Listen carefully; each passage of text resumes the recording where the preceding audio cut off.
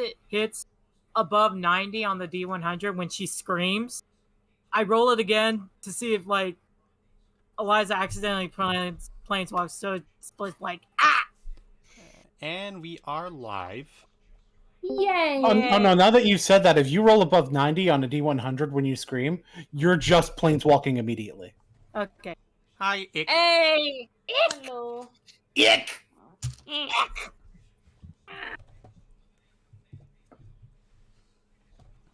Ick. I am sorry for the time confusions. I really am sorry. Oh, it didn't bother me. I was just more concerned for the other show because for me it's like, yeah, whichever time we start, we start. Can I get a link to the Twitch so I can spread this around? You should be in my server, and I added everybody for it. Yeah. Hi, Bear. I can't believe you're going around posting villains between us. You know what sucks? That show's not out here. Oh, isn't it? Oh wow. No, we don't have it. They hate us. Yeah, because now you can't see the Assassin's Creed frog. I just want to watch it for Rayman. I want to see him devolve. Yeah, because I will say this, like, because I started watching Captain Laserhawk. I'm a couple of episodes in, so obviously I don't know what's gonna happen, but right now, like, Rayman's story right now is probably my favorite. It's really, really interesting. I may need to watch this because it's Rayman content. Yes. Yeah. Well, that's the crazy thing, because like, yeah, Rayman's story. I mean, it's a side story, so it's not even like he's not even really part of the main cast. Oh, and of course not, because Ubisoft. Yeah, but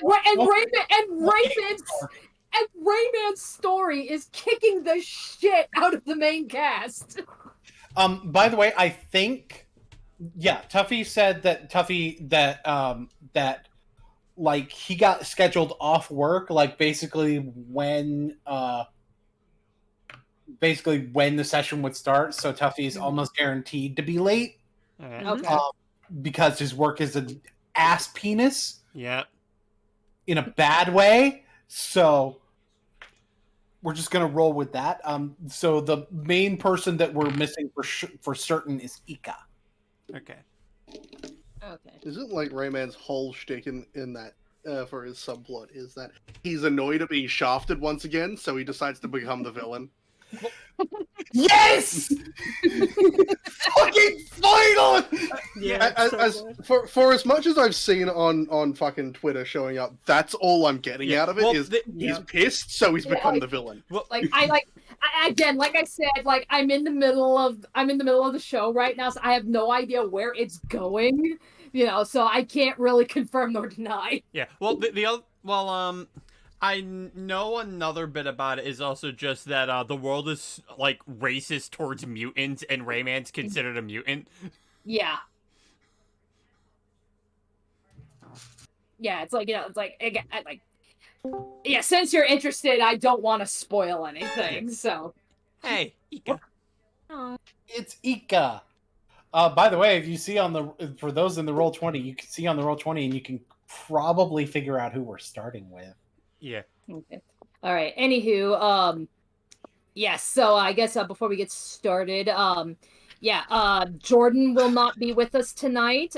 He is at his little brother's wedding. So congrats, brother. Yeah. Yeah, congrats. Yep. So we'll see him next session, and then, yeah, I mentioned this on my Twitter very briefly. Like, yeah, the reason we're streaming here and not over on Spiffy Needle Geeks, yeah, two-step verification is a bitch when you're not the one that technically owns the channel. Yeah. Curse you, security! Yeah. And curse you, BJ. How come you're never around when we need you? It is a mystery to everyone. Tuffy, TP has.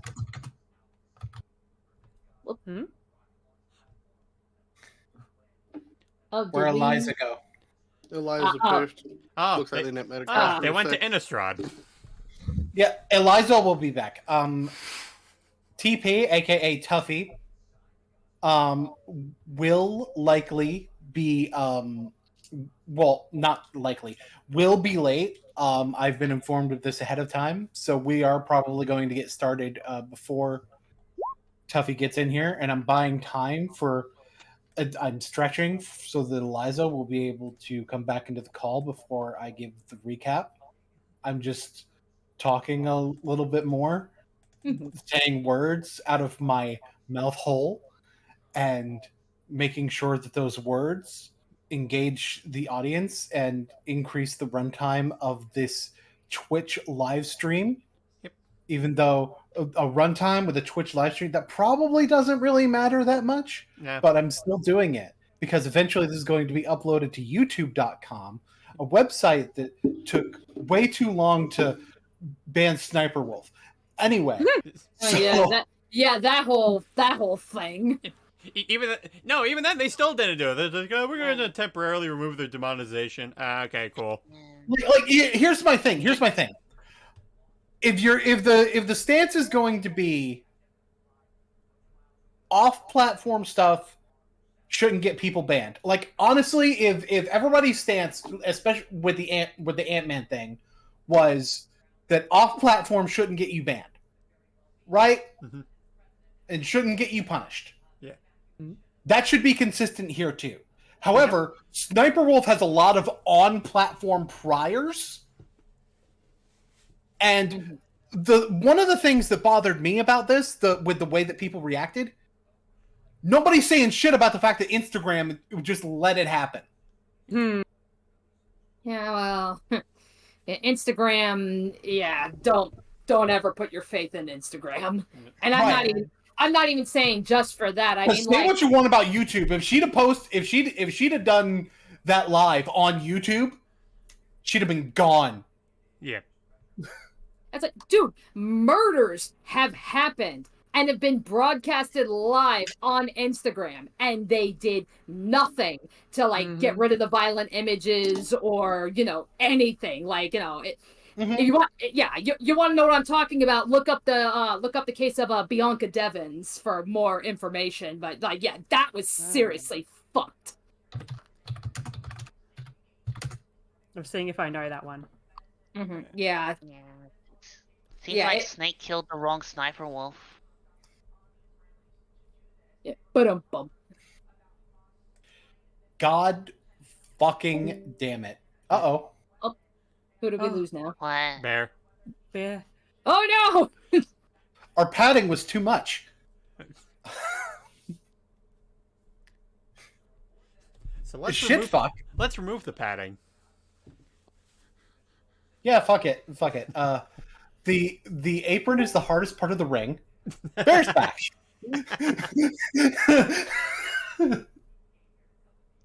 All right, and I guess Eliza said Discord crashed for them. Okay. Damn it, Discord! No, that was on me. I just updated my Discord. Oh, okay. Yeah. But Discord is still being mean to Eliza, so fuck Discord. Yep, you're fired. We may just need to start going and wait for Eliza. Well, she's come online, so she'll probably be in the call any minute now. Yeah. So I will now go ahead and start giving the recap instead of wasting time trying to wait for people further. All right. And I will give that recap now. Previously on Ravnica Trail of Dragons. I don't know why this, me just hosting my way around the scuff is so fucking funny. So, previously, the Remora Invitational was occurring. The tournament was going pretty well until Hebrun and Ishimoto left. Gamataki and Ik pursued them. And then, finally, the fake troubadour showed up. Big shocker of shocks, it was Balthasar Remora, Arlington's twin brother, who was thought to be dead. Turns out, surprise, he's not. His death was greatly exaggerated. It was. He got the shit kicked out of him while in the background, flying above the stadium, was Malik just laughing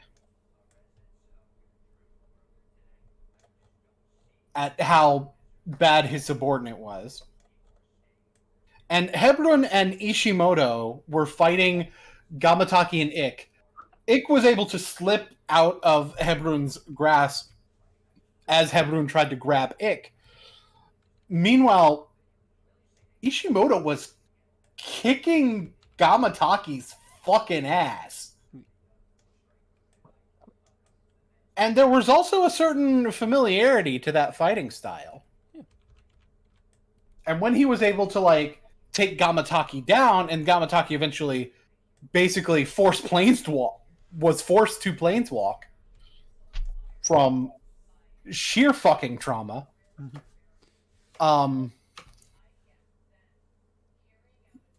Zaricha kind of burst out of Ishimoto, who luckily managed to survive that shit. And eventually Malik came along and cast Fireball, because he's an asshole. Of course he does. In the aftermath of all this, Gamataki met Tamio. Bear seems to be in hot pursuit of... You good? Yeah, I'm good. Just something fell over. Okay. Eliza has gone back offline. Damn it. Gamataki landed in some part of Kaldheim, one of the like sub-realms of Kaldheim, met Tamio. Tamio was scared of him when she realized he was the guy who genocided the Zaricha clan. Yeah. Bear is in hot pursuit of Elephant Man, and Badrinas found out a couple of interesting tidbits of information from Arlington that Arlington was very willing to share with her for reasons. One of them is that he is going to be working with the Izzet on something. And the second is that he's a planeswalker from Theros.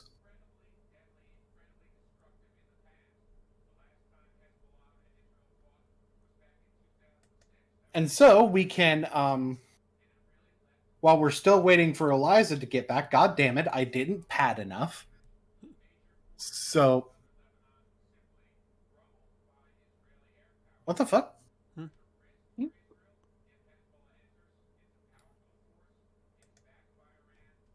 I heard that's roll 20 that I heard. And now we have a CC.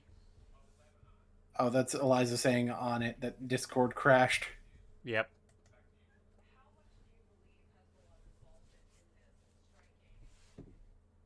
For now, I think we go back to... We go in Bear's pursuit. Bear asked someone where Hebron would probably be, and would probably go, and they gave you that information.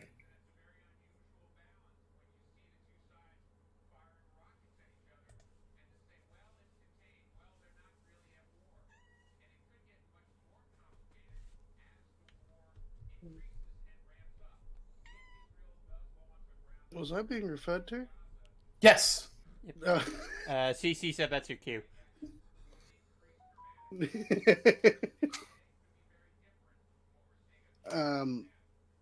Bear's on his way to Base Haven. So there's not really much happening until he gets there. Hello. Hello. Hey, Yeah, look who's Eliza's back. Hey, Right, you're... So, I'll tell you what. I've kind of already got the map up at the location where Hebron is. Since you're headed towards Beast Haven, in the interest of presuming you don't get his exact location 100% immediately, let's go ahead and roll an investigation check. Just a second.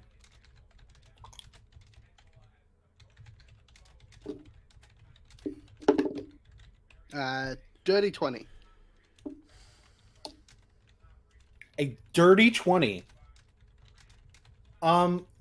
You're able to find where he is quickly. You can go ahead and put your token in at the entrance here. And I want you to roll a perception check.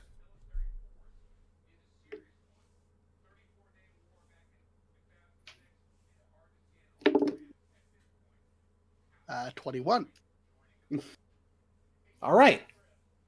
So you're seeing Hebron, who's like sitting by the river. He's like washing blood off of his shit and whatnot. And for a 21, you will see that right beside him is a smashed signet.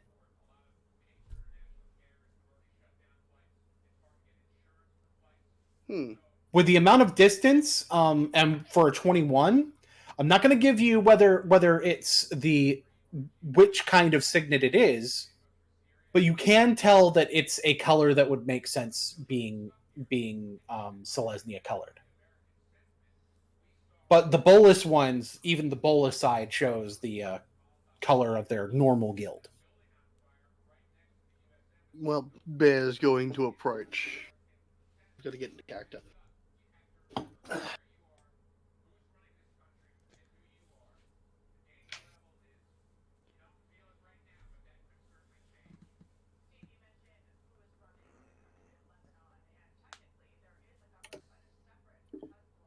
Hebron.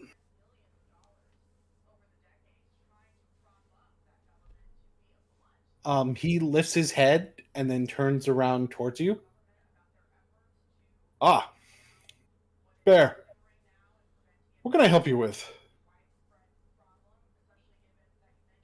He kind of steps forward a step two. He pulls out his notebook, just reads over what he's got down and puts it away again. You are under arrest.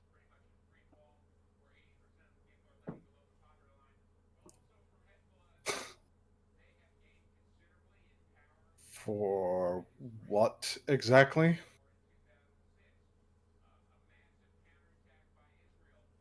You have been seen working with the cult of Bolas. And this is a case Bear is taking very seriously. You can come with him alive, or as pile of meat.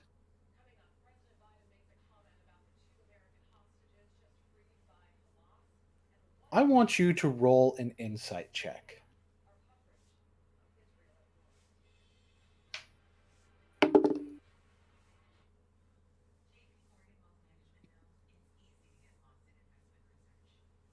$14.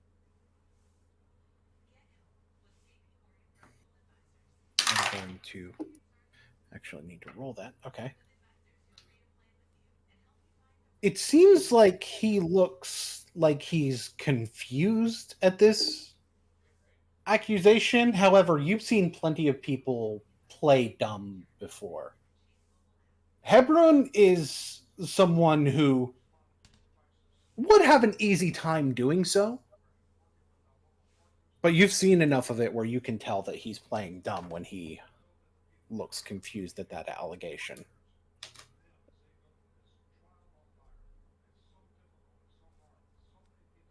You do know I can tell you are trying to mess with me.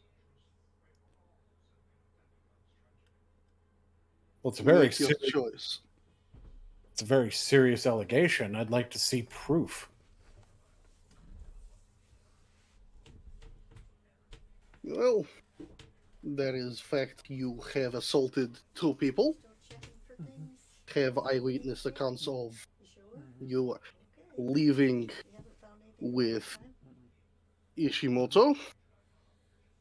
And reports from the people you have attacked. Bear can arrest you under suspicion and continue an investigation. Roll an insight again. 17 this time. Okay, I'll give you this. When he says you assaulted 2 people, he does look genuinely confused by that.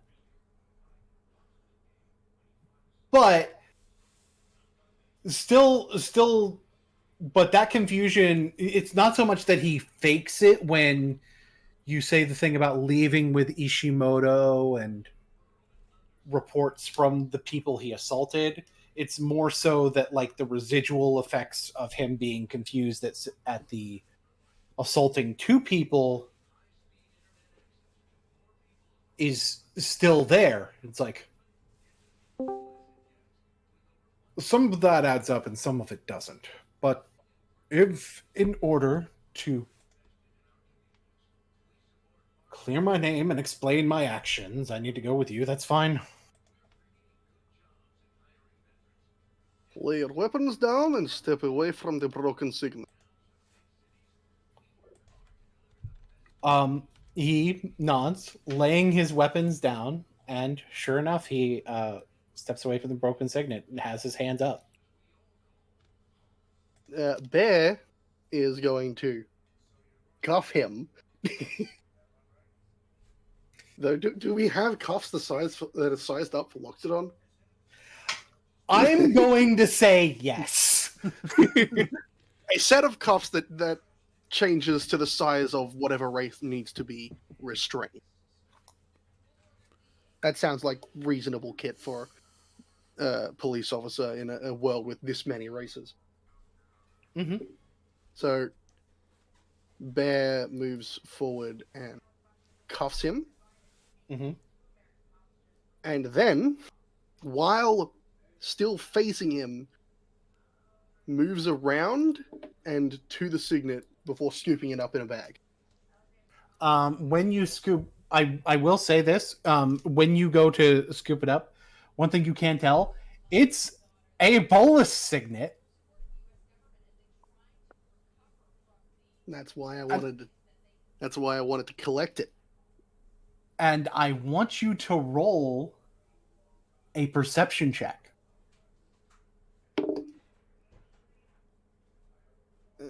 Perception, that is a 19.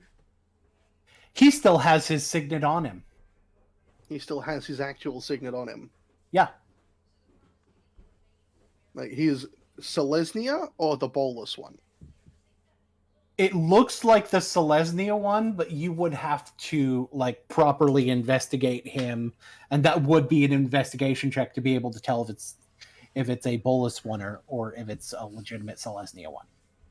Well, I'm going to take him to the station first, because doing that out here with no one else to confirm it, not good to do as a cop.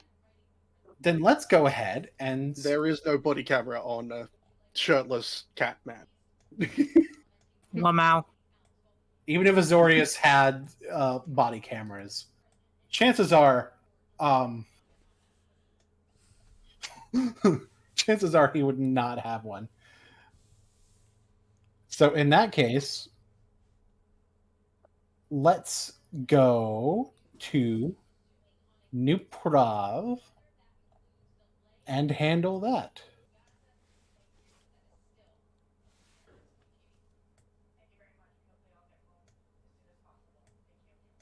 I still don't have a token for Lionel. Lionel, no. He's just nebulously in Nuprov. True. It's like he is Nuprov. I eventually will. So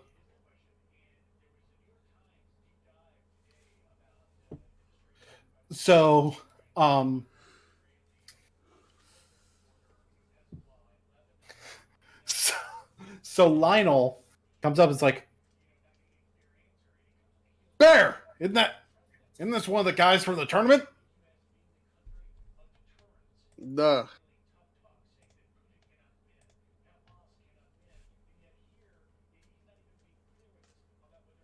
Oh, what'd he do? Simple questions. He is arrested under suspicion of joining the cult of Bolas. Berg has brought him here so we can conduct further investigation into his activities while keeping a good eye on him. Huh. Well, I guess that makes two of them caught then. Two of them? Yeah, Tuffy brought. Yeah, Tuffy brought the guy who looks like Arlington here. Dude. His name was Balthazar. Yeah, that was the one. Oh, so I did miss him. Some dude. He clearly looks like he's a fucking rookie. Oh boy. Who are you?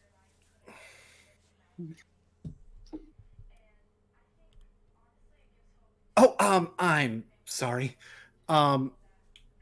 He reaches both hands out to shake one of your hands. Bear puts his hand out.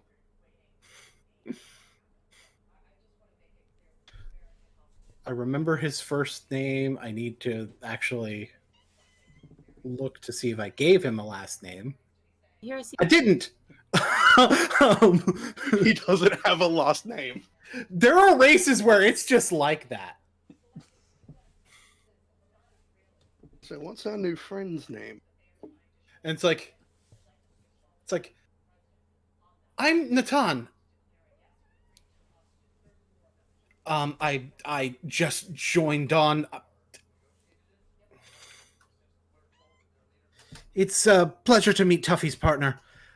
I was told that I just missed him when I showed up for my orientation. How tall is he?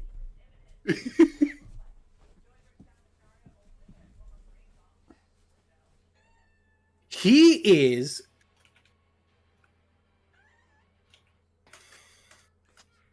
No, CC, he is not. Aww. Along with how tall is he needs to roll a d100. Mm-hmm. I'm surprised that I didn't keep the full version of his thing, but that's okay. Because depending on how tall he is, this may be a bit harder for Bear, because he's got his business face on now. He's not smiling. I'd say he's at least 6 foot. He got a Yeah. 4 on the So he doesn't know the stories about Bear.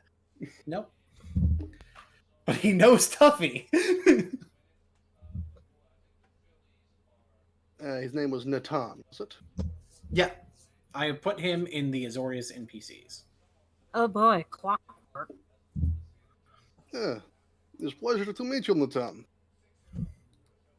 Come, Dad will show you how to do it. He just puts his hand on Hebron's back and just starts guiding him to the cells. Certainly. So you guide Natan and Hebron to the cells. It's like, I've heard a thing or two about the case involving the cult of Bolas as well. Rough stuff, that. It is disturbing to know that he is coming back, or trying to at least. I was about to say trying to, but there is an order to these sorts of things. I doubt he'll actually succeed. That was me knocking on wood. You're going to help me check him for any hidden weapons and confiscate his ring. Oh, sure. He sets up Hebron against one of the walls. No, show me what they've taught you so far. Natan nods, and he actually summons a mage hand in order to investigate him for hidden weapons.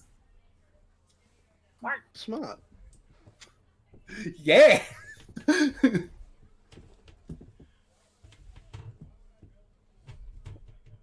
And he pats him down with the mage hand. There's points where Hebron isn't really resisting at this moment. And Natan's like, he doesn't have any hidden weapons. No. That's good, at least. We're going to need to confiscate his signets. He has the mage hand confiscate the signet, and he will actually have the mage hand bring it over to Bear. Bear holds up a bag for it to go in. Puts it in the bag. All right. He grabs Hebron's shoulder and just guides him into a cell and sits him down. Stay here for a while. We'll be back for you. Right. The lock goes the cell.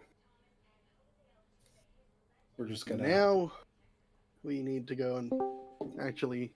Hello. Hello. Hey, it's Tuffy. Hello, Tuffy. We are not at your stuff yet. Do not worry. Bear I'm is doing arresting good call. Hebron. I'm Well- doing my job today. He's doing his job today, and he has a fan of yours that's a rookie cop. Because the rookie cop is very, very excited to be working with Tuffy. Mm-hmm.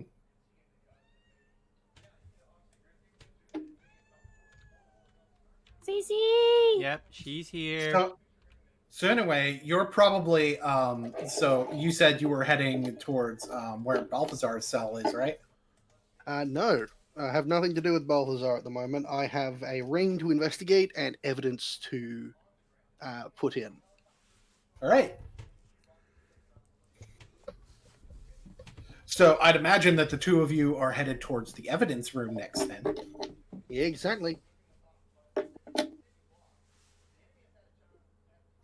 Is there a way to magically dust footprints? No, fingerprints. Considering Natan is a clockwork soul sorcerer, I'd imagine if there is, he would probably be able to do it.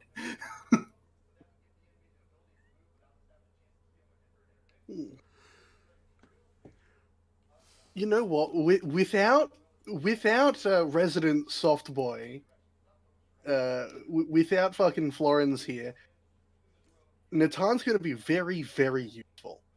Mm-hmm. Because I feel like Florence would be very good at Oh yeah, finding things like this. Florence would be doing a lot of this stuff as well. Yeah. They hire magic Florence,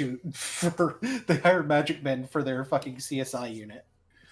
Wow. Natan, are you good at finding fingerprints on things? Come, we need to go to the evidence.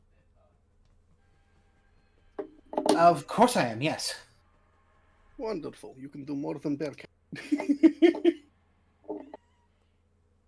He goes to the evidence room and sets out the broken signet and the signet that Hebron was actually wearing. Do you think you could find anything? Actually, do you think you could repair the signet?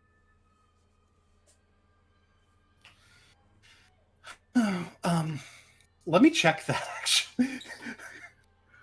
Because if it were Florence, I'd say yes, of fucking course.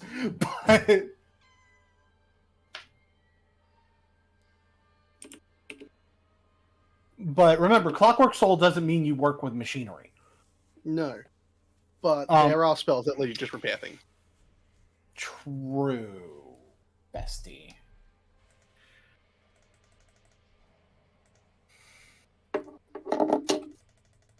What was that about the... And I see resident hearts in the Twitch chat. Yep, it's Brandon. Hello. Chocolate fountain. He would say, unfortunately, dealing with artifice isn't really my area of expertise. But in terms of checking for prints, absolutely.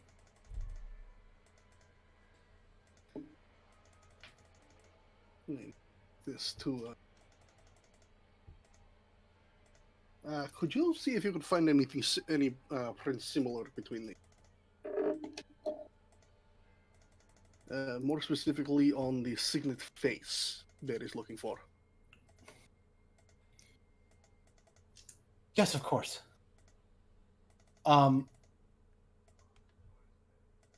So Natan will get to work on investigating the signet face. Are you wanting him to do like the non-broken one first and then the broken Bolas one? Yes. Okay. Because if Hebron's fingerprints are on both, that's pretty fucking damning.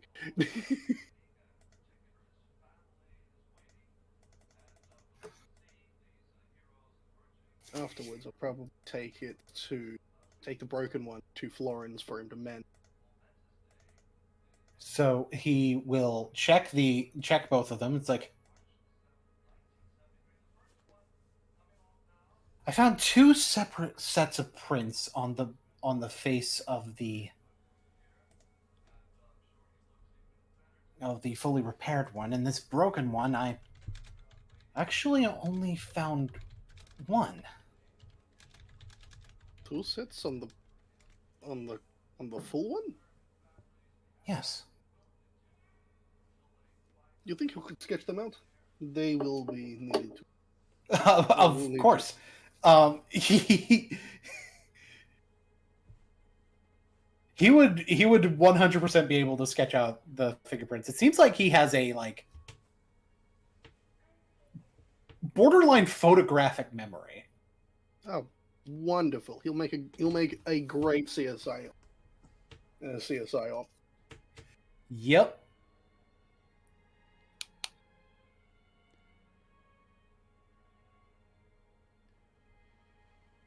Keep that one. And are either of them the same? There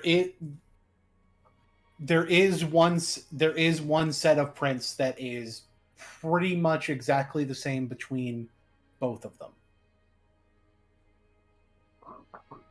So basically, the same set of prints appears on both, but there's a second set of prints on the not broken one. Yes.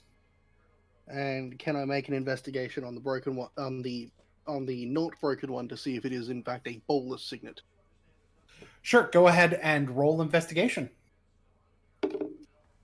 That's only an 11. It doesn't look like it is a Bolas one. No. Either it's a better constructed one than the ones that you have seen in the past, or it just isn't. All right. Now, to matching set of prints, we'll see if they are Hebrons. Come back to the cell. He will Back nod. to the cell. And you guys go back to the cell, and he kind of knows what to expect at this point. He probably knows to expect to need to take Hebron's prints. Yeah, that's exactly what Bear's going to tell him. Yep. And he does it with the mage hand because it's cleaner to do it that way, and his own prints won't be involved if he does that. Exactly. Mm-hmm. And when he sketches out the prints that he takes, one of Hebron's prints does match the non-matching print on the real one. Hmm.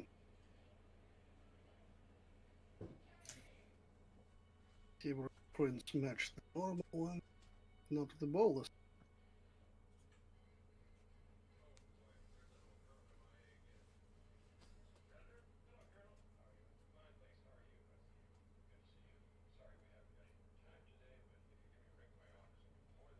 I'm That's getting the fine. impression you weren't expecting that. No, Bear was not expecting. Come, Bear will explain. You know, he's following you at the moment. He's only following Bear because Bear has ties to Tuffy. Yeah, 100%. But having someone else to go over a case with is something Bear knows is a very good idea because they can catch things that he can't. He just goes and sits down somewhere and pulls out his notebook. Kibran and Ishimoto were found to be working for the Bolas cult by Gamataki Ikovic, both of which have been assaulted by them.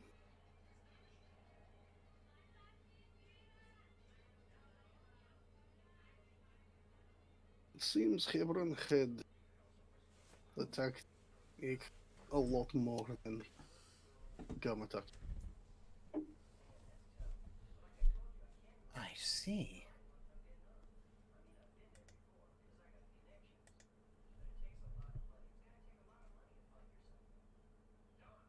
So Bear's question this. Why did he have a broken Bolas signet next to him? He was arrested, while his is either not a Bolas signet or is better constructed than the others. Why wasn't his fingerprints on Bolas signet?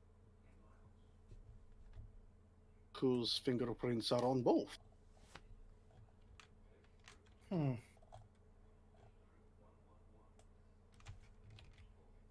The thing that Both strikes Sully's me is that this is the sort of pattern that might show up if you were trying to frame someone.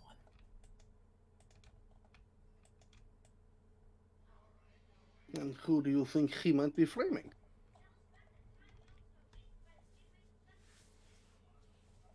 I mean, how do we know he's not the target of the framing? This is true. After all, there was an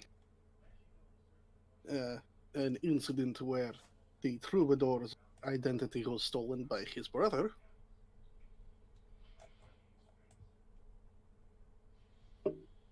And he could have caught the person who had this fake.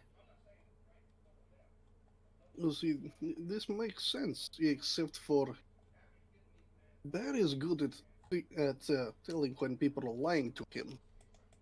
And he is very good at playing dumb. When Bear laid out his crimes of being part of this cult, he pretended not to know.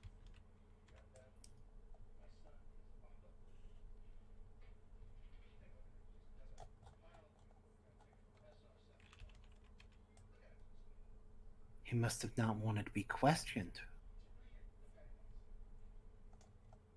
What was all this? He was washing blood from his hands by the river in Beast.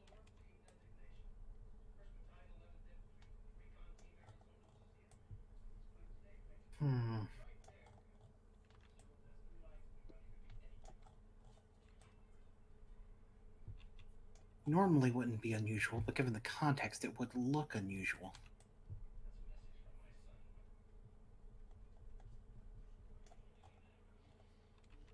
What is James? Bear has Bear has something for you and him to do. Okay.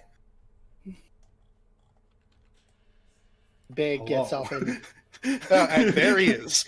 Bear doesn't even get the chance to get up and look for James. He's already there. Iron James. James. Bear was about to look for you. I know.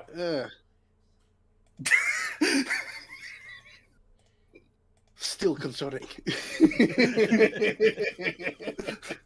No one will ever understand the enigma that is James. Bear needs you to take new member, Nathan. Say hello.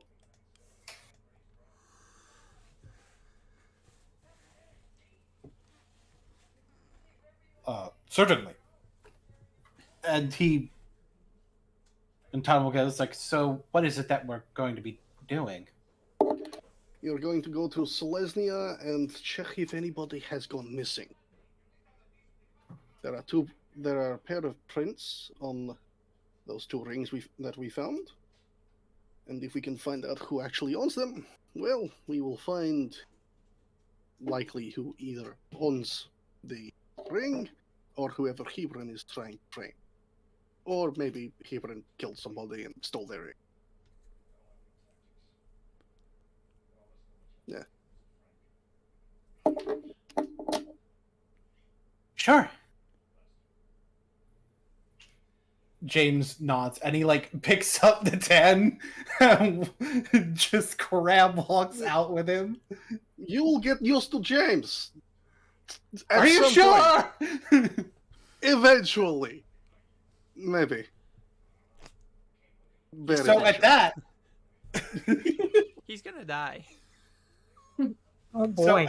so at that, we'll jump over to Eliza, Ick, and Tuffy with Ishimoto, Dorian, and Cyril.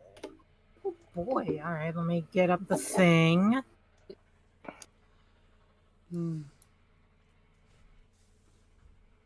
Alrighty. Scroll up a little bit. Good God, we did a lot. Yeah. Alrighty. So Eliza approaches the group. She sees Dorian, Ishimoto, Tuffy, and some blue-haired man. She blinks a few times. Okay, maybe he's one of Dorian's assistants, maybe? She wasn't sure. But he wasn't her concern at the moment. She instead turns towards Dorian and to Tuffy. Firstly, I'm going to point this out to Tuffy. Hey, Tuffy, she waves. I set you something up with my something at my guild. So if you want to go there real quick, you can talk to my dad. And then with telepathy, she goes to Risk and says, Master Risk, Master Kaya wishes to talk to you. We have a plan for getting potential imposters in our guild. Master Kaya will fill you in on it. I would like to allow Tuffy to respond to what you said to Tuffy before we move to the rest of this cider thing. Yes.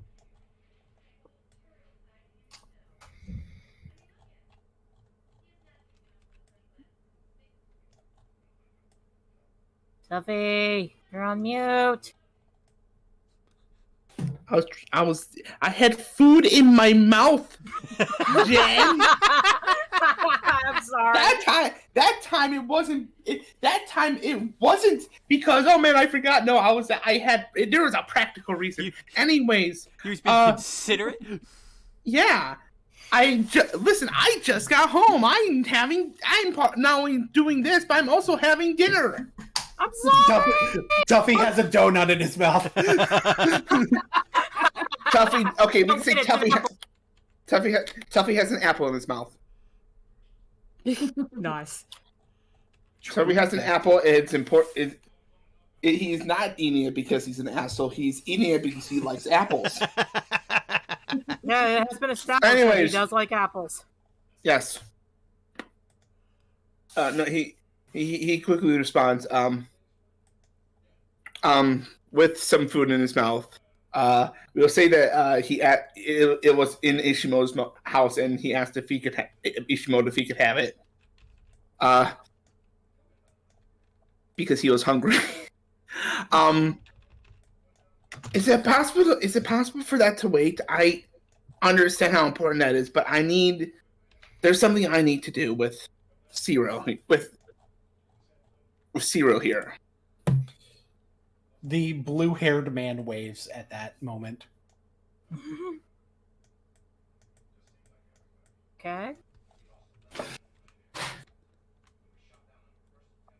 Thank you, though.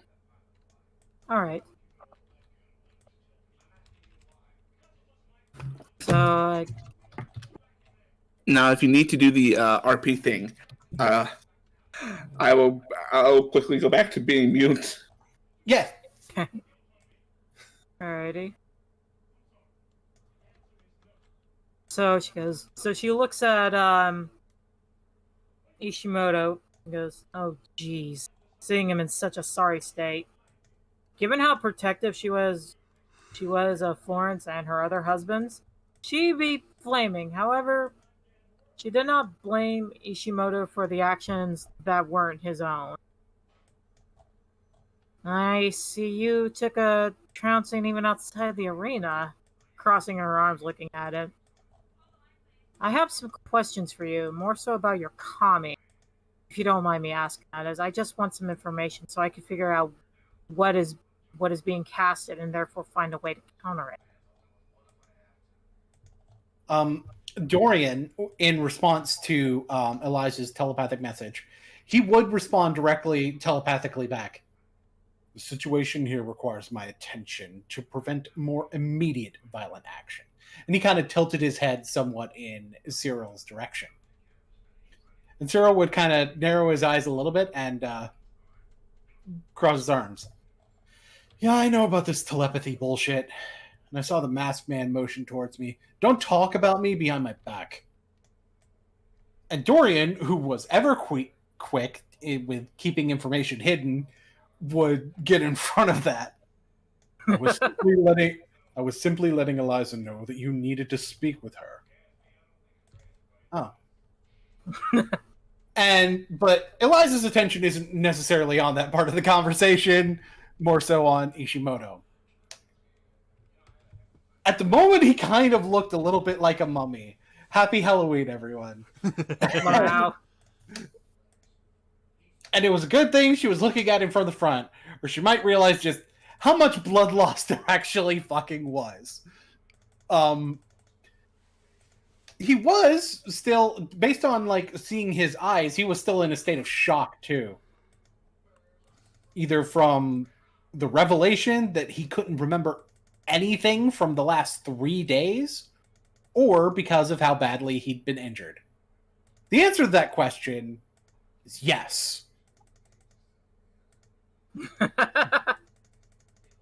I suppose if I can't answer them, then Yorikobi can.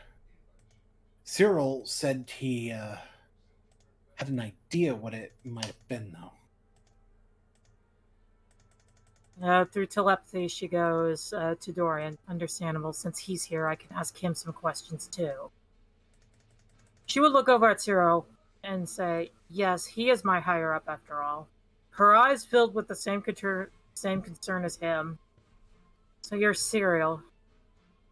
Florence has told me about you. Not very pleasant things, but I'm not one to judge so quickly.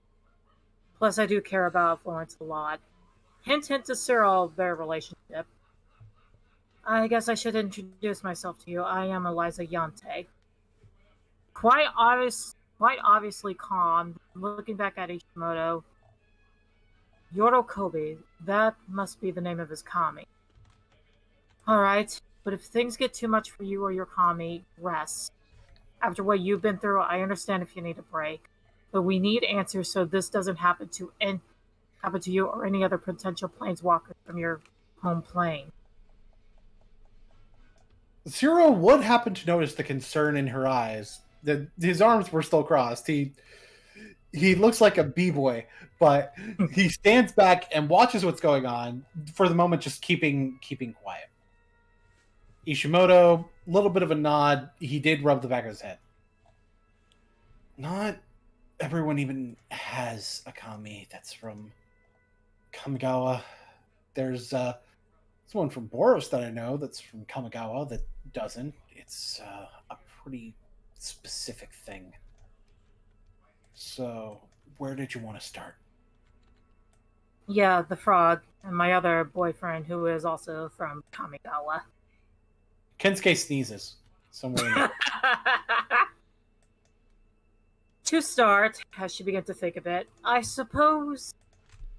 Do you feel like you're being watched when you're out and about? Or, like, have you noticed any particular beings that seem to be around where you're at? Like, seemingly be following you and only you? Or perhaps there's a being that Yorokobi seems to be wary of? Ishimoto did look a little bit confused at the first comment. You're dating the frog? No, I'm not dating the frog. Kensuke's a human. Oh, two different. Got it. Anyway, Kensuke gets a shiver. I pretty much always feel like I'm being followed. That doesn't help much. I'm realizing that I switched the way it was spelled midway. I was about to ask, hold up. I have Yorokobi with me a lot, even if she doesn't say much, and I'm Demir. If I can follow people without being detected, part of that is knowing as much about who's aware of my presence as possible. There is a little bit of a pause. He looks like he's listening to something. We hear metal clanging sometimes, but that's not really all that strange considering how close we live to the smelting quarter. It was true. The smelting quarter was, well, known for its forging. Does it sound like actual metal being hit or metal scraping against something? There are different types of metallic sounds in the quarter. I want you to try to focus on that sound for a moment. As metallic as it may sound, it may not be a normal sound that you might hear. He closes his eyes, trying to concentrate. Kind of a deafening silence in the air. And then, after several seconds, he shakes his head. I'm sorry. It sounded so normal at the time, I couldn't tell you. I'm still reeling from all this. Cyril, you can, at this point, probably tell he used to be a cop because he's a little bit in interrogation mode when he speaks up. But you remember that there was something distinct about the sound when you brought it up, right? I didn't. Yorokobi did. That part of it sounded closer than it usually would. I understand. This was hard for me. Closer, huh? That could mean many different. Ishimoto, if you do not mind, I'd like to talk to Yorokobi. I can technically communicate with her using telepathy and bring Risk and Zero into the conversation in your mind where she resides. That's fine. This isn't the first time I've used telepathy to talk to the spirit. She laughed nervously, referring to Venzer and Tuffy. Ishimoto looks a little bit nervous, and it looks like he's about to say something, but it's like he got cut off, and then he eventually speaks again. That would be a less taxing way to do this than having her take over for a bit. She wanted to explain what those 3 days were like for her without me hearing about it, though. Didn't want to trouble me more. She really cares about you a lot. It's been nice to have such a strong bond with such a spirit. Don't worry, it won't take long. It shouldn't trouble you at all. That made her wonder for a bit. First Tuffy, now Ishimoto. What was it like to have a spirit of someone you cared about, and they in turn cared about you, living inside you? Alright, are you three ready? Talking to Risk, Zero, and Ishimoto. Risk would just stoically nod. Cyril does seem like he looks a little bit nervous doing this, but he nod. Ishimoto would take a deep breath, admittedly wincing when he did, and confirm that he was ready. All right. She would take in a deep breath with herself, linking Cyril, Risk, and herself to Ishimoto's mind, gently placing a hand onto his head. She did this once, she could do it again, just with more people this time. Yorokobi, can you hear us? She would speak gently. For the first time, she was going to be speaking to a spirit outside of her plane. And this time would be a little bit different from when you talk to Venser. I'm not actually going to like just straight up quote the post here. I have a whole thing. Eliza, if you can drop in, please. I'm gonna try. Yep. Okay. Yay! So shut you it up guys, again. wind up in the snow. This wasn't going to be as simple as just hearing a voice. Right. Of course not.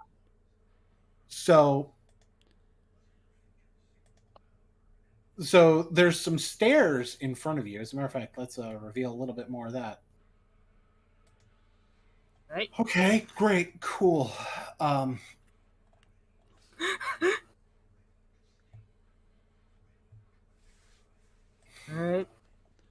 Slowly inch our way in.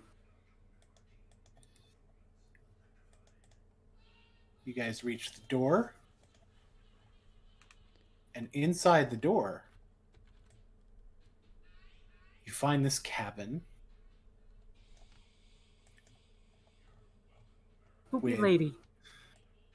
With a single rocking chair at the end of a table, because that's what the map has. She would look right over at Eliza, Cyril, and Dorian. A woman bathed in black.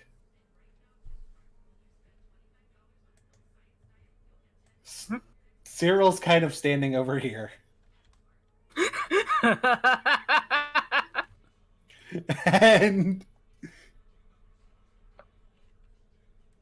And as you enter, her voice would almost sound like a low whisper and yet booming at once. The twilight falls close, and Ishimoto will need his rest. We should make our meeting swift. Eliza's eyes widen a bit. This was certainly different than what she was used to. Granted, being an Orjab, she was used to the spirits there. But here, this was definitely different. It felt more mystical and more mysterious. It was like she was in another world in the mind of Ishimoto. She would do an oriental bow to the kami, showing her respect to the elderly and wise. We shall make this brief. We simply have a few questions for you. Simply put, Ishimoto told us about you hearing some kind of metal sound. Well, yes, you live in the smelting quarters. I believe this is a sound that was very distinct. Can you tell us more about it and the events that follow? Yorokobi was very silent, listening, and just staring at you as you spoke.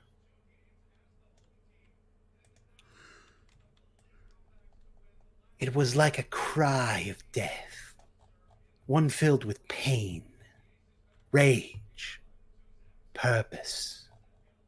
The sound, it haunts me now far more than I considered it then. Because it was that night, as Ishimoto rested, that I felt the tear. There was a pause for a moment, even in spite of how old she was, and she's very fucking old. Yeah. Even she seemed a little rattled. I remain vigilant as Ishimoto sleeps. It is part of the exchange that creates the Kalishitari. Defense of the mind and soul in exchange for defense of the body. But when that mind and soul is attacked through the body first, a protector becomes a helpless passenger. Now, cryptic messages was something familiar to Eliza, as many spirits spoke in riddle, but she listened carefully. It sounded like they were attacked by something very malevolent, like a demon that tried to possess them, or a very spirit. She would need to make this brief. Eliza knew the spirit was in distress, and she didn't want her to stress out anything. The worry of her to protect the one that housed her spirit was no doubt taking a toll on her, and that was understandable. She would ask, tear? Like someone trying to tear you out of Ishimoto, or tear as in trying to separate your bond from her? By any chance, do you remember what this figure would look like? That would explain why he didn't remember his kami taking over. Perhaps someone tried to sever their spiritual bond and take control of the spirit. She would listen to that last part. She was a guardian to Ishimoto. She protects him as much as he protects her. Spiritual connections are a very mystical and very sacred thing. And the fact that someone was using this bond to do evil things was beyond trash. Your bond with this one is strong. It pains me that someone is attacking both you and both of you. And I will try to find a way to counter them once I figure out what or who is causing it. So that way, they will never do this again. But the sound of things, it sounded like she was saying someone snuck up behind Ishimoto and attacked first. Did something to him and his kami, took control. It will be after the spirit will answer, she will leave them to rest. She really didn't want to stress her and Ishimoto out any longer. Now, Yorikobi didn't look outright stressed, but certainly distressed. She did lean forward. It is as I said. Attacking the body makes its soul's protector a passenger. Two of you belong to Orja. She looks in the direction of Dorian, who just is not fazed by the creepiness of all this. Both of you have seen a tear like that before, but not while you're inside the one being torn. And more distressed when she described this in Describing. Yeah.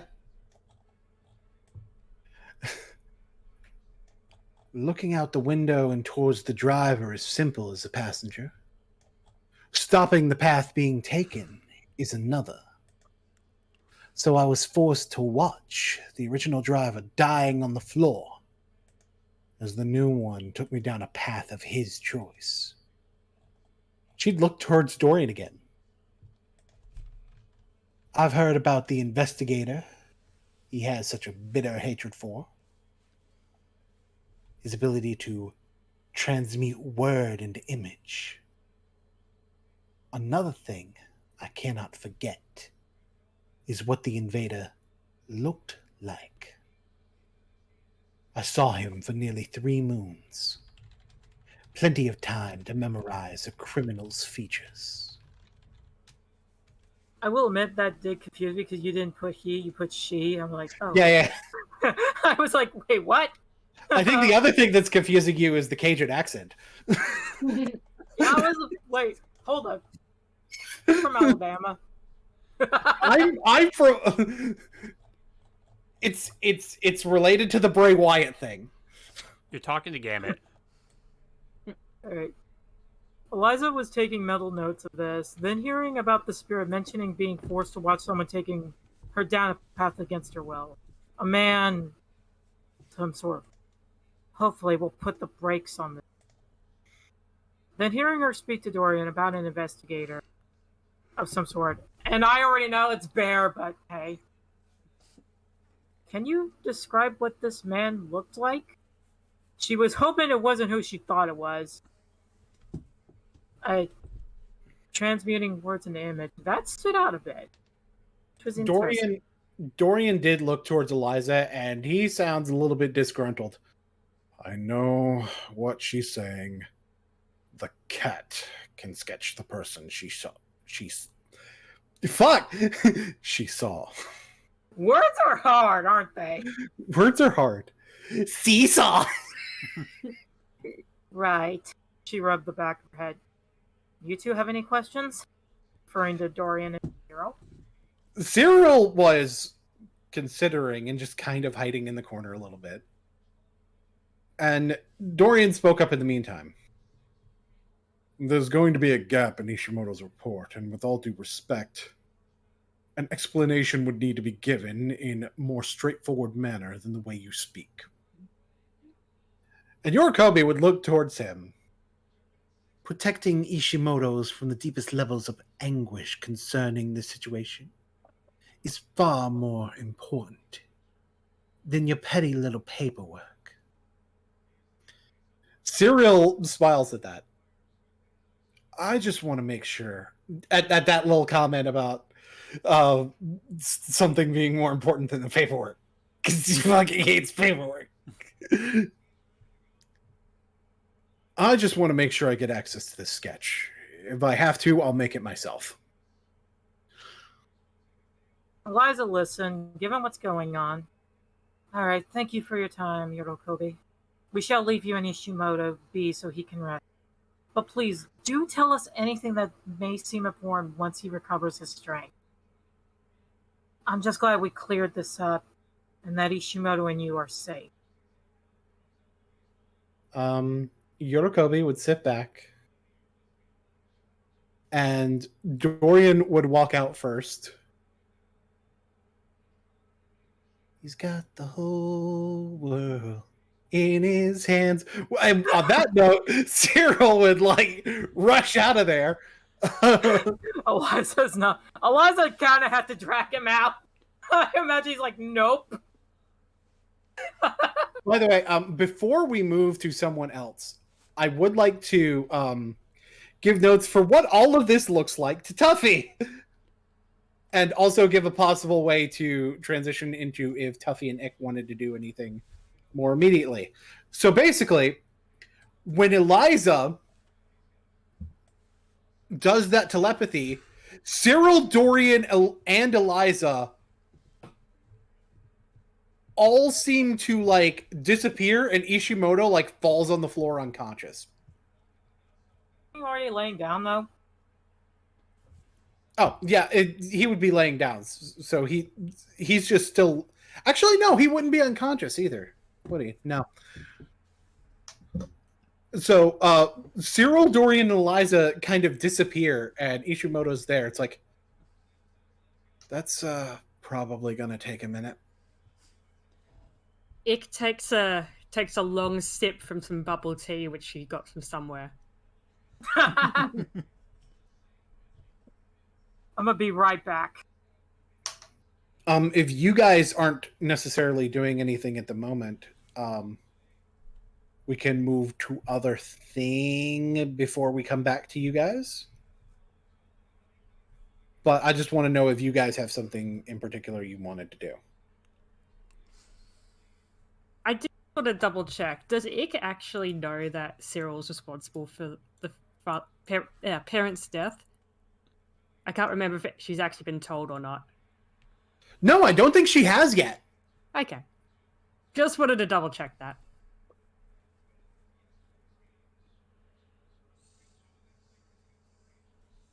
You know what? Let's go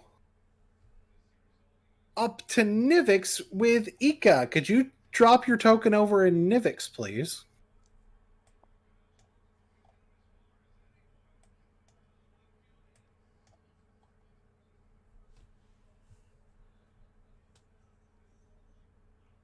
Ika, Hold you on, here? let me just get Let me just grab my token. I'm trying to have a look.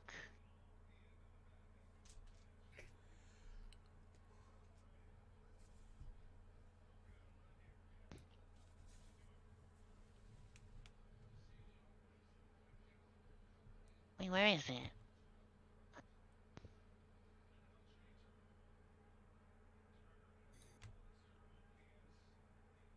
It should just be in the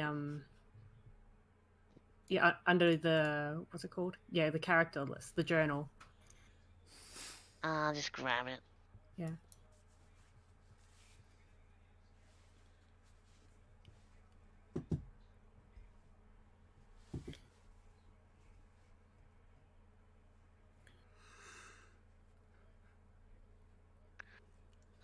Hold on.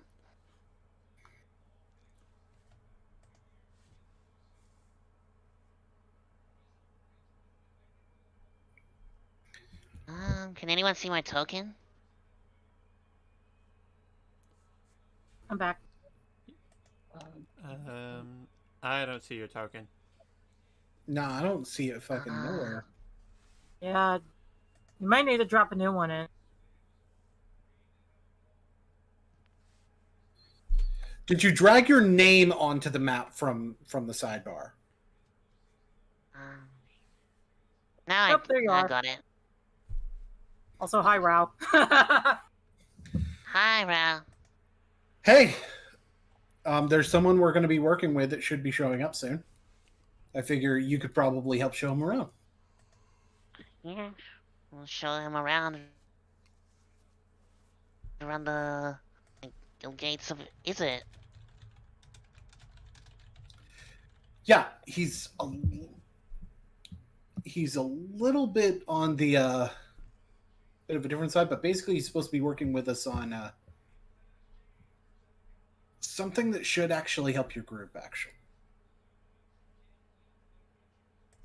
Yeah, we need some help with dealing with Bolas cultists.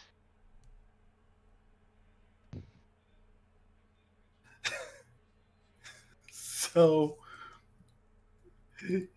walking up behind, it's like, I'd hope so. I've helped you arrest one already. You found the cult of Bolas? Well, my brother was clearly working with them. And he was arrested, remember? Oh, yeah, it's good.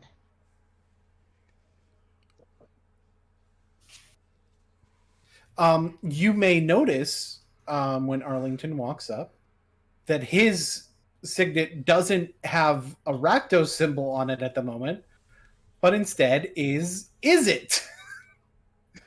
Is it though? Is it though? Yeah. Oh, your Ellington's also is it? But This is a also relatively Rakdos. this is a relatively new development. Right.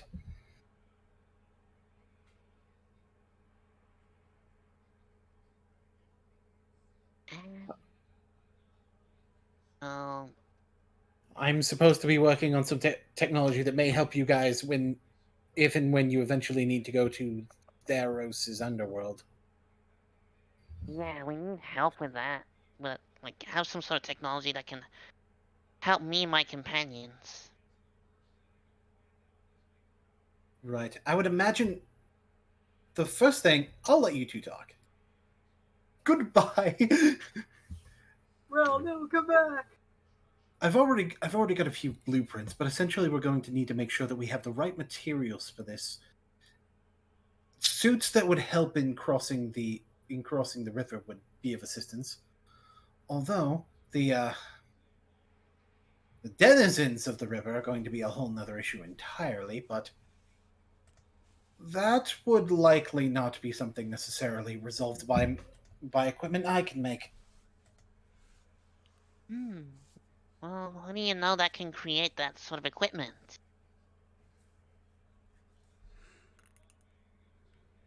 What? Things to deal with the denizens? the River Nix. I can help us deal with like the underworld of the Theros. Well, like I said, I had plans for suits because there are ill effects of the water in the river that would need to be dealt with in order to be able to function properly, and essentially creating dive suits that would allow that to function properly. Oh, we need to. So it involves swimming there. Even if it didn't involve swimming to the underworld, it wouldn't necessarily involve. It would have to involve swimming back. Athreos isn't exactly going to give us a ride. If not the diving suits, we need to have some sort of aerial option, and well, having the dive suits, if an aerial option fails us for some reason or another, that'd also be important. Because if we're not prepared for this, could just wind up with more people being dead than Kytheon.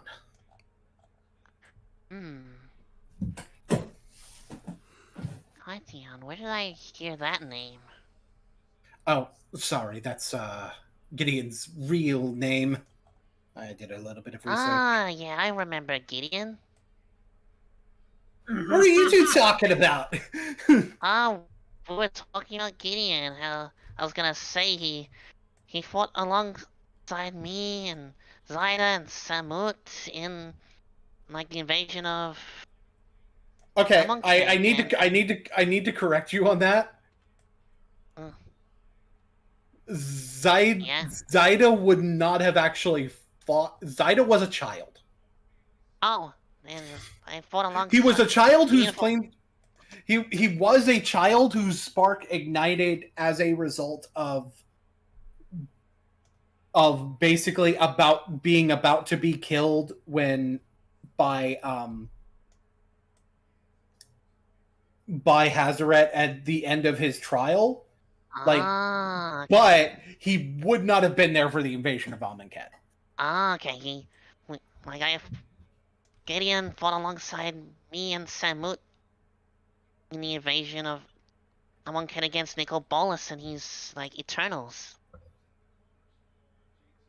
Although actually, Zyda was technically in Ravnica at that point, but he also planeswalked away when the opportunity came to, because he was a child. That makes sense. Because literal child. And reminder, Eliza saw Gideon die. And it's like, oh no, what the hell the deal is with you mean back during the War of the Spark?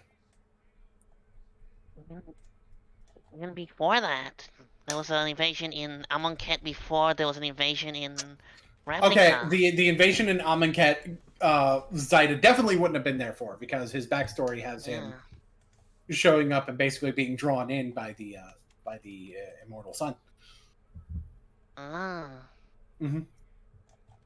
So yeah, Zyda would have just straight up not been there. Oh, okay, that makes sense then. Yeah. And it's like, okay, cool. So you must be a new guy, right? Guy? She's talking about Arlington. Jesus Christ. Okay. Because you derp, bird brain. Yeah, sorry about that. My brain farted.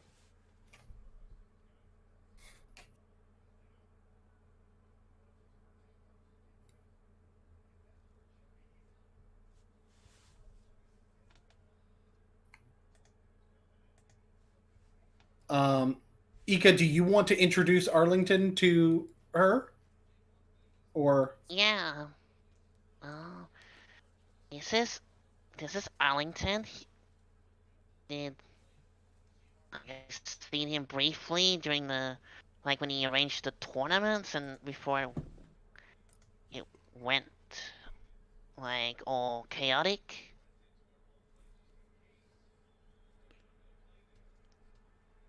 And like we have some sort of meeting with him.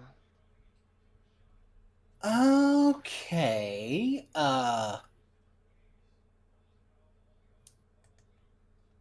He's the crazy one, right? Well, that's what they say about him. Frank, I really appreciate the vote of confidence. It makes me feel so much better. I'm so sorry, Arlington.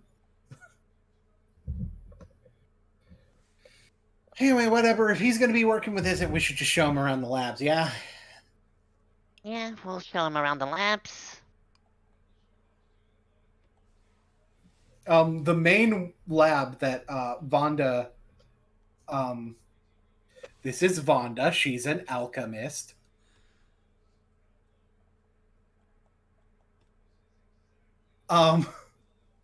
She's like, don't mind... Anyway, this is my lab. Don't mind the scorch marks. She opens the door to her lab. It's like, well, your hair is literally on fire. Yeah, that's the reason. Anyway. Oh no. Oh no. Oh yeah.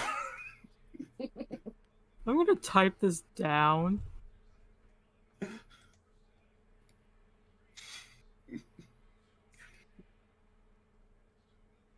So Vonda at the moment is showing Arlington her alchemy lab that Arlington probably won't use because he's not an alchemist. And from behind you comes a different Ganassi.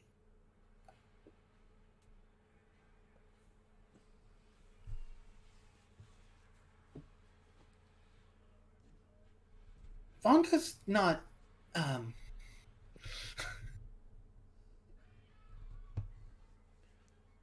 Vonda's not trying to get him to be her assistant, trying to get another assistant after the last time, is she? She kind of does air quotes with the assistant part. Oh no.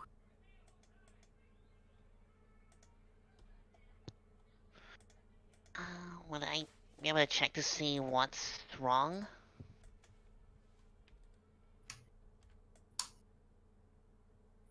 The person behind you is Anadoro, a more reserved researcher who seems to be interested in sort of the line between the barriers of spellcasting. I'm not sure if you would fully understand what that means in character. Probably not.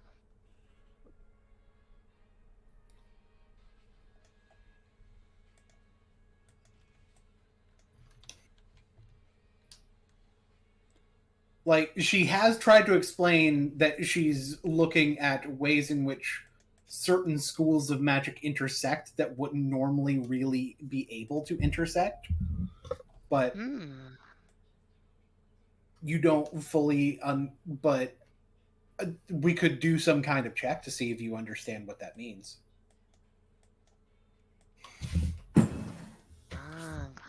What check should I do to determine?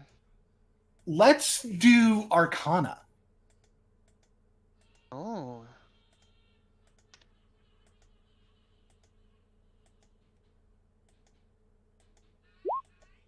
Four?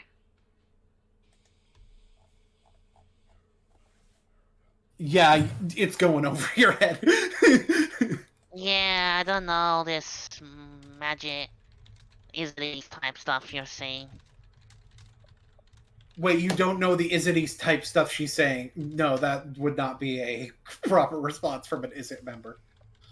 Well, I'm still not grasping what you're saying. It may take a bit.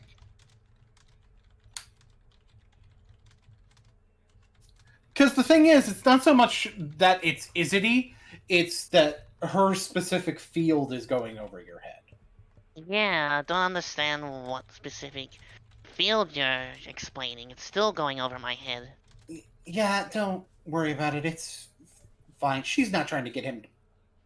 She's not trying to use him as a lab rat, is she?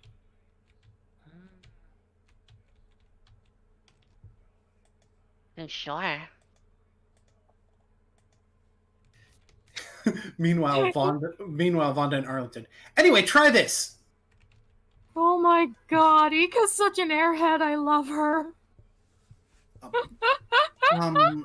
What is it? We don't have time to ask questions. Just try it.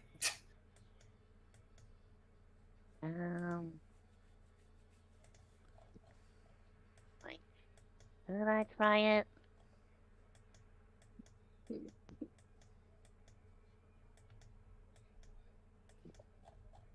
You are witnessing Vonda try to get Arlington to try a potion.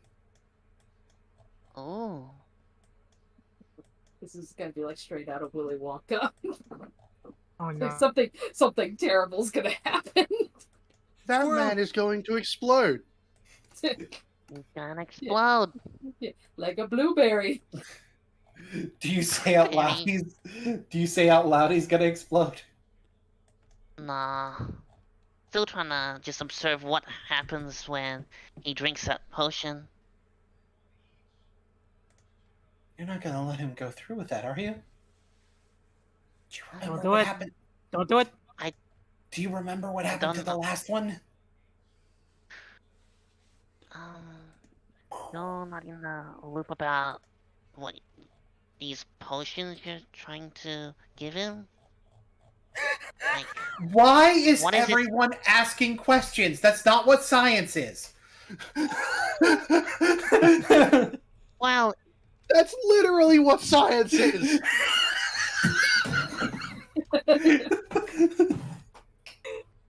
Ika, we love you. I hope you know that. Listen, science is about fucking around and finding out.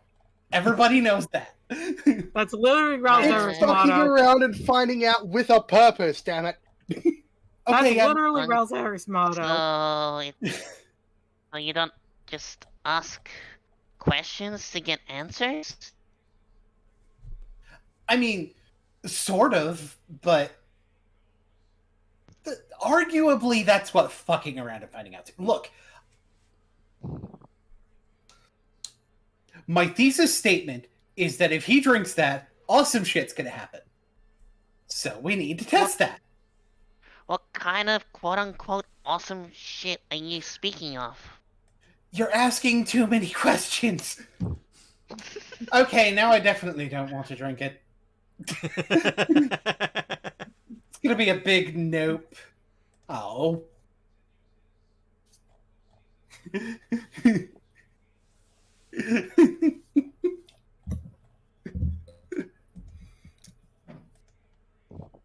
I'm not wrong on the mottos. Fine. Hey, Gary! And she goes off.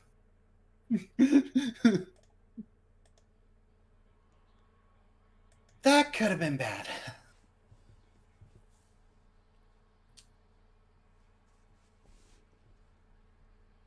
Like, we don't know what's in that.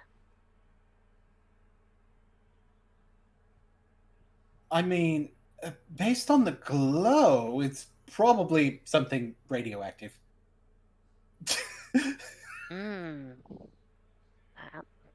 That sounds... Well, based off your reaction, that sounds bad. Oh my god! Yeah, it does. Ika, do you know what kind of research this gentleman does? I could probably direct him to a lab that's more his speed. would Ika actually know about the lab she's talking about?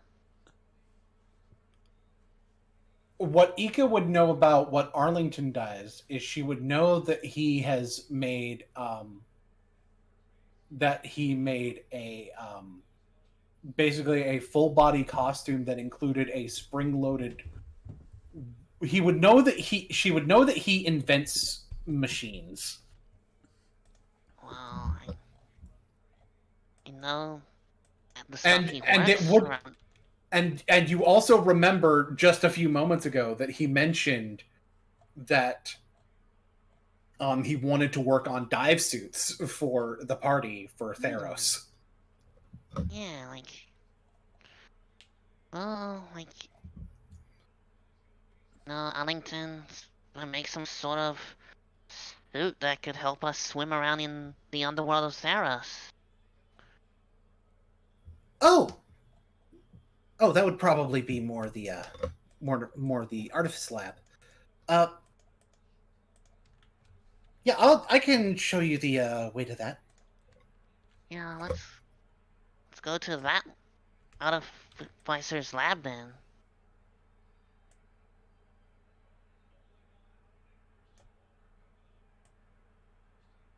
So you guys, for the moment, direct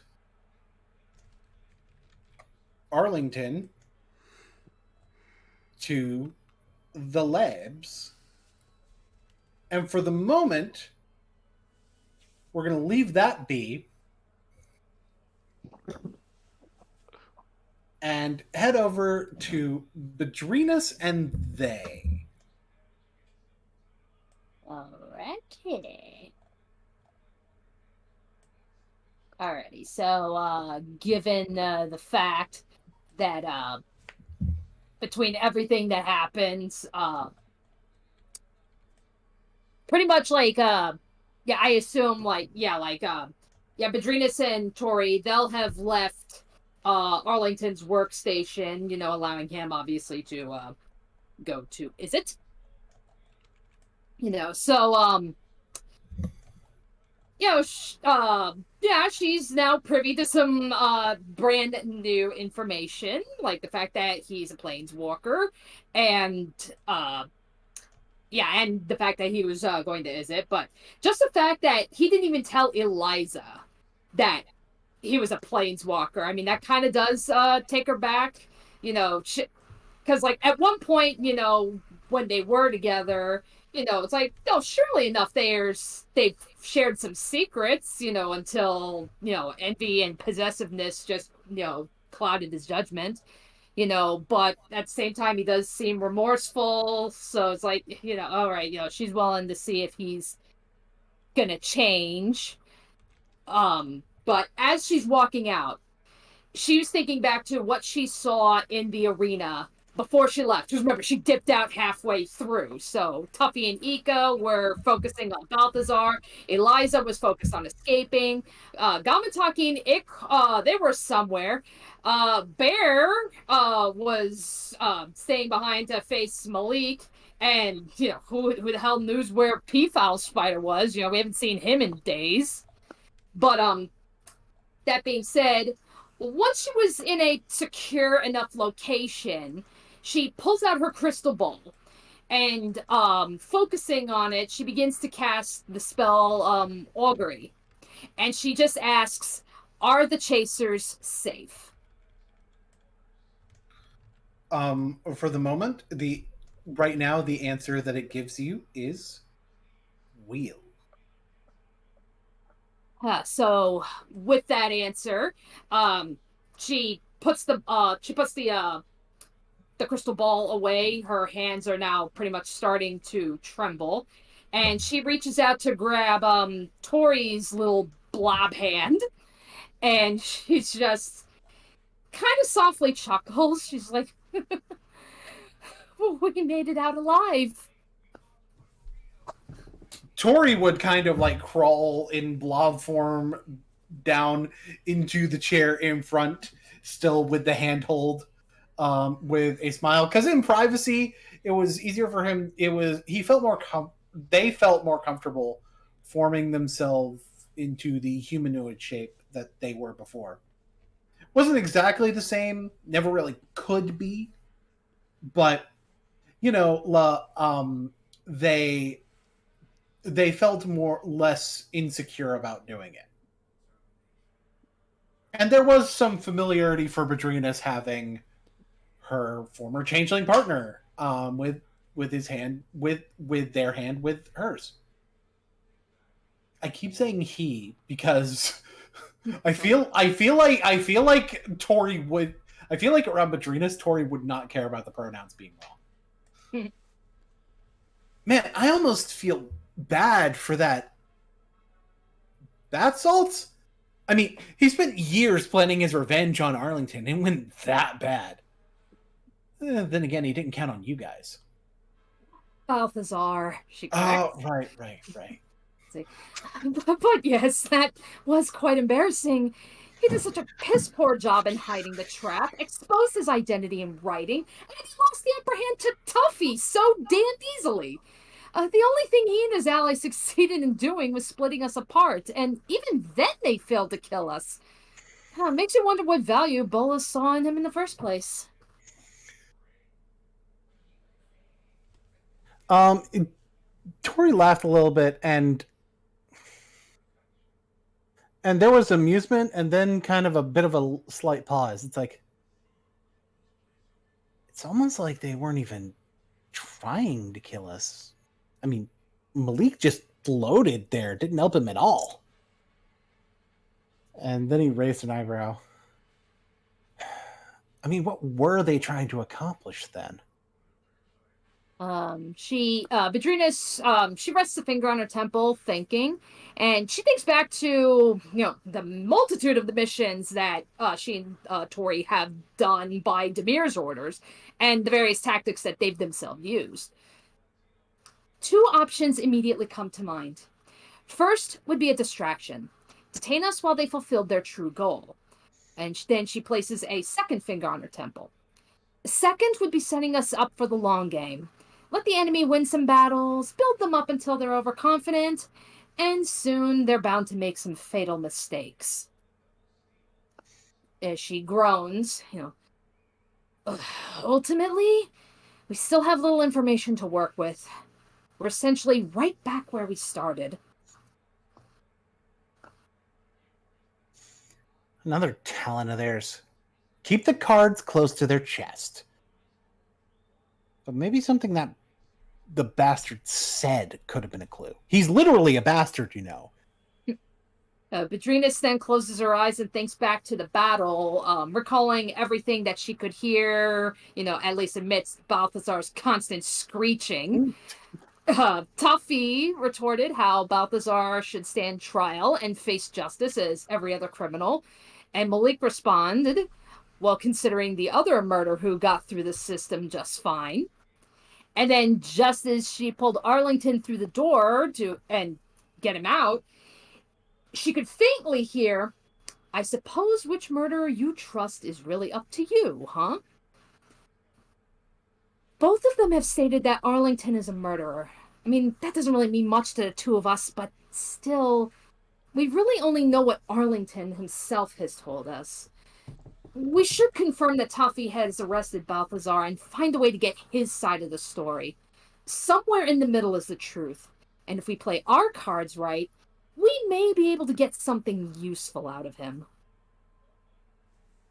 We know something.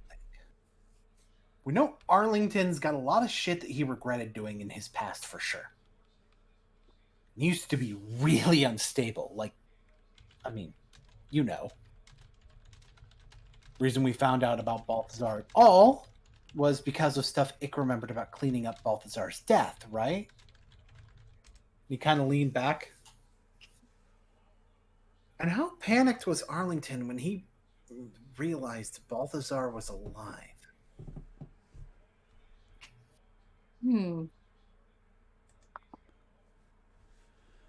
I suppose. Again, all we really know with Arlington, yes, we've known he has anger issues, but that was pretty, for the time anyway, that was what we knew that Eliza told us, but even then, to go that far, do you think it's possible? Do you think it's possible that someone had gotten to him? Maybe like, I suppose maybe a kind of brainwashing or like a trigger, something that would cause that kind of a reaction.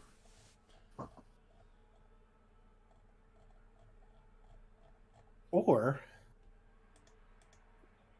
it could have been self-defense. It's true.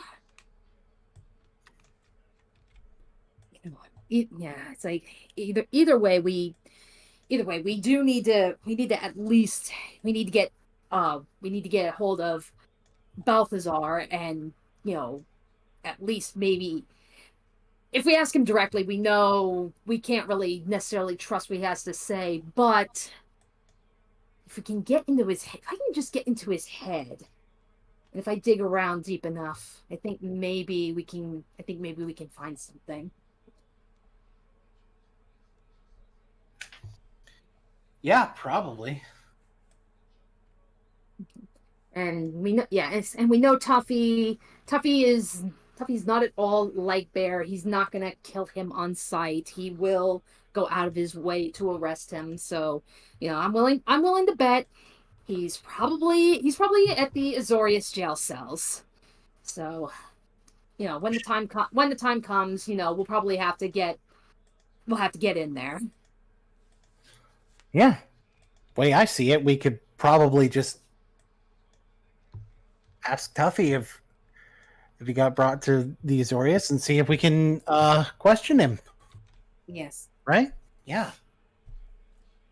All right. I think we've got a plan. All right. All right. Well, in the meantime, let's try and track everybody down. Get everyone together, and just really make sure that everybody truly is safe. And I think we'll probably need to talk to North about this whole protection racket thing too, because that's coming up. That's right. Yes.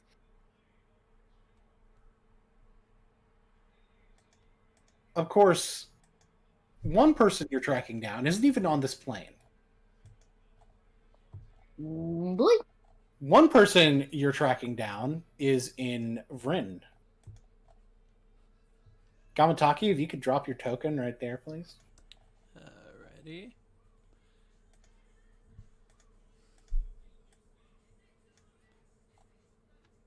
Good enough. Right on the table. Jace is looking right at you, sitting in the chair. It's like, do you want to have a seat, or? Gamataki just hops off the table, just sits on the chair.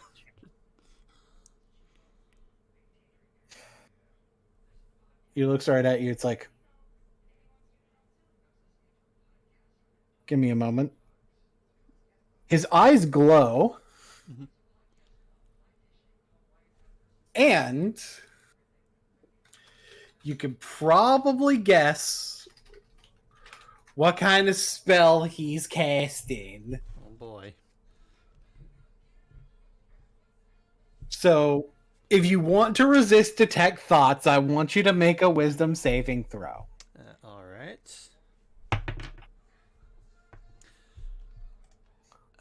Let's see. That would be a 17. Okay.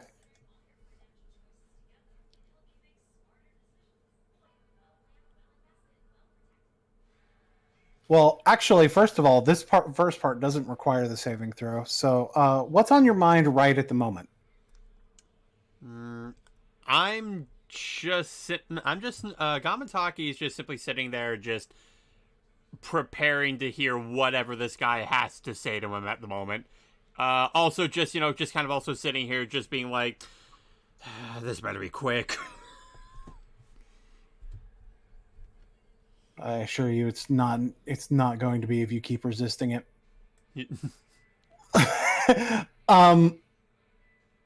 So Jace's DC is high. All right. So he gets insight to your reasoning, emotional state, and something that looms large in your mind.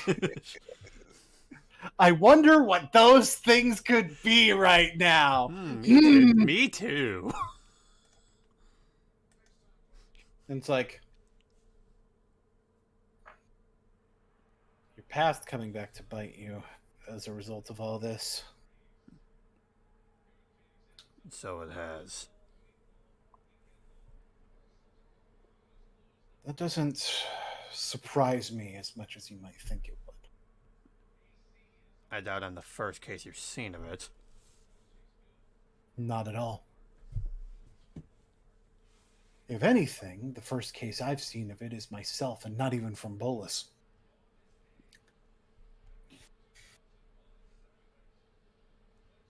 But it's a tactic that Bolas in particular likes to employ. So you're saying there's possibly other bodies being possessed by the cult of Bolas? Not possibly.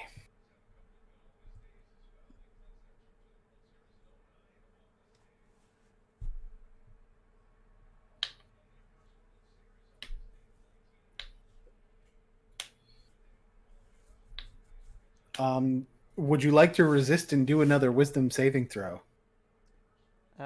No, I think he's kind of already got Gamataki figured out by now, so I don't think there's a point in him resisting anymore.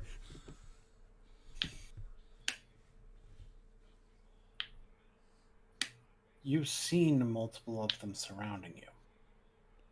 I have. Either there really are multiples that you're, at the very least, vaguely aware of, or it's a mind game. Either way, it's a mind game. I guess only time will tell whether or not that it's an illusion of my illusion playing tricks in my head, or if there actually are more than one of them out there. Whichever one of those answers is true, that's not necessarily what concerns me in your case. You know what does? I'm sure you'll tell me anyway. The fact that it's working.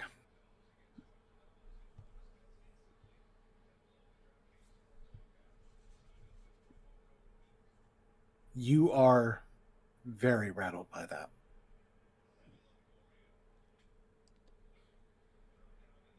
To the point where you're supposed to be one of the best, where, in theory, you should be one of the best in direct combat. And yet,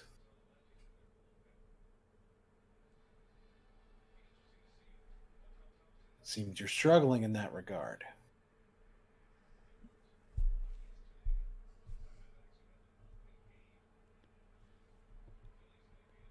Well, I wouldn't exactly say that the training I received is necessarily formal.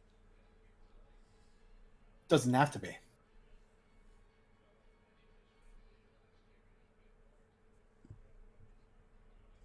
Although if you think that formal training would help you, maybe you should contact your guild about that. It has been a while since I've stopped by there at the guild.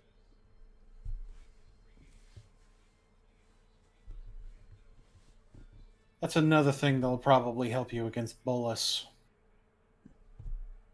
Acquiring skills Bolas would have no reason to expect you to have.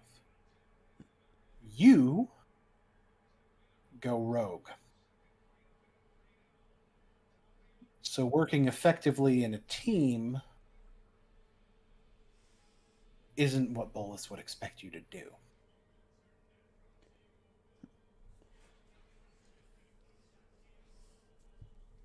And it may help you deal with those demons of yours too.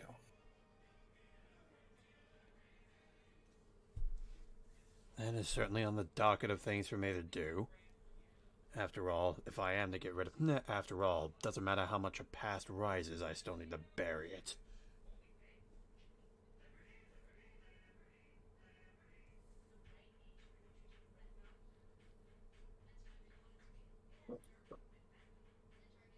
Exactly.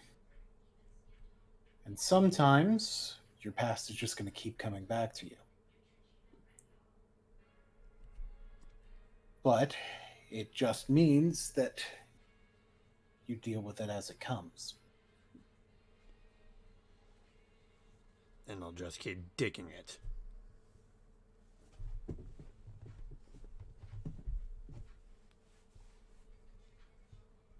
So I think one important distinction is to not let it become an obsession.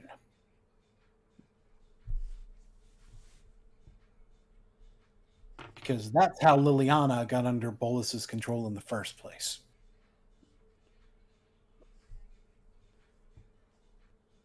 You're thinking I could eventually fall into the same path if I eventually let that obsession take over me? I'm thinking anyone could.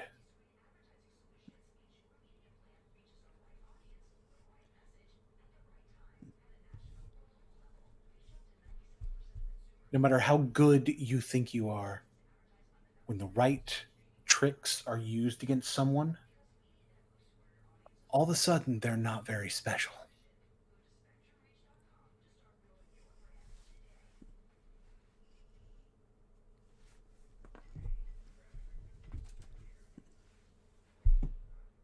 Alright then, I think you've made your point clear enough.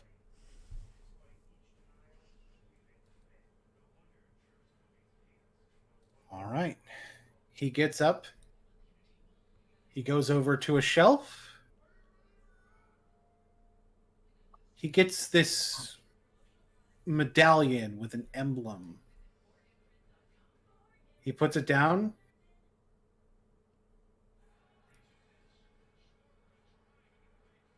Put one hand over that and raise your other hand. Gamataki gets to the center of the table, puts his hand on the medallion, then raises his hand. So, it's time for your Gatewatch oath.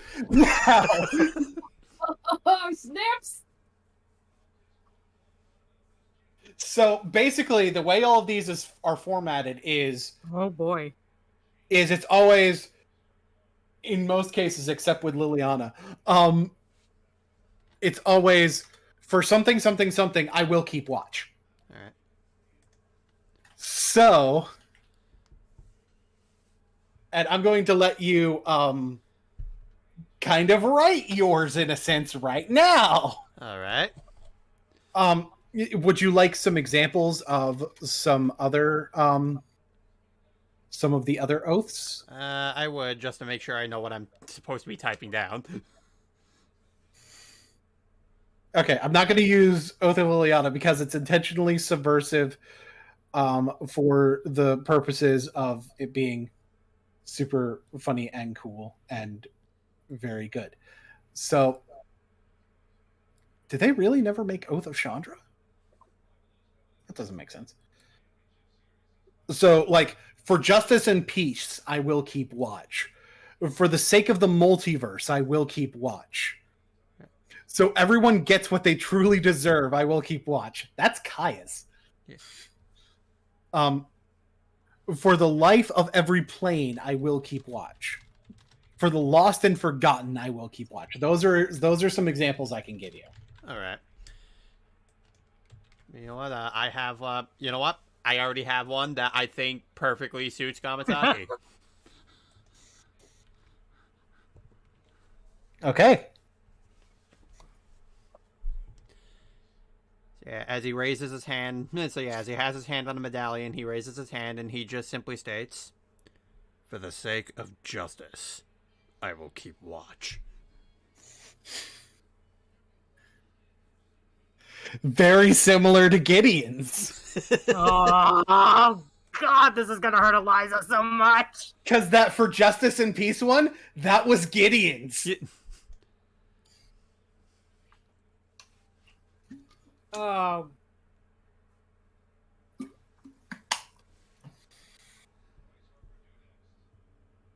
All right. Welcome to the Gatewatch. And with that,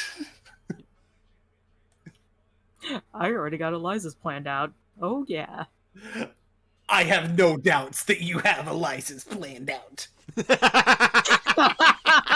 Honey, honey. Of course you have Eliza's planned out. I'm pretty sure you have a To protect my husbands, I will keep watch. Yeah, I'm pretty sure you have a Bible of things you've already written down already. Actually, technically speaking, you're half correct. You're half correct. I would like to note that Liliana's is I'll keep watch. You happy now?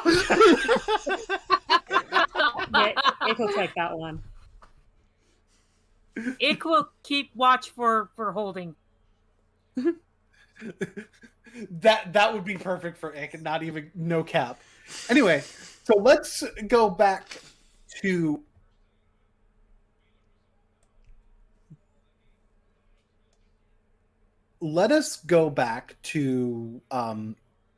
Eliza, Tuffy, and Ick. Alrighty then. I have to pull up. Alrighty. So we just got back. I'm gonna go. So Eliza, of course, that felt very odd talking. Felt very mystical talking to that commie. It felt honestly enjoyable that she was able to communicate with the spirits like this. It could prove useful in getting very important information for spirits who have trouble speaking directly to people. Hint, hint, Kaya! She had tugged on Cyril's arm to bring him out of the world of Kami. Once they exited, Eliza would break communication, returning back to Ishimoto's house. That felt rather pleasant and honestly amazing. Shaking her head a bit.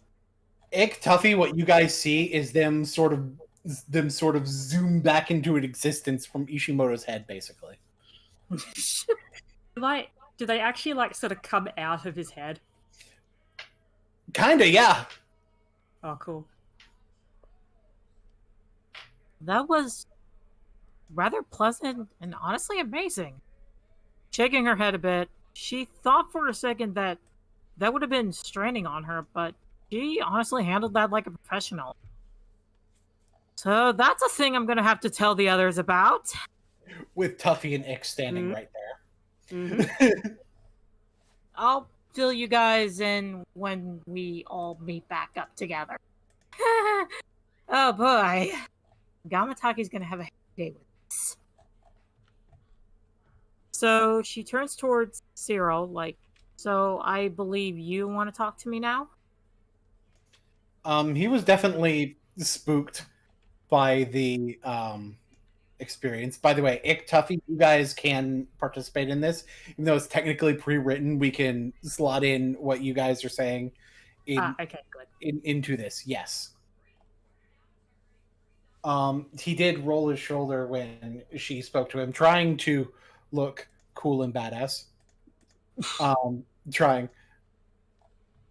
Not so much a want as a need. I was told to come here because of an Azorius case reopening. He kind of looks towards Tuffy when he mentioned that. Apparently, based on what information I have about it, it's relevant to you. That and the fact that you're dating my little brother. Right. She would take a seat over to answer Cyril's question. And yet, as your brother is one of my beloved partners, whatever question you have for me, I'll gladly answer, as long as the end result is that Florence is protected. When one of... Yeah. I have several partners. She rubbed the back of her head, blushing a bit. But I love them all equally. Florence doesn't mind he's in a poly relationship with me and the other. I'm honestly surprised. He's always been kind of the nervous type. Well, I was surprised when I heard he joined the Azorius, too. I'd have taken him for Simic or is it, maybe? Yeah, I mean, he really doesn't go into the field. He's more of a secretary for for Azorius, if anything. Actually, that kind of gives me an idea. And she uses telepathy to Tuffy. Tuffy, maybe later we probably should schedule a meeting at the Simic Combine with Florence. Given a few friends of mine are going to Simic soon, but yeah, he is a sweet man though, and he's been staying at my place with my other partners until this whole situation has been sorted out, and doing whatever I can to make sure he is comfortable and protected. Of course, Eliza was being the dork that she was as well. Anyway, let's get back on track. Ick raises her hand. Yes, Ick? What happened with going into the head? What happened? We talked to Ishimoto's Kami about something.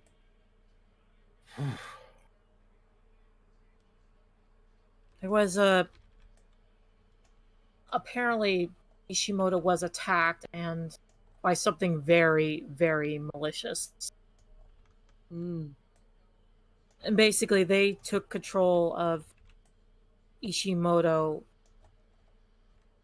Kami, and the Kami couldn't do anything about it. She was essentially just a passenger in a car that's been taken hostage.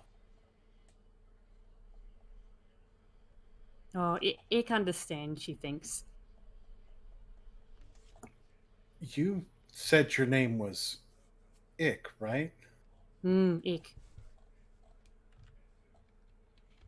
You wouldn't happen to have a last name, would you? Copy Tish. Ick copy Tish. He visibly cringes. Great. This is just my luck, isn't it? Well, I like to point out Eliza doesn't know the full case of the Copytish case. So she's a little bit unsure. Meanwhile, Tuffy there.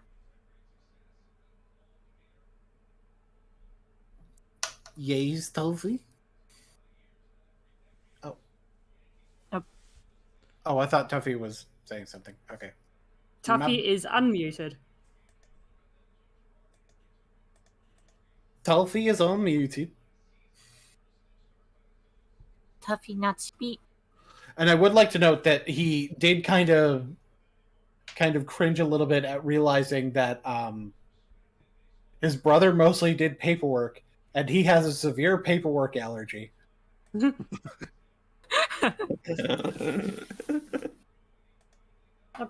heard Tuffy sounds. Well, that's just gonna make things worse, because eventually there's gonna have to be paperwork that Tuffy's gonna have to do. Right, yeah, okay. So, I was brought in as a witness for the case that reopened. That, I did it. And he didn't entirely look ashamed. You? Yeah? I was told by someone that apparently you, Liza, know really well. There was a target aimed at Florence from then. And he told me afterwards that he just needed to make sure I did the right thing. An actually halfway decent Malik impersonation. At that, Liza kind of eye twitches a bit. I haven't been back to Ravnica since until now. And he does not know how to explain that it was Ick's parents in front of Ick. he be doing enough body language for me to sort of roll an insight check to see if I'm Roll an I can insight. See if you realize what is going on. Oh, that's not bad. Okay, what's a mod? Okay, that is 18. Yeah. Tuffy's case. You know that Tuffy was investigating your parents' murder, and that it was that it was closed at one point. If it's being if Tuffy's the one who's having a reopened, unsolved case, and he's this nervous around someone who he had to ask for the last name of, very obvious what's going on. Yep. All right, Egg, just stay calm, please. If you stay calm, I will give you one of my plushies to hold. What sort of plushie? Do you like snails? It does. I will give you one of my snail plushies from my plushie hoard. If you stay calm. It is calm. There was so much menace on the back end of that. God, I just need it just like having the menacing symbols next to it be like, it will be calm. However, snail plush. It could be perfect calm. All right. So Eliza took in a deep breath. Zero name? Name Cyril?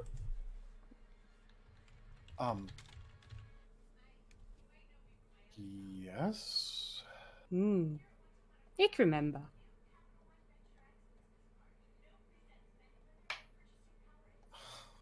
Eliza would take in a deep breath, ready to respond to him in a more classy manner. Despite she knew who it was that put a target on Florin's back. In her mind, she goes, "Oh, Tuffy, you sweet rabbit." She coughs a little. Anyway, this person, he is a liar, a deceiver, an egomaniac. She gripped the arms of her chair, and child of Nicol Bolas. Well, to be fair, by this point, I already knew he was a liar, deceiver, an egomaniac. I mean, have you heard him talk? Now that you mention it.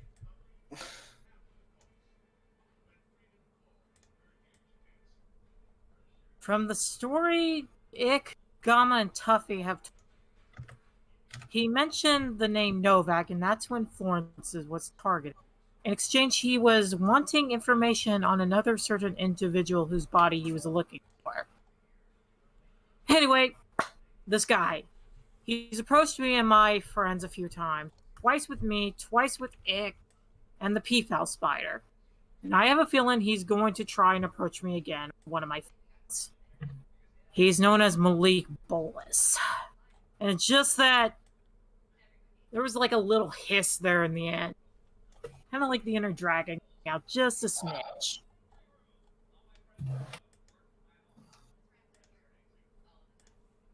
Great. So he's continuing to do this shit. And he had to think about it, and it's like, so Florin's getting a target on his back now. It was my fault.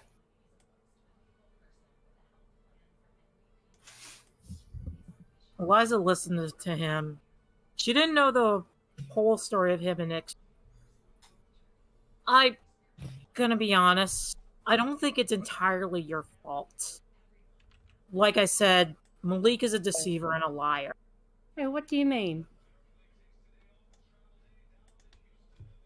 Well, what's not his fault? That he was deceived and lied to. Because I don't know the full story about your parents, Ick. I really don't, but given what I've seen with Malik, and given whose blood runs through his veins, one who Malik has a silver tongue. which means he's very good with his words. Malik is using your path to get to us, more so with Tuffy, Bear, and we're closer to Florence compared to the others, and that's his biggest mistake. He's going after somebody with powerful allies. The fact that piece of trash calling me his cousin makes me sick. No. This is my fault, okay? It's been my fault. I shouldn't have believed this Malik guy. I should have known better. And he used what I did to make my brother a target. He was taking several breaths and he put his hands in his face. In spite of his normal callous demeanor that even Ick has noticed by this point, it does seem like the tendency to overthink things did run in his family as well, but more importantly, Ick, you can identify that there's definitely remorse behind what he did. It's not... The thing is, it's not so much that he didn't care about the fact that he killed people who were innocent. It was more so that he wasn't bothered by the fact that he killed, but was bothered by who he killed.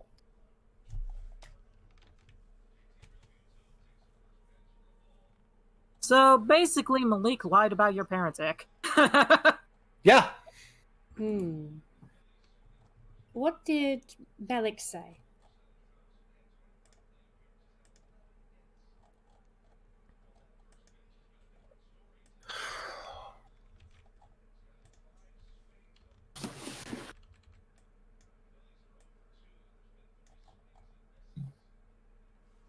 He said that your parents,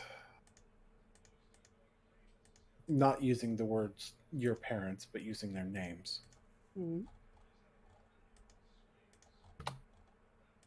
thought that my brother would make great fertilizer. And that he should, and that they could speed up the process of that happening.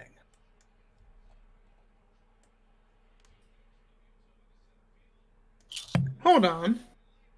That doesn't sound... Does that sound right? I'm trying to think, because that doesn't sound right to me. That doesn't sound right to Tuffy. Well, we know that Malik was lying about... We do know Malik... Oh, that's what Malik was saying. Yes, that was to what Malik was saying. Okay. I misheard that. So I must have, like, my thing is, I think is kind of like jumped a couple spaces ahead. So, oops. Good. Okay. That one was not on Tuffy. That one was on me.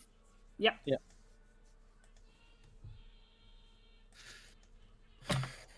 Yeah. No point to speeding up process.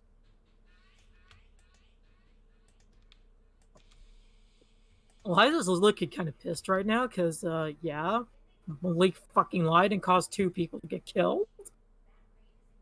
Almost cost 3! Yeah.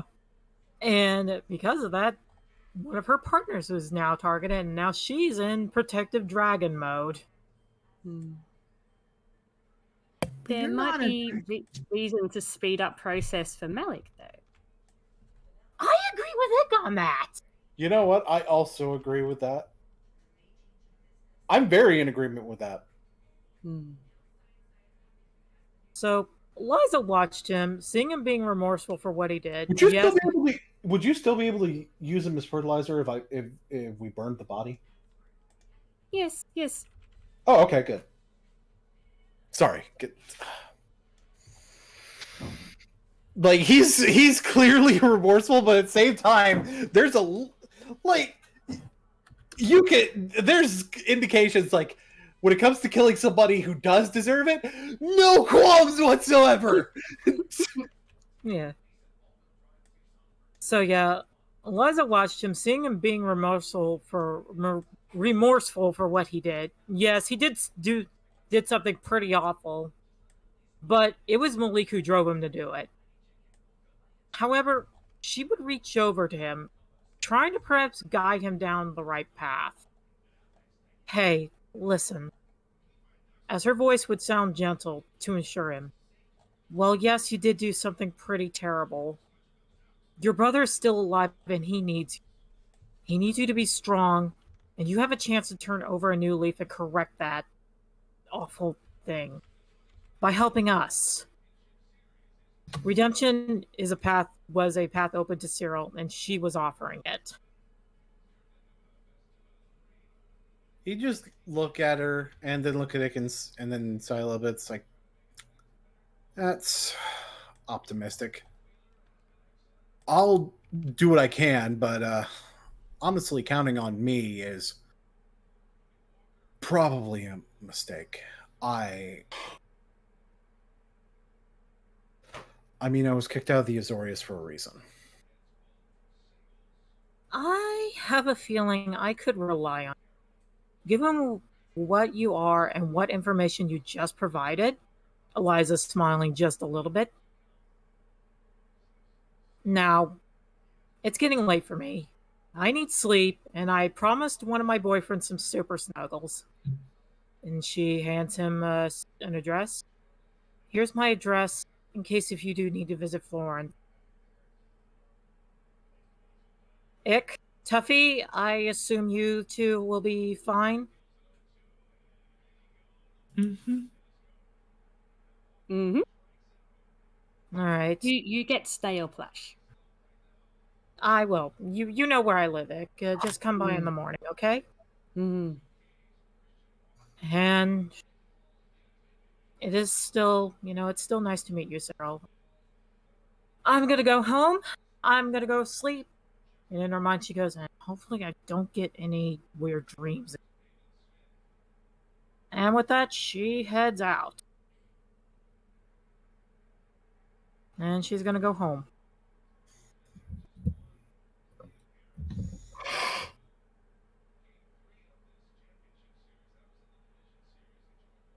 So Tuffy is in a very peculiar place because I don't know if Ick knows. Tuffy does not know if Ick knows. And if Ick does not, definitely knows, but yeah, I don't know if Tuffy knows that Ick knows. Yeah. I'm going to say that Tuffy doesn't know that Ick knows. Yeah. So, however, you can see this kind of weird look on his face because, like, you can tell he's trying to, like, think of what to do. He does. The question is, does Ick notice? Should I roll to see? Do it. Yep. Make a perception probably not. check. Yeah, hold on. Oh, I don't know. I've got high perception, maybe. 13. Do I have to roll anything for that? Or do I just say? I think it would more so be insight actually than perception. Oh, okay. Hold on. Okay. 10 then. I don't think Tuffy would need to roll because Tuffy's not really trying to hide anything. Yeah. But I'm going to say, Ick, no, you don't notice with a 10. Yep. Okay.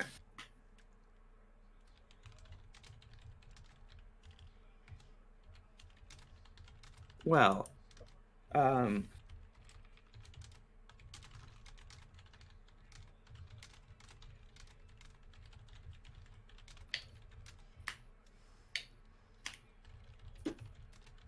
However, Tuffy just kind of walk towards, just kind of like walk towards Cyril and is like, "Oh, that seemed productive." Yeah. Yeah. And we didn't have any unnecessary blood spilled here. So that, Oh. I mean, other than the incredibly unnecessary blood spilled from his back. oh, But I don't think that was related to anything no. in terms of this. Yeah. Still. I'm still trying to think of what to do. Because in his mind, he still feels like there should be a punishment of sorts, but like we're not. But like Tuffy also knows if he tries to arrest him, he'll just go away, and that's not going. And at the end of the day, does that like he'll just go free? That's not necessary. That doesn't really help the law. It doesn't help. Doesn't really help. There's got to be some kind of sentence that could be given for this that doesn't involve imprisonment, right?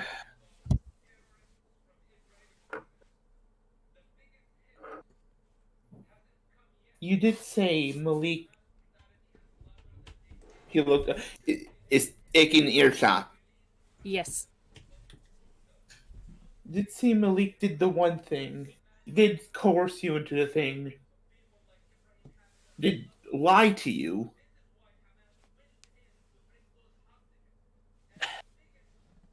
I think the least that can happen is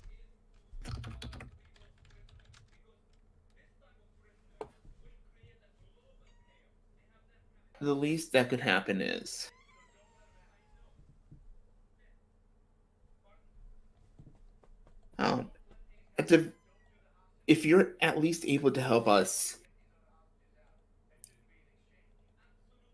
the person who would be the most responsible is Malik. So if we're able to get him, that I mean, yeah, I would have no issue whatsoever helping you catch Malik. Okay. All right, let's just probably been running from this way too long and need to actually face it.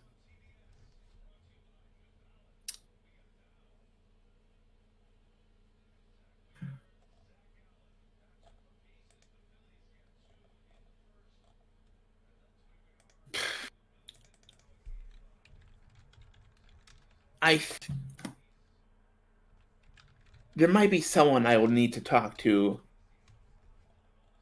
to help figure things out, if that's okay with you.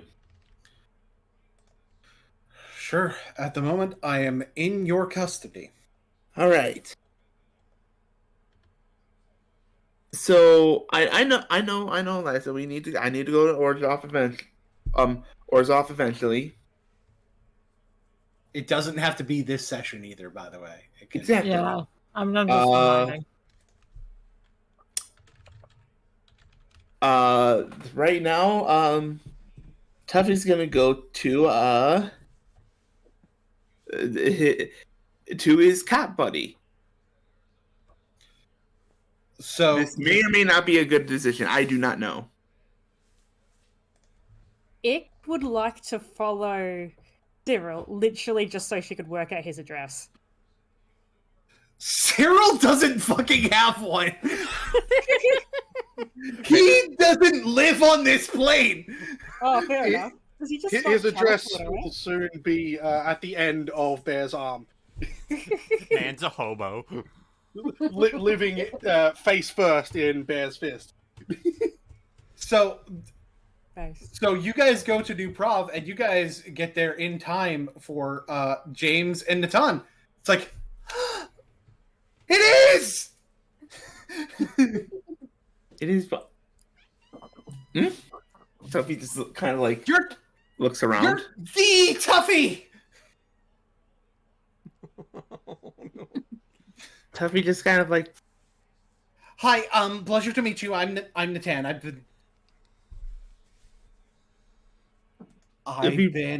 very interested in the work that you do for quite some time. it'd be really funny if Tuffy was I think Tuffy would be smaller, so it'd be so it's like he's probably like 6 foot something. yeah, no, absolutely taller. Just like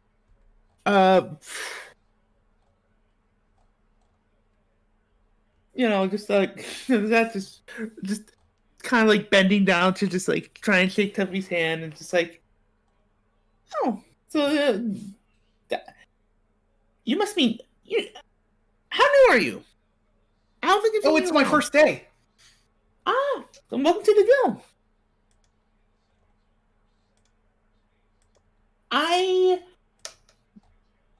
I'm unfortunately busy right now. Oh, I probably am too. You're good. You're good. We need to go give evidence to Bear.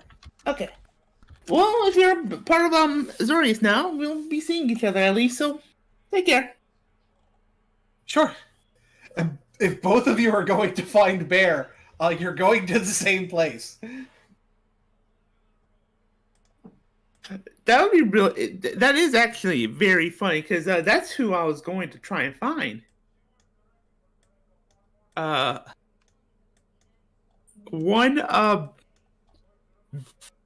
Bear E. Barrington. That's not the full name, I know, but it's funny. Well, I was Yes, it going is. to see him anyway.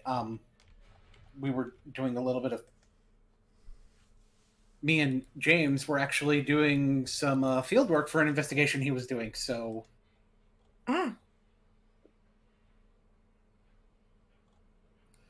That's convenient. I can't believe I get to work with Tuffy. Tuffy doesn't Fanboy. listen. Tuffy's more like Tuffy's right now very focused on this case because it's a part of the thing that he was trying to investigate before, but couldn't, and now he has. And now basically it's a solved case. The problem is just one, we don't know what to do with Cyril because I'm speaking out of character for the record. We don't know what to do. He doesn't know what to do with Cyril because you can't just lock up Cyril. He's a planeswalker. Wouldn't be really helpful. Two, we know who's responsible for what Cyril did. So at the very least, Cyril is if Cyril can help, if nothing else, that would at least justify a shorter sentence, Especially if Malik did way more things wrong. But point is, Yep. No, this is just he's too focused on this case to realize just how much of a fanboy that Natan is being. And James probably doesn't notice because he's James. Listen, I appreciate in this household we appreciate James. We do. James did nothing wrong. So this whole group is looking for large Catman.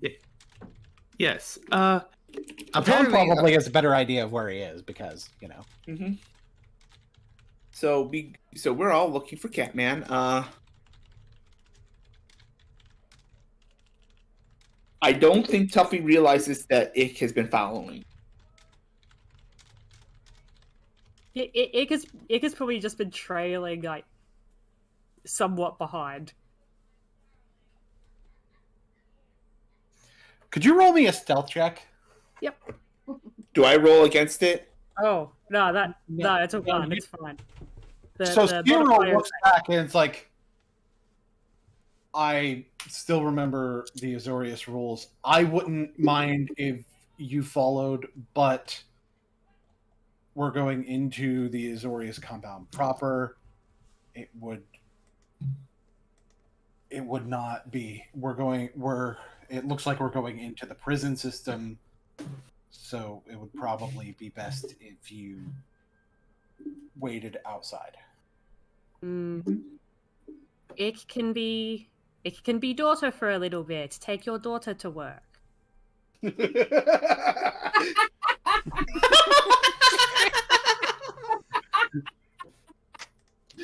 Oh, that's amazing. I love it. Oh Being my said- god. Cyril is just like,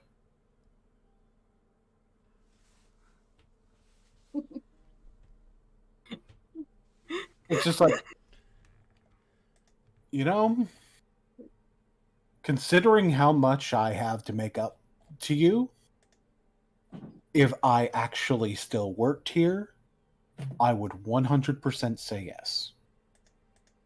He looks at Tuppy. Do you want it to be your daughter for... Bring your daughter. I still don't know. I still don't know if whoever's in charge now will buy that. Tuffy, what do you think?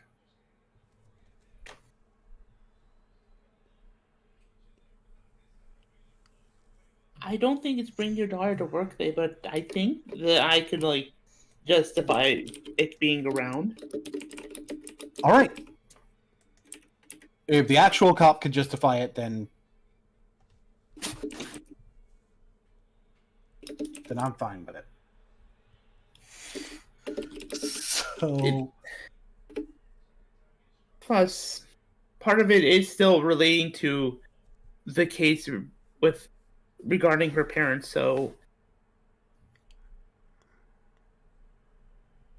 that's probably the best justification I can provide. look, Oh, yeah, that probably does. I've been out of the Senate for years. I don't know what code this falls under. I So don't I'm remember either, but let's work with it. I'll trust your judgment on that. Okay, so they go in looking for Bear. Bear is easy to find, especially when someone that Bear is waiting for is also looking for Bear. Cool. Mr. Bear, you're not going to believe who we ran into outside. Yeah, who did you come across? Tuffy waves and says hi. Me too. Hello, you two. It's daughter. And him. And you know him? Yeah. Cyril. Hi. Hello. Come to Bear for a second. Sure. No, As soon as he gets within reach, it's a fist to the face. Roll damage. I'm not going to have you roll the hit because he's not even trying to avoid it. Roll damage. Please tell me doesn't kill him. Eliza Of course and I'm Bear not are gonna two kill him. moods. Sorry, what was that damage? It is six damage. Literally the minimum damage I could have rolled. Tuffy's shocked, but is not against Bear for doing it. He kind of gets... He barely gets rocked by it. It's like... And then looks over, it's like, I deserve that. It didn't hurt. It didn't hurt that much. You can do it again if you need to. Yeah, again. Upon egging on from Ick, he gets another one. Roll damage again. 8 damage. Wait a minute. Okay. Tuffy looks to Ick. Hmm?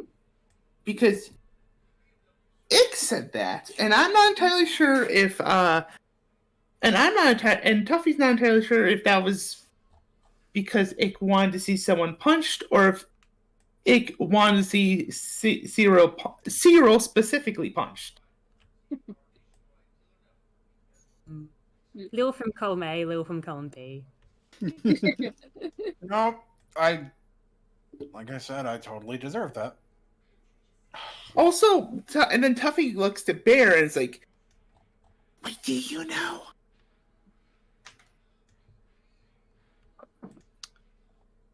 Yes, Bear recognizes him and knows what case.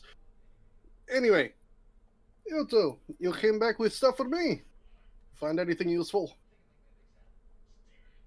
Certainly something surprising. He has paperwork. He has Wonderful.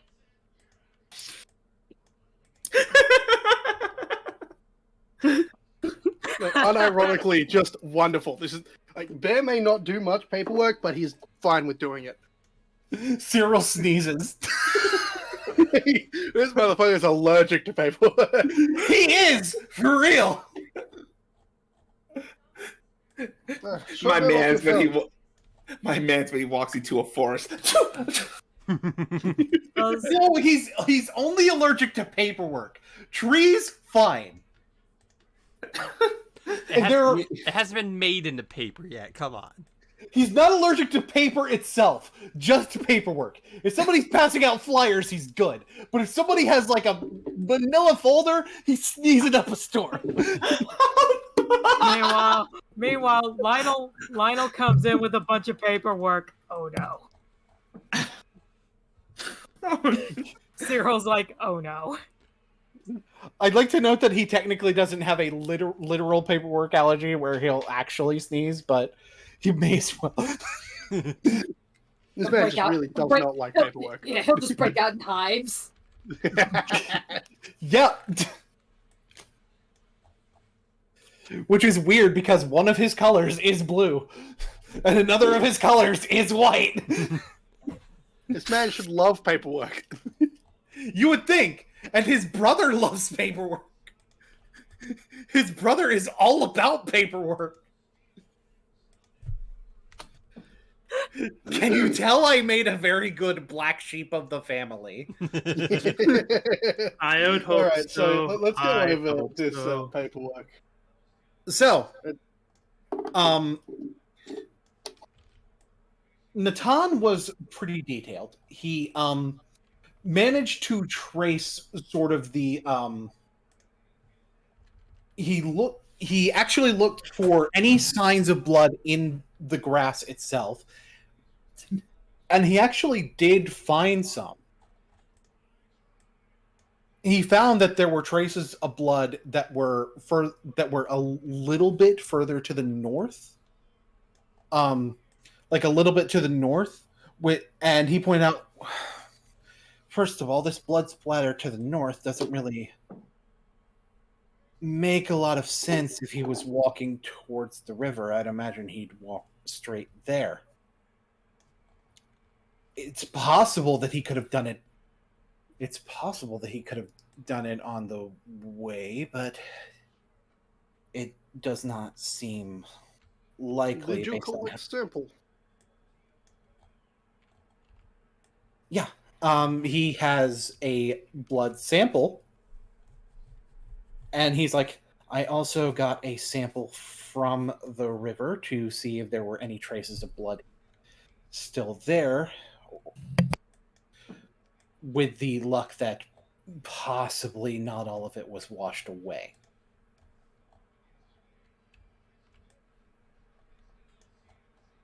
Would you mind if Bear took some of your blood? He has checking to do. We have Hebron in cells.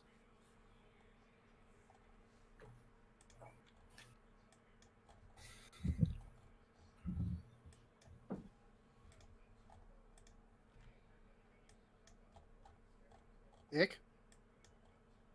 What was that? Bear asked if he could take some of your blood so they could compare the sample to it. Oh, yeah. Yes, it allows. Bear does have big hands. Tuffy, could you do this?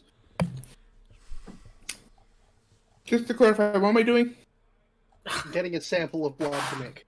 Oh, okay. Bear's hands are very big. He is not very good at holding needles. Okay. No, I can do it. Okay.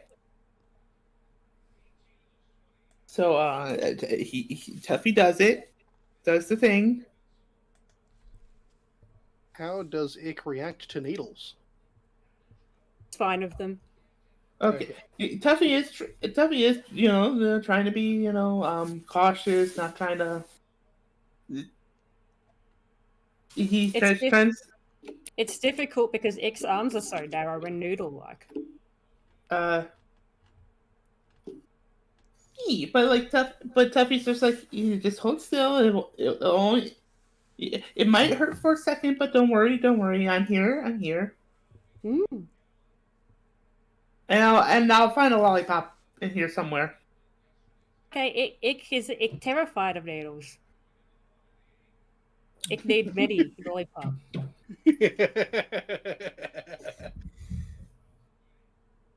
Tuffy knows. I'm not gonna roll this time because that Tuffy this time around knows that Ick is lying. However, given everything, Tuffy would. Tuffy doesn't need to roll. So, because Bear's an on the field, essentially a tracker for the police rather than a CSI operative, once again, he's going to subcontract this job to Natan, whose Natan. entire thing is his magic is CSI magic. He's just gonna just again subcontract this to Natan to compare the sample of that versus X blood to see if it matches. He was probably washing off X blood, but if it doesn't, that means it's someone else's. And while that's happening, would you please go get sample from Hebron? Bear wants to see if it is his blood as well.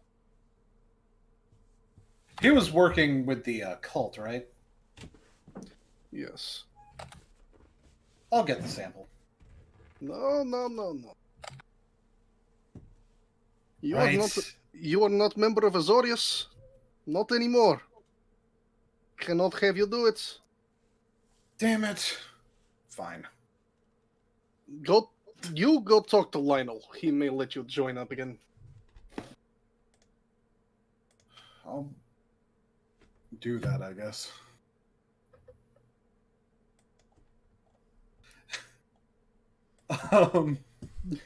He's going to go talk to Lionel. He's just sent him off because he doesn't want to keep looking at him. Which is understandable. Yeah. Look, again, Bear's biggest thing is family. This man killed Ick's parents, so he also did it to protect his own family. Still. So this complicates Bear's stuff a little bit. It complicates it for Bear, but he killed someone's parents when they were a child. True. That is more egregious to Bear. So, in fact, we're going to take him off the map for a moment because I have something at another time to do with him. For now, he can get fucked. Yep.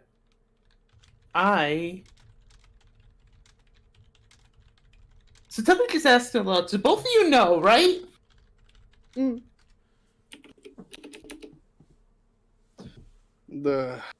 Unfortunately. Okay. so I don't have to keep quiet about it. That's good. Could you go get a sample of Hebron? Okay. Tuffy does not try and calm Hebron down comparatively to Ick, and he is not getting Hebron lollipops, or at least The as interesting many. thing, Hebron is like, what is it now? I just have to take a blood sample. All right. You want a lollipop after this? Not really.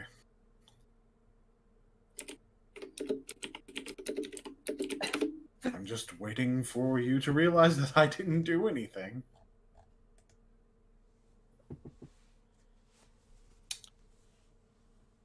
Tuffy. I don't think Tuffy is aware of everything, but is keeping that in the back of his mind because, well, first off, Tuffy's head has to be filled with something. Milk. No, Milk. it's something other than milk. Spencer's just chilling up there. Yeah, exactly. You don't want him covered in milk. Oh my god. Why am I covered in milk? No, that is not what's happening. That is not what's happening. No, but for real, like he Tuffy's still not familiar with I don't know if Tuffy's familiar with everything that went on with him as much because so like maybe he's telling you the truth. Maybe he's lying and is trying to get Tuffy's is just trying to plead to Tuffy's good side or something. Like a bitch.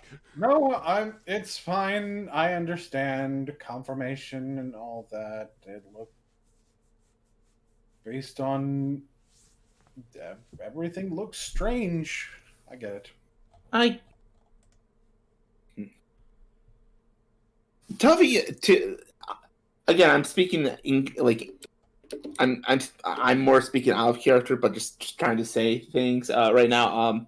Tuffy understands that how things are weird. Malik definitely is complicating things. Whether or not, okay, so Cyril killed Ick's parents, but he knows that it's because of Malik. Malik might have been controlling Kebron, like he seemed to have been doing with Ishimoto. It happens.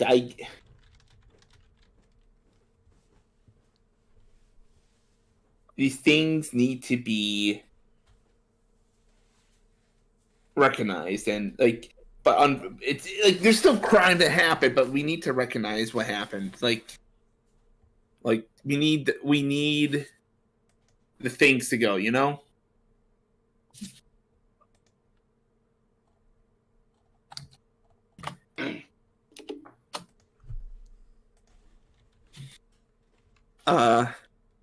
But he gives the Tuffy gives the blood sample to Bear,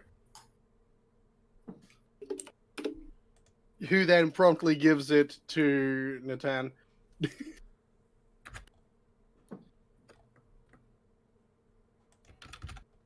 I want to clarify Tuffy gave it to Bear because Bear asked Tuffy for it, so yeah, it's nothing. It makes sense. Yes, it is not. Bear hands it off to the person who can do the thing with it. Yeah. I'm into this red tape shit. Cyril's not.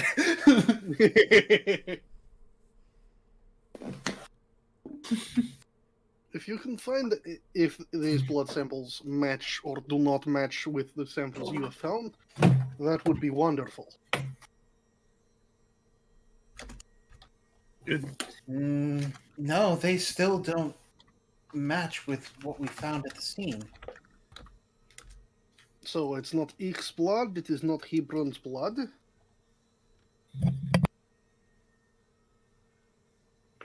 Do you two know where Ishimoto is?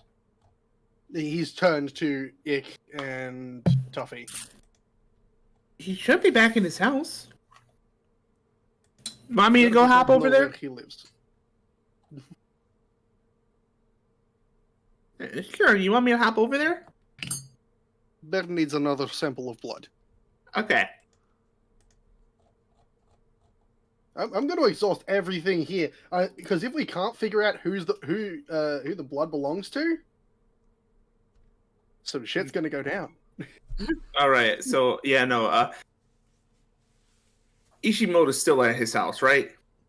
Yeah, I don't Yep. think he's moving. Yeah. Tuffy's just gonna quickly hop over there. Ask Ishimoto for some for a sample. Dorian will still be there. It's like, and Ishimoto will give a sample, especially since Dorian would be like since this would clearly be necessary for an investigation. So I'm basically ordering you to do it. Give them your blood or else. Kinda. He leaves Ishimoto a sucker as well. Anyways, goes back, hands it over to Bear, who I then hands it over to Natan. This also isn't a match. Does anybody know where Gamataki is? That's a good question. Gamataki, where you landing at when you get back from Jace's? Directly on top of Bear. Fuck. You know what? Do it. It'll be funny. Yes. Hey,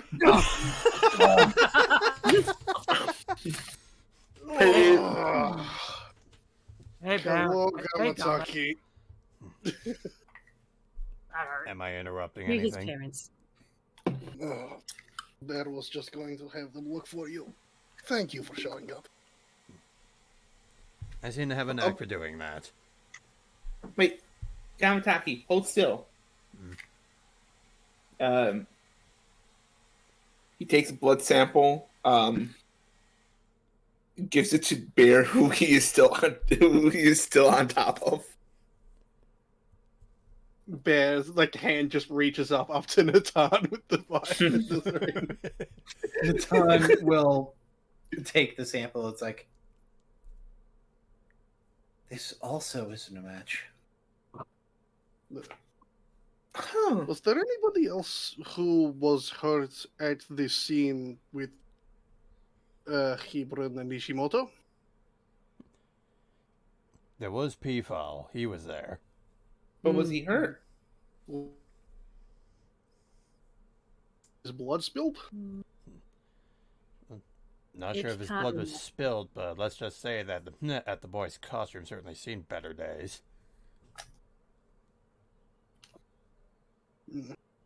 This could be a problem.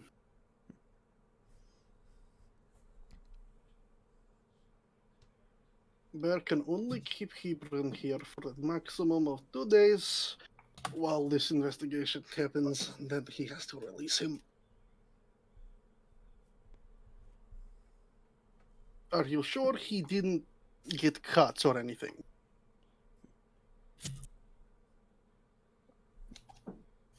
Well, he certainly had marks on him, but they probably weren't from the fight. It's probably from overworking himself. Yeah, makes sense. Hey, can you confirm that? Can you repeat what you said? Sorry, I didn't quite catch it. Gamataki was saying that P-File had marks on him, but those seemed to be from overworking himself. Oh, yep. It can confirm. Okay. Were there possibly any cuts? Ick can't remember cuts. Thank you. Did Hebron take any particularly identifying wounds in that fight?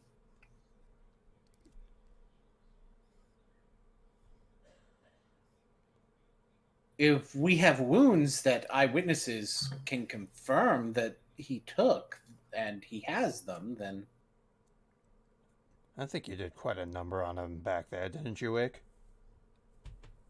Ick remembers doing something. What did I? I remember doing something, but I can't remember exactly what it was. Shillelagh, Fury of the Small. Engage bonk. Yeah. Actually, yeah. Oh, I was doing a lot of like Halo of Sporesing and. Yeah, Ick used a lot of fungi. You are Ravnican resident fungal expert. Do you think you could identify them if they were still on his body? Ick could. Ah, this is good. I doubt And I doubt they're worn out by now.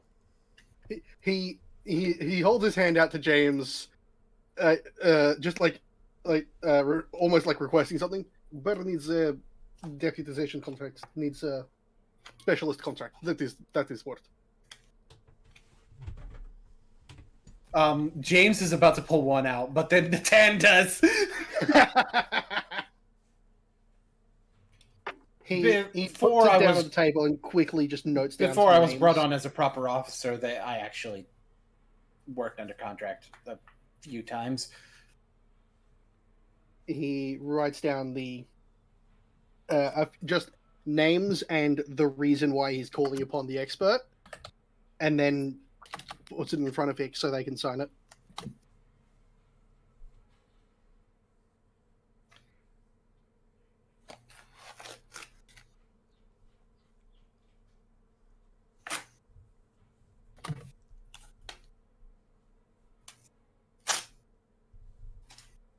Ick. Yeah, Ick sign. Their base is covered. Can't be told off for this now. And he hands he hands off the contract.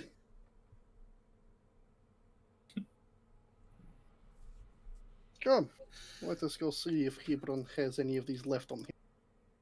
And to the cells we go. So, a couple of things. While you guys are going to the cells, someone is being let down to look for someone. It's like, oh, Gamataki, there you are. Everyone's looking for me, it seems.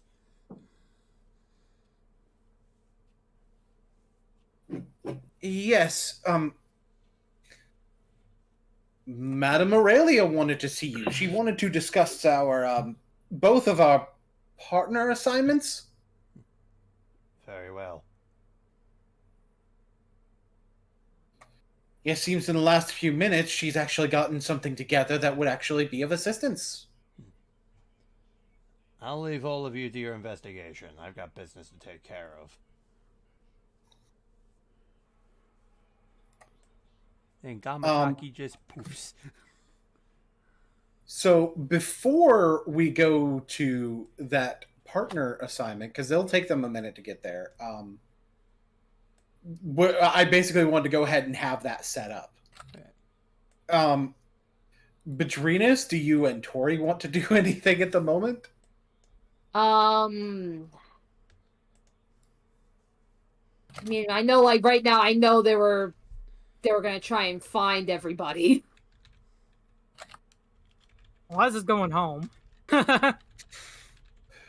Which, to be fair, you probably do know the first place to start looking for people.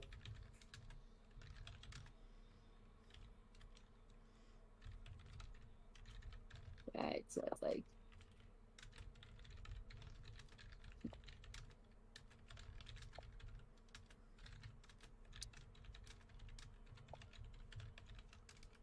Okay. Yeah, I guess starting out, let me I can check this to see if Eliza made it home. Just to start out. Oh. Eliza made it home. Most of her husbands are there. And she looks fucking exhausted. Notably, Luke is not. But the party knows where Luke is.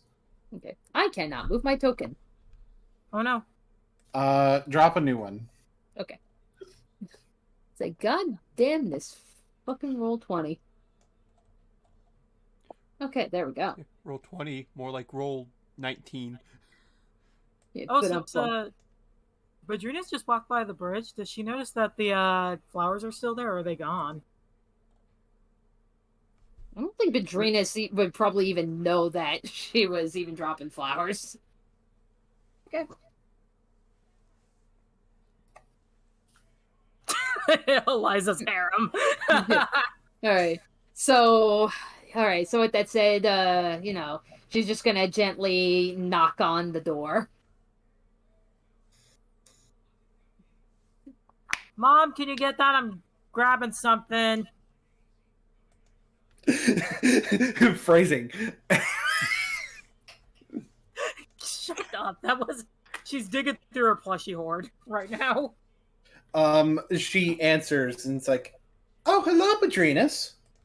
I'm so sorry to bother you, but I just wanted to see, is Eliza home? Oh, yes, she is. Eliza, it's your Vidalkin friend. Oh, Adrinas, hang on. Give me 5 seconds. Oh, here it is. No, that's Mr. Here it is. She pulls out the snail plushie from her pile. I imagine E's actually under the pile of plushies.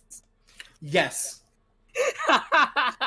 And E sleeps in the plushie pile. Yes. She goes over. Oh, hey, holding the big. She has a big snail plushie. He's like, oh, thank goodness you got home safe. And she looks exhausted. It's like, oh, I hope I'm not interrupting anything. No, you're not. Come in. There's a lot to talk about. Okay. All right. So she'll walk in and with Tori on her shoulders, I presume. Yep. So she gets some tea for Tori and for Badrinas. Alrighty.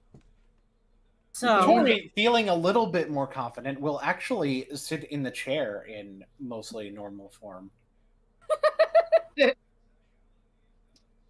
So she starts telling Badrinas about the thing going on with Ishimoto, about this thing that went on with her, and I don't know what it is that was casted on him that made the kami lose control, but that's very concerning for me. And you may or may not have to go to Kamigawa to find that. Anyway, there's that, and something has really been bothering. It's something that Malik said when we left the arena, when we were all escaping from the arena. He said the backup plan should go without a hitch. That worries me. So it was a distraction.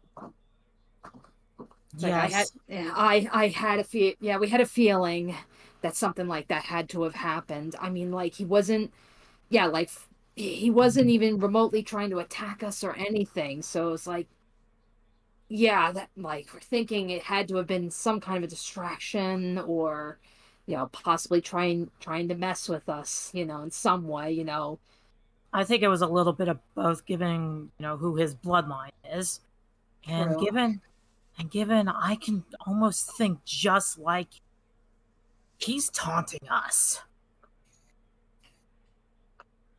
That means we probably should.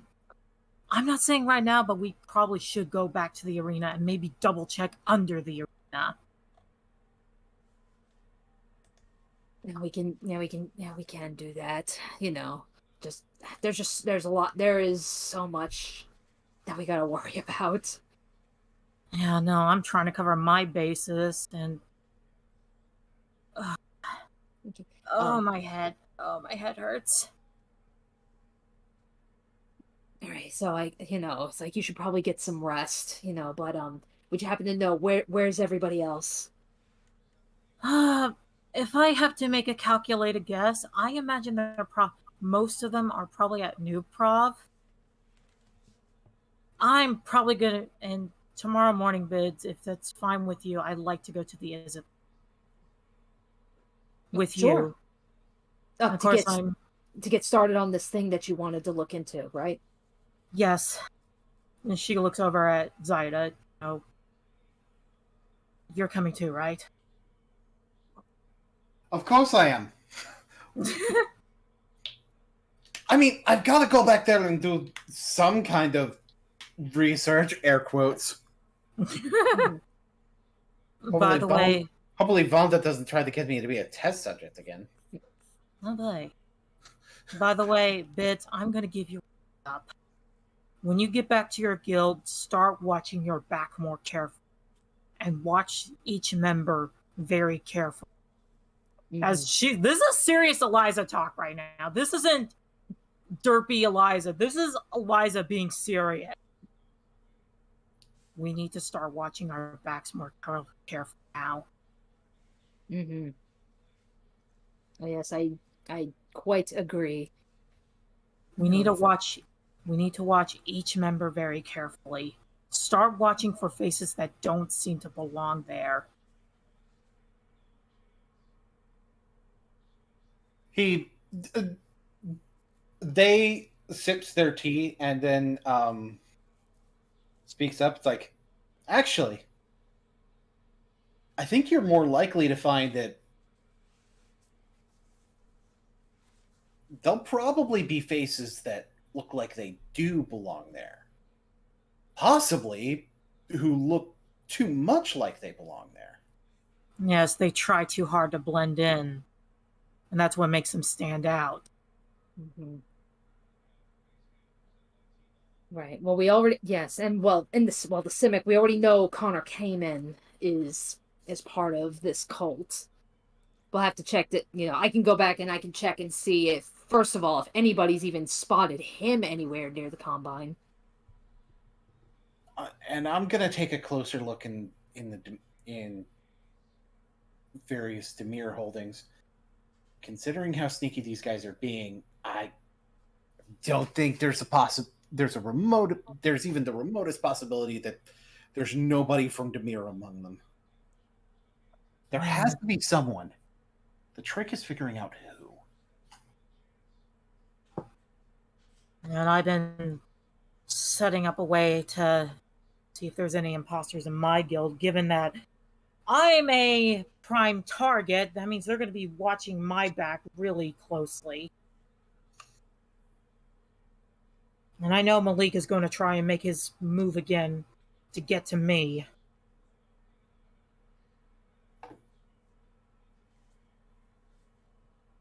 I'm just saying, Bids, please be careful. Of course. And we still don't know enough about what the end goal is of all this either. I mean, we know the thing they're trying to do, but without knowing how they're doing it, it's kind of hard to figure out what would progress that agenda. I have a theory. Why most of them are targeting us as a group. And as soon as I pull up the thing, with Bear, it makes sense. Bear has, from what I can understand, I don't understand certain chromatic stars that well, but that is a big chunk that's embedded in his chest, correct? Yeah, it's gigantic. Yeah, anybody with eyes can see that. That thing would have enough power to power a good city for generations. Imagine that falling into the hands of the cult. That thing would be powerful enough to, like, maybe power some kind of machine or something that requires a lot of energy. Yeah, or even a magic focus. And with me, it's obvious, descendant of Ugin. For you, Bids, I imagine they target you because you are very good at divine magic. Like, maybe they need you to, oh, maybe this will work, maybe that will work. I could see them targeting you for that.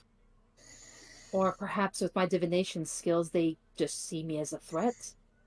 You know, if I train my skills and get strong enough, if I'm able to pretty much detect everything, detect where they are, find all their information, you know, I don't think it's so much as that they plan to use me. They'll see me as a threat. That is true. With I'm not sure about Tuffy or Ick, why they would target them. Gamataki, I imagine they would target him because you know what he is. That maybe Gama saw something, maybe he heard something. Maybe they want to eliminate him for that. Ika, I imagine they might target her because of her connections with Amunet.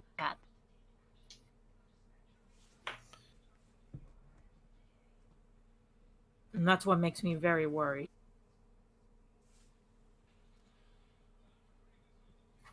We should probably look for other people who fit some of these criteria too.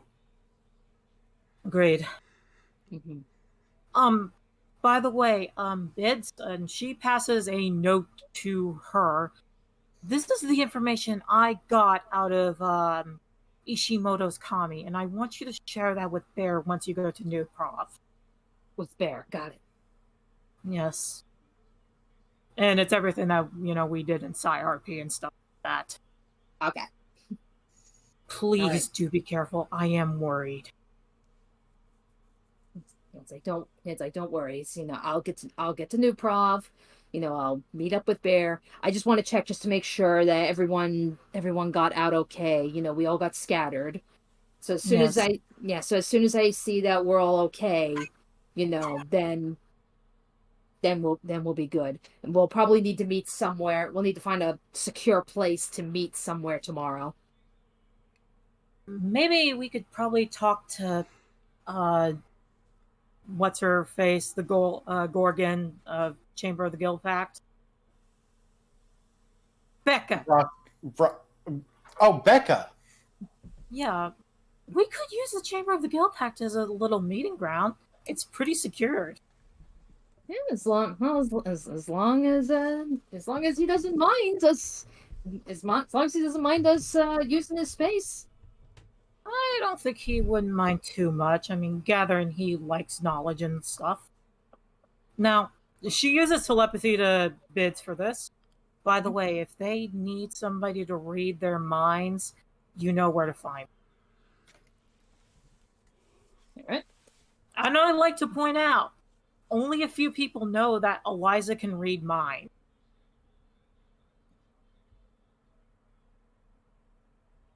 All right. Okay. All right. Okay. So anyway. Okay. In that case, I should probably hurry on off to New Prov and find Bear, and you know, and I'll see to let everybody know to meet up at the Chamber of the Guild Pact tomorrow. You get some rest. Of course, and with that, she grabs Zaida and Florence for snuggles.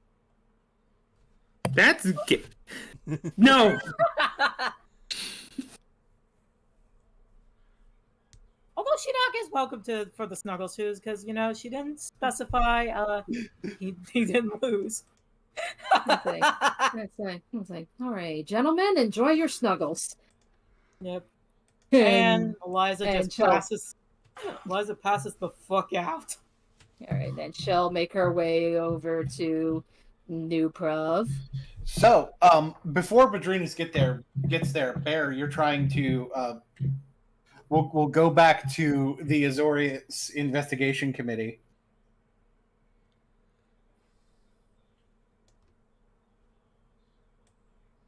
Before Madrinas gets there, Bear had fungal samples to taste. Taste what? Taste. Test. No, I'm apologies. Using I have temporarily enlisted the aid of a fungal expert to see if the spores are still there. Which means I need to take Ick in there with me. Yep. Both of you roll insight. Natural 1. Oh no. Where's my insight mod? 4. His turtle. 7.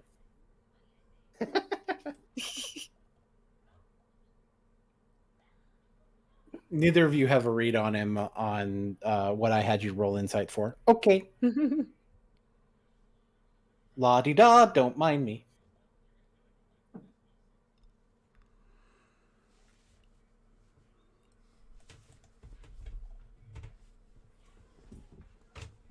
So, Ick is going to be seeing if there are fungal samples that match her druid shit. Well, I would like for you to go ahead and roll a medicine check with advantage. Yep. There's some information you're going to get regardless of this result, but this will determine some of the other information you get. That was medicine, right? Yes. Okay, dirty 22. I'd be concerned if you got a natural 22. So, the free information is that you don't identify your spores on him. He also doesn't appear to have bruising.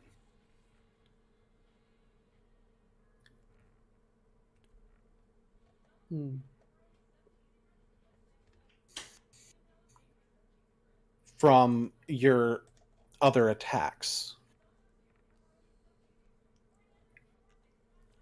It does look like he was in some kind of fight, but any wounds he got and anything he's got doesn't look like the sort of injuries doesn't look anything like the injuries he got fighting you. Injuries from different fight.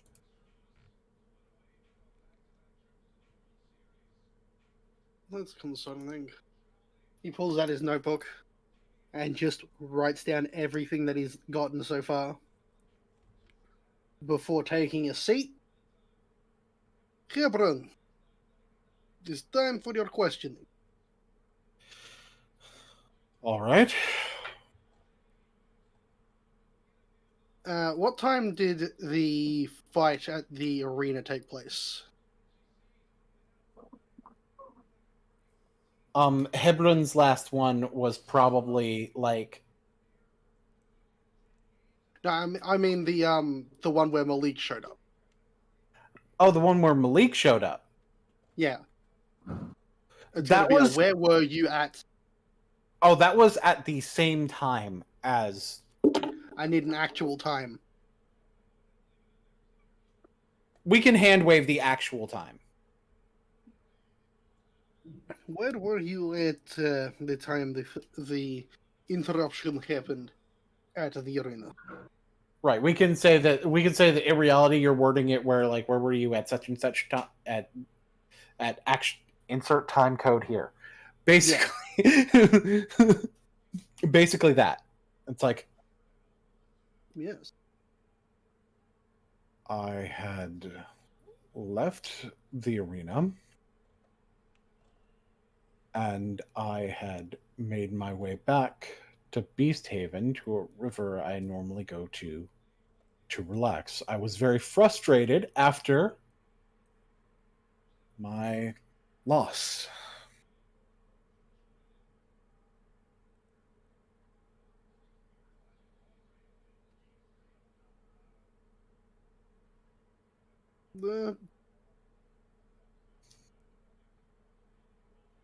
So, you say you went to the river.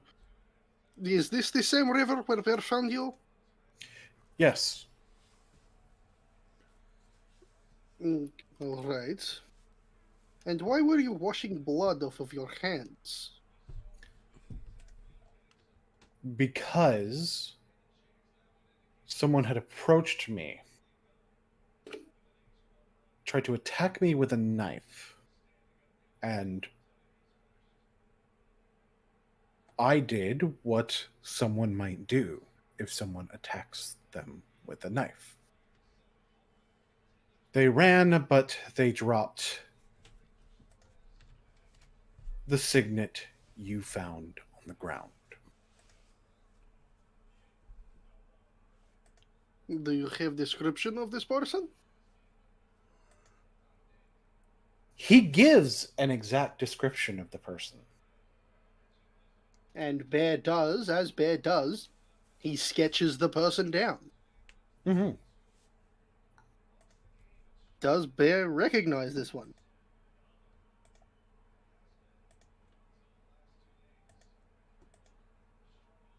No. Or is this someone? This is someone completely new. Wonderful. Mm-hmm. Does Ick recognize? No. Hmm.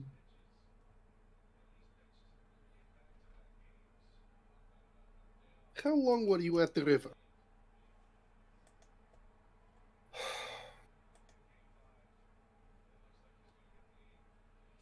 He actually is having to think about how long he was there, which would be normal, by the way. It's like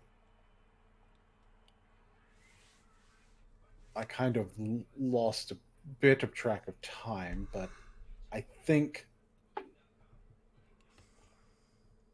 I was there for about an hour before you showed up, and I think it was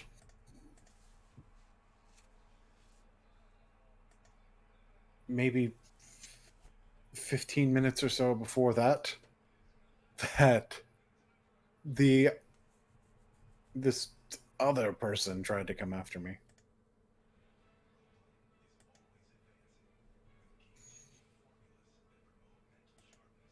And if I got that timetable wrong, I'm sorry, but You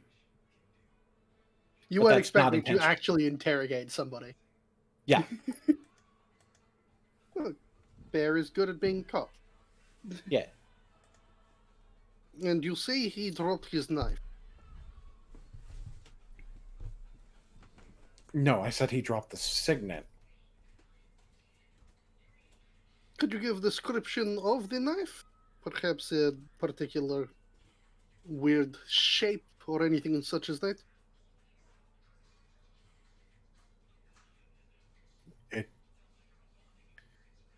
It was somewhat broad, seemed to have sort of a jagged end to it. And as he's describing the knife, Bear, Ick, and Tuffy, I want each of you to roll a history check. Mm-hmm. Oh. My dice got caught. Hold on. Dirty 20. The dice tell a narrative. And the narrative says, what's my history stat? And the narrative says 5. Tuffy, you don't remember jack shit. Ick, the description of that knife sounds familiar and somewhat distinct. Mm. Bear, do you as a player remember one of the NPCs from the first session of this game?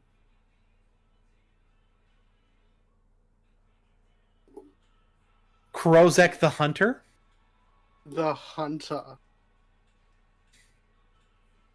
However, he did not describe Krozek. He did not describe... Because if he had described Krozek, I would have recognized that. Like, Bear would have recognized.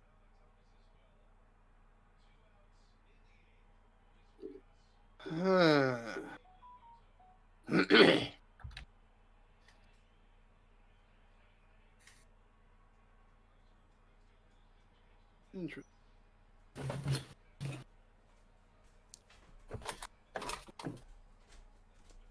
Wait.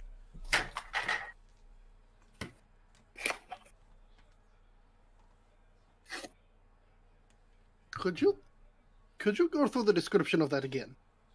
Just one more time. Bear thinks he knows that. He goes through the description of it again, and again, it doesn't look like anyone you have ever seen before. No, he's talking about the knife, so we can sketch it out. He goes through the description of the knife, and you sketch the knife, and it definitely looks like Crozek's. Ich, Safi, this looks like that hunters, doesn't it? Ich recognize knife.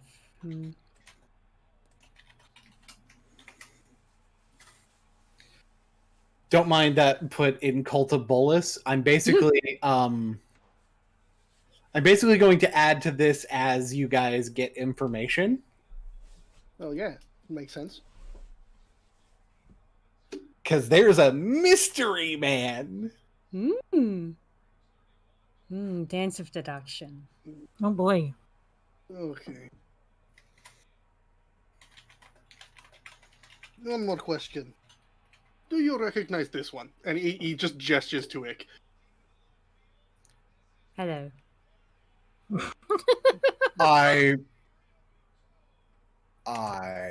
might have seen her at the stadium during the fights. Actually, because I'm trying to remember. I think he actually did meet Ick at some point prior. Yeah, I think so too. I can't remember when though, but It's like. Well, I mean, there was a point earlier on where, like, I think it was like Ick, Gamataki, Bedrinas, like we had scouted the arena prior, and that was like the first glance of some of the fighters. Yeah. Yes. When me and Rokon were looking around the arena, I saw you. You were with the frog and someone else. This would be a good time for Bedrinas to show up, actually. Alrighty.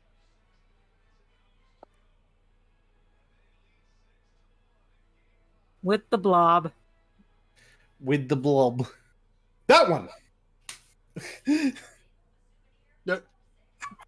Yeah, like you get in here. James raises his hand. Yeah. Thank you, James. Of course. Then he waddles off to be security again.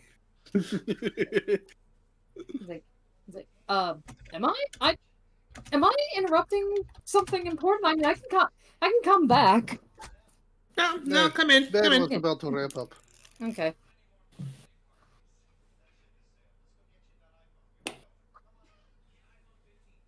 Alrighty. Okay, so yeah, so Bedrinas, I guess she'll just maybe like maybe like she'll probably go like walk by like Ick or something, like somebody who's like clearly not involved with the interrogation.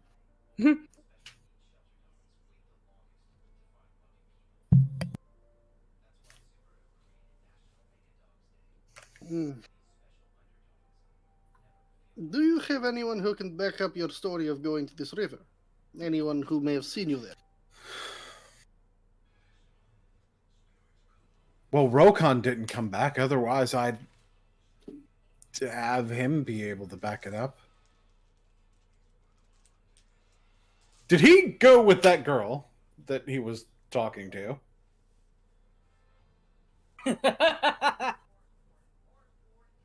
Eliza cackling in the background.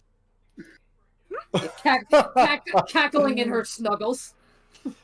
That sly dog. Nobody to guarantee. We're still going to have to hold you here for a couple days while we do more investigation. But until then, and he just reaches forward and takes off the handcuffs. We will make sure you are taken care of here. Certainly, I appreciate the hospitality, and I'm sorry that this has wasted your time so much. No, you have not wasted time. You have given me information. And he just circles his note about someone stolen Krozek's dagger. Crucial information.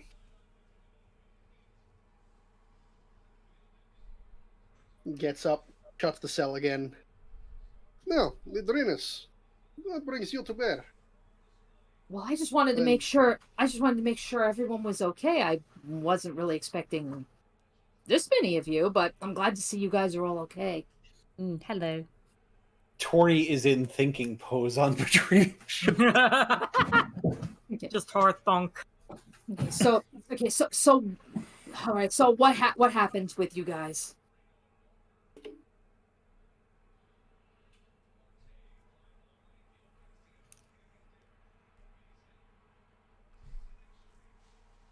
Yeah. Don't everybody speak up all at once.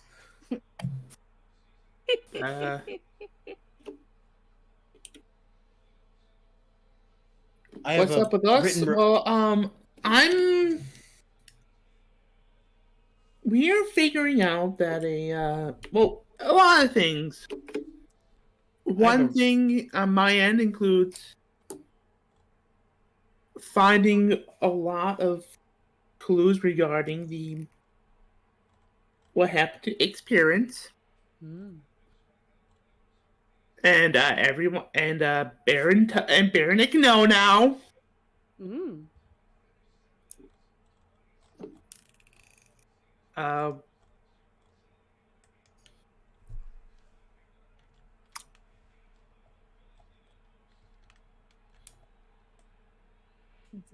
You should be there when Bear punch in the face. Yeah.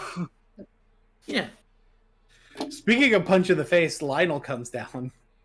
Oh boy. Hello, Langston. Hello. Hey, Bear. Tuffy. Yeah. Yeah? How far are you along on the competition report? Hello. That got reopened? Yes, it got reopened. Shut up, newbie. This is important. Yes, understood. Sir.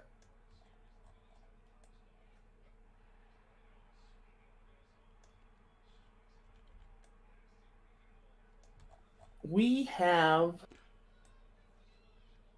reasons to suspect that the parents were targeted by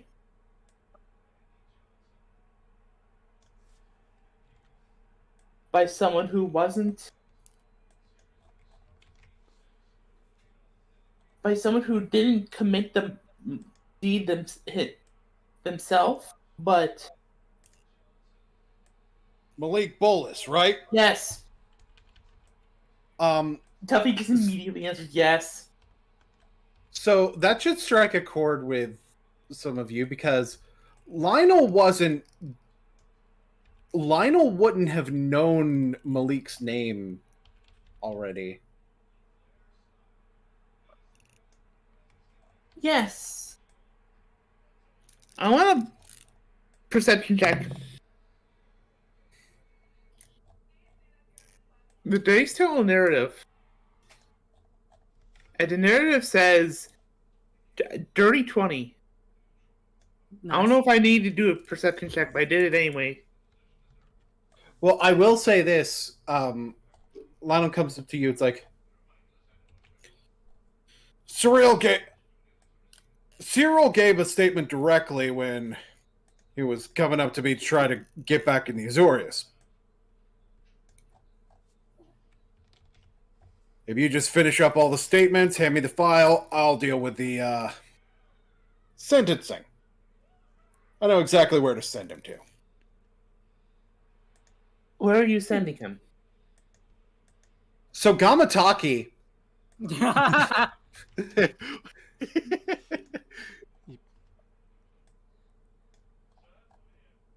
should have seen me turning my chair away when you said some kind of so Gamataki. Yeah. You and Luke, it's like, I was originally going to bring you here to just officially make you and Luke partners, but, well, a better idea ended up coming about.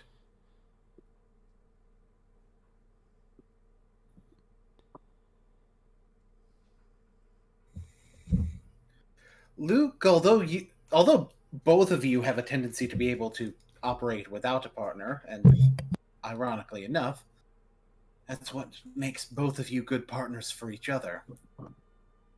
But I think both of you also have someone within Boros that could be a good partner for you.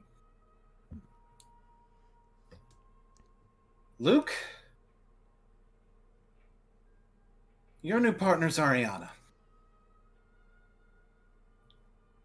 Considering how well you got along with her sister, I'm sure that the two of you would get along just fine.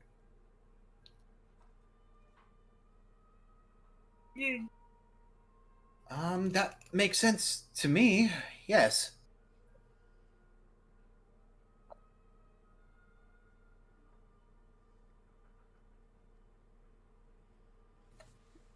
As for you, Gamataki, you've always been a bit more of a loose cannon. Tends to be very difficult to find anyone you can work with, but we have a newbie that I think you'd actually get along with. A newbie?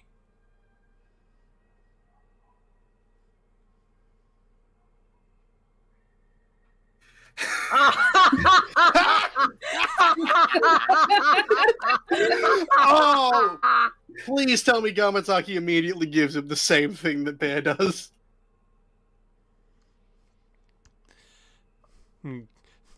Does Kamataki, like, even notice, like, the punch mark on his face? Oh, yeah! Two of them. Kamataki's gonna give him a third one. Based. Roll damage! God. It's punch dude in the face day. I find it funny. Eliza's the one that's like, bro, you could change your ways. Meanwhile, the two, Boros and Azorius cops. That's gonna be 8 Hell yeah. damage. Also make a con save. He will make a con save. Oh, he definitely passes. Like a 23. I like to think you realize that he passed the con save and just go, oh, I guess he will be a good partner then. And it's like, well, he certainly has potential, that's for sure.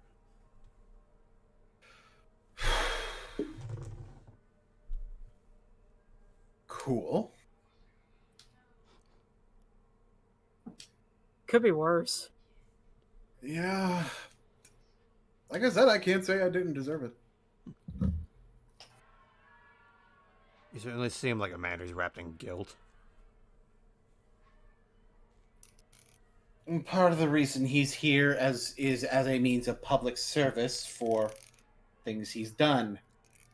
Considering his talents, bringing him to the Legion is probably better than having him go to the Senate. I guess we can be merciful sometimes.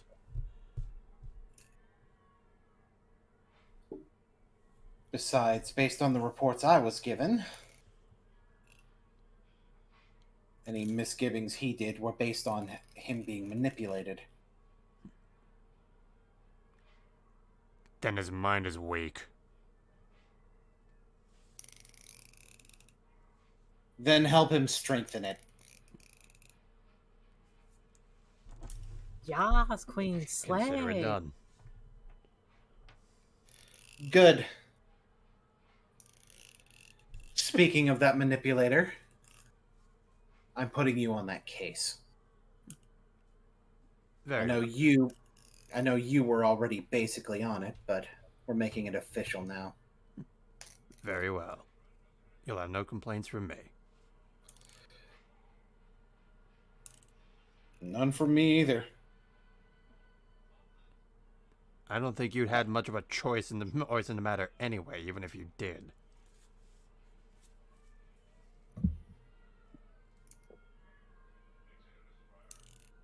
I could have sat in a prison cell. And I would have dragged you out of it and put you on this case if we were going to keep you alive.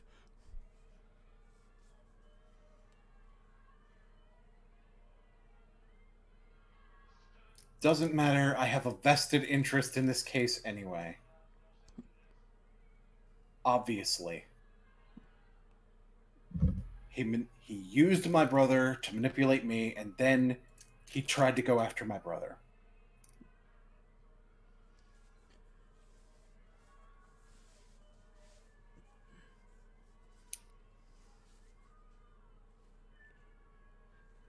Well, it seems we're both going to be officially on this now then.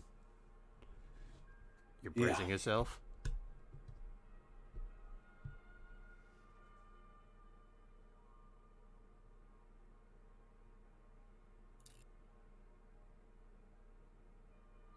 Look, it's less paperwork if I'm getting put on cases where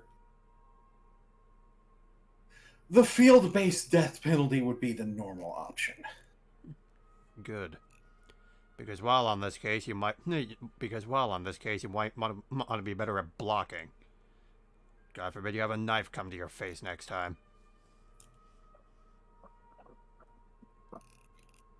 I don't tend to block it when I deserve it.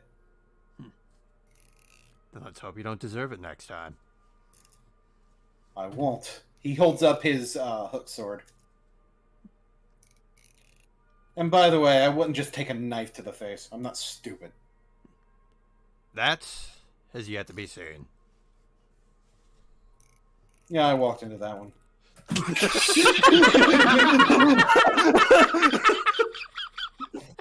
He's walked into quite a few things today. Mostly fists. Oh God. I like this guy. He did kill a couple of people, but you know, I also like him being a punk. Yes, I like the Like cutting. Yeah.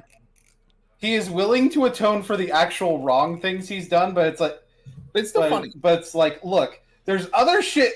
Look, there's more to me than just doing that one thing when I was manipulated.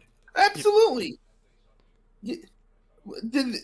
That's why he's still around. If we wanted to just beat up if we were just gonna do whatever because he was the one who did it, he'd just be killed off or something, you know? Mm-hmm. We're not. However, this is funny. Before Gamataki sets off, he does look at Ariella.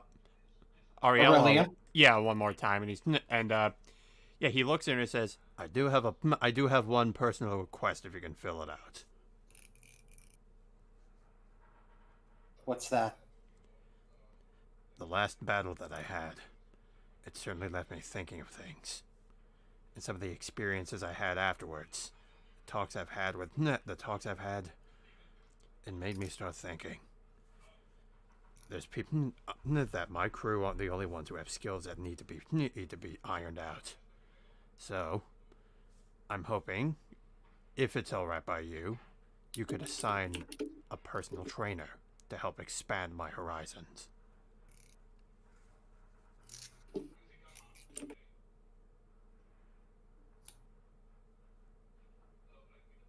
She nods, and it's like, and then Cyril speaks up. It's like, how good are you with swords? You want to find out?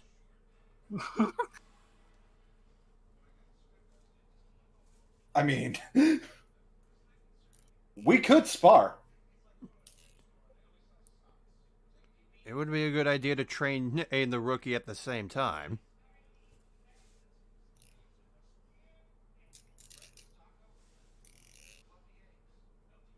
Okay, so we're not going to roll initiative for this.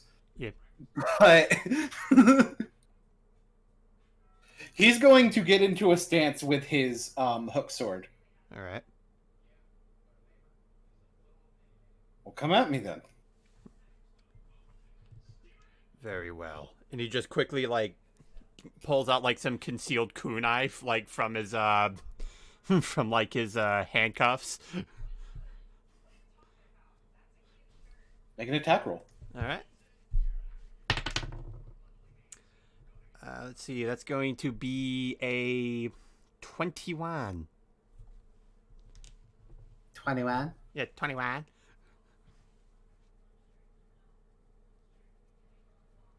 That is not bad. All right.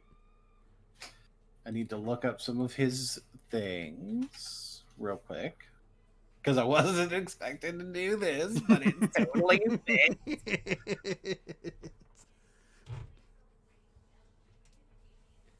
Okay, right. He's gonna roll an attack roll.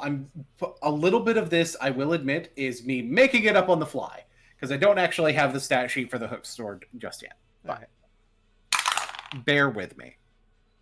Oh, he did not roll well. Roll damage. Oh, all right. Let's see. That is going to be 7 piercing. All right, he takes 7 as you kind of get him in the shoulder. It's like, okay.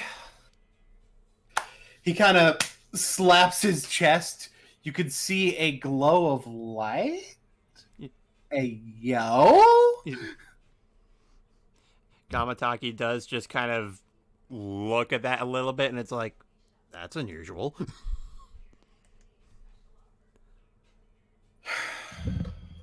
That all you got? So I need you to make a wisdom saving throw. All right. That is a 16. That's a 16. Yep. I'm going to presume him at level 6 just to make this fair. All right. You know what? If it meets, it beats, but you can feel he's got this sort of aura about him. Oh no, he's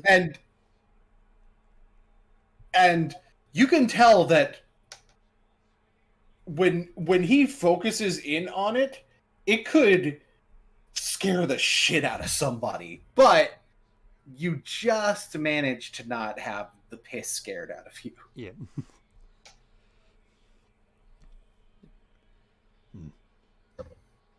There's more to you deep within you than there is on the surface, isn't it? And I'm not just talking about the past and I'm not just talking about the misdeeds you've done in your past. He slowly walks forward. It's like the misdeeds I've done in the past are something that I have to be able to both regret and accept all at once. Then if you're going to be my partner, then I'm going to instill something that is rather important to me, which will also become an importance to you. The words I've forever lived by since I first picked up this kunai. Ak, Sok, San.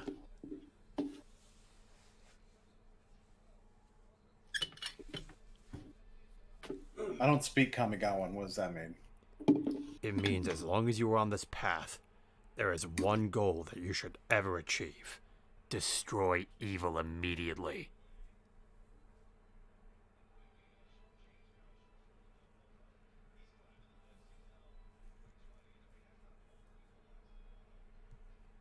Got it. Throw it again. All right.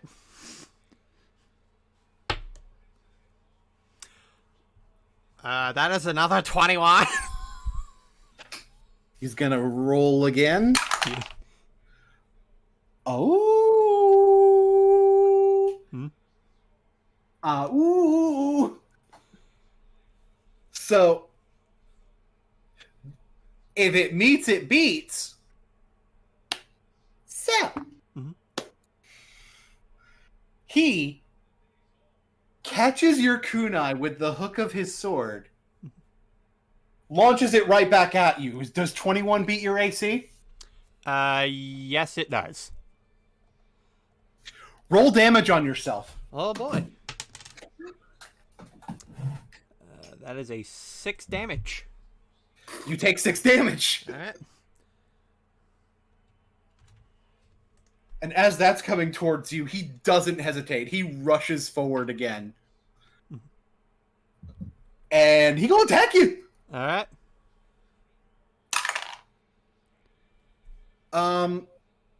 Not the best roll, but it'll do. Does a 17 hit you? Yes, it does. Okay. He is going to pop a level 2 smite. Bro? Paladin? Paladin? Bro, a paladin? Paladin? This man isn't a paladin. He's an anti-paladin, isn't he? Or Oathbreaker? Oathbreaker is a hell of a drug. Yeah, there it is. Oathbreaker paladins. They're so fun.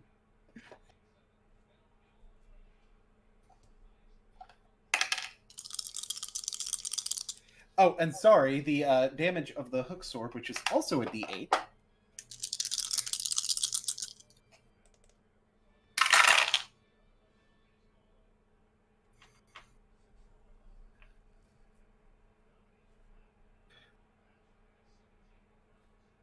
Let's see here. Shit.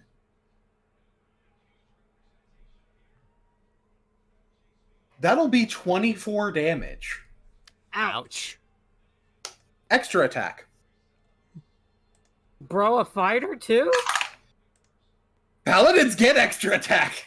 Oh boy.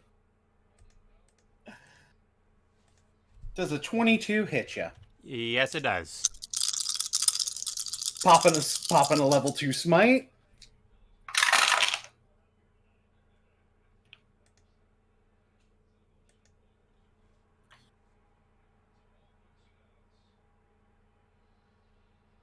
That'll be 27 more damage. And that brings me to nothing. I hope that was non-lethal. It was non-lethal. If it was What? lethal, he'd immediately have another cop on his ass.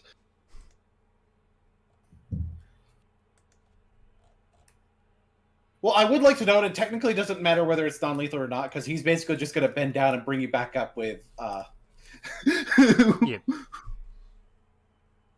with lay on hands and cure wounds, because he can do that. Because he has first level spell slots too. No boy.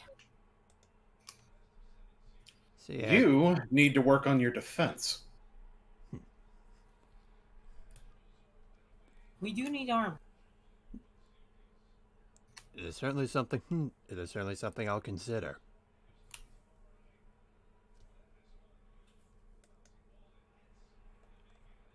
Main reason I don't have to worry about, and he holds up the hook sword. Main reason I don't have to worry about armor as much.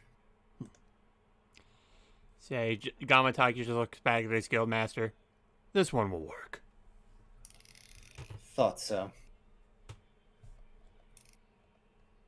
I'd have to go back home to get you something like this, though. Very well.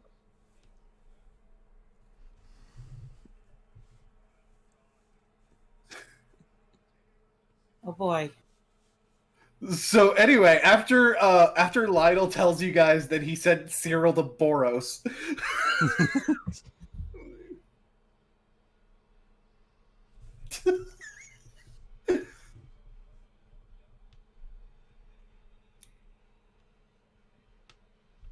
Liza's enjoying her sleepy times. You sent him to Boros? yeah, Yeah, it makes sense.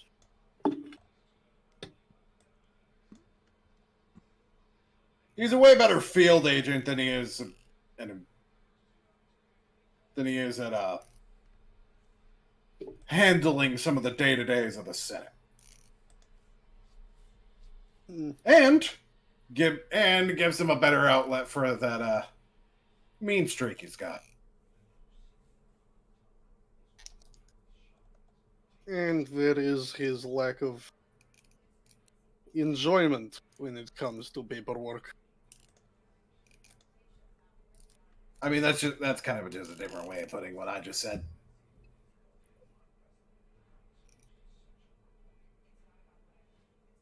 Okay. Either way, So yeah, just finish up the report, hand it over to me. I'll put the sentence on there, and we can get Florence back in the office. Okay. one more.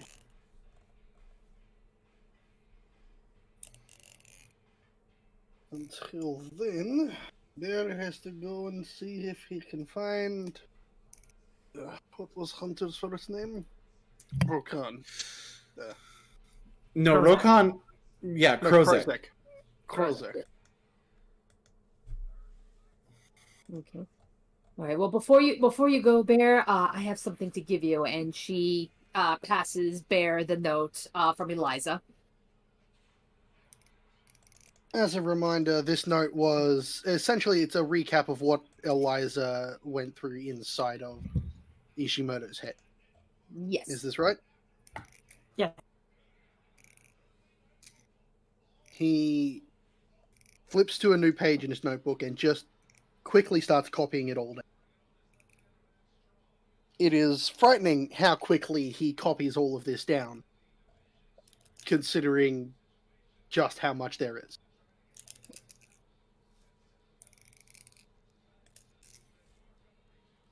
Eek, would you like to come with Bear? Yeah, it can. Yeah. We have to go to... Where would Krozak be in general? Carry Ick? He just reaches down and picks up Ick and puts her on his shoulder. Krozak would probably be in Skarg. In where? What was that? Skarg. Skarg. It's way up north. Yeah, close Yep. to the Red Wastes. Mm-hmm. Oh, there it is.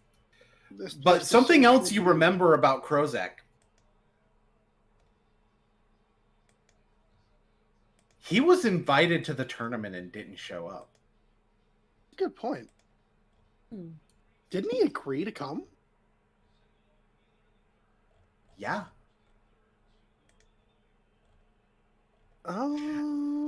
Okay. Ick, please hold on tightly.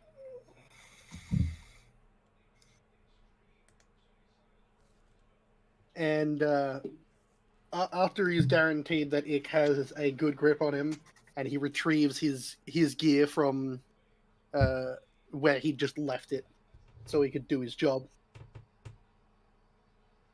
he starts sprinting through the city.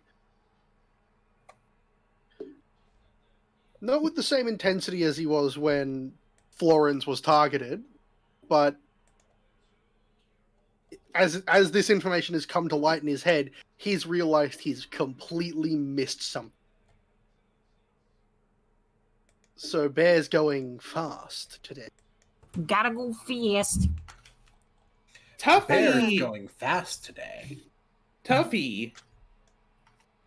It's gonna follow.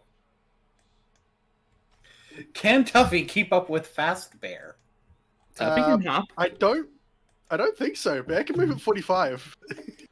Let me double check. What is your speed? Can you keep up with Bear?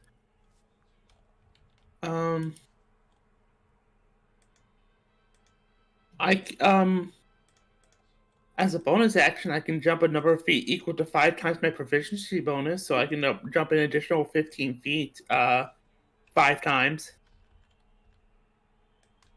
I have an idea.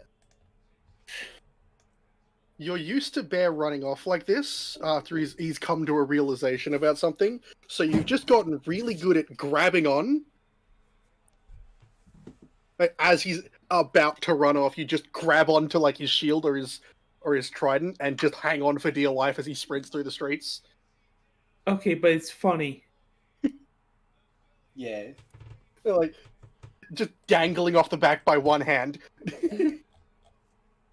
So, Bear, Rick, and Tuffy end up in the Red Wastes. Yeah, having used the Trans Guild Promenade for a quick way to get there.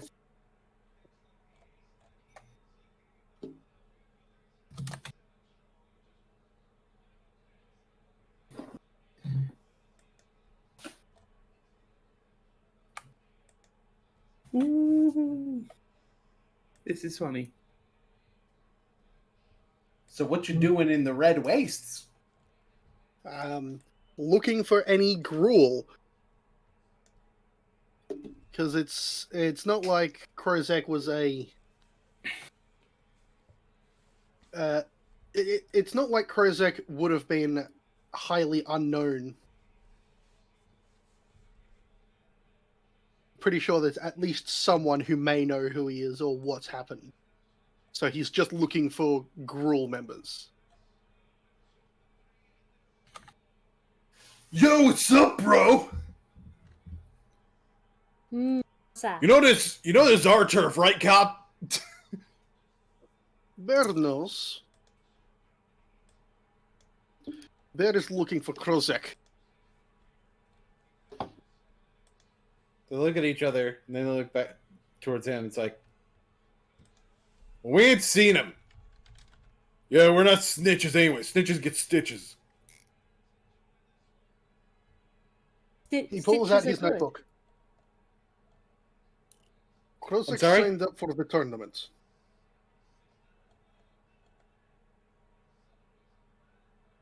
He didn't arrive, and I have reports of someone using his dagger to assault another person.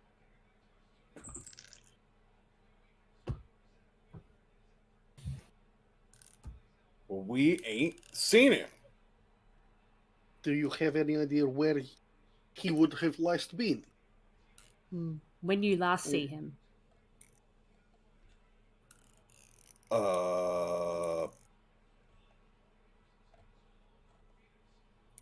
They're trying to think. It's like, and the last time they saw him is actually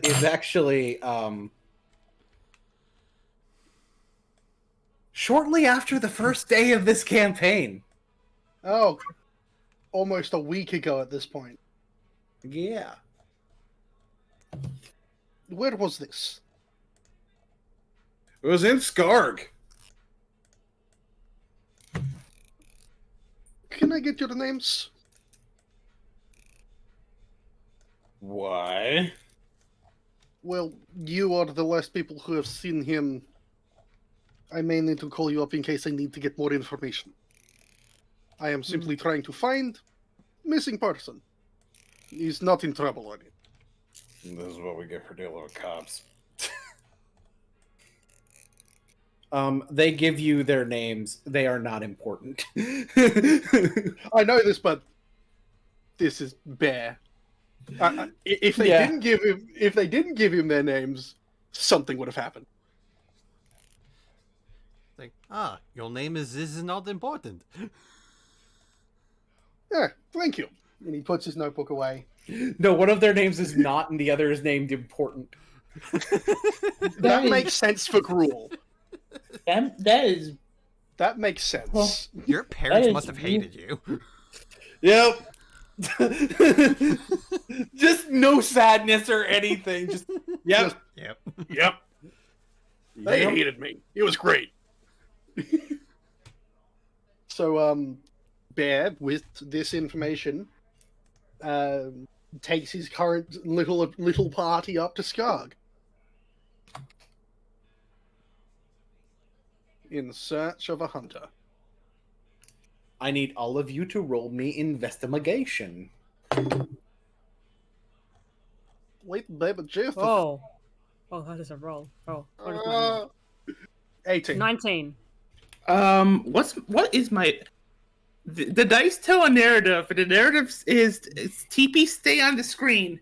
You said investigation, right? 22. Yep. Not natural because You guys, hit a natural 22. you guys look high and low. You do not find him. It is like he ceased to exist. Oh boy. Tuffy brings up a potential. Tuffy, after sharing this information, I don't know why this thing is lagging for me, but whatever. Tuffy, after sharing this information, okay, this may not be the case now, but do you think maybe he's a planeswalker?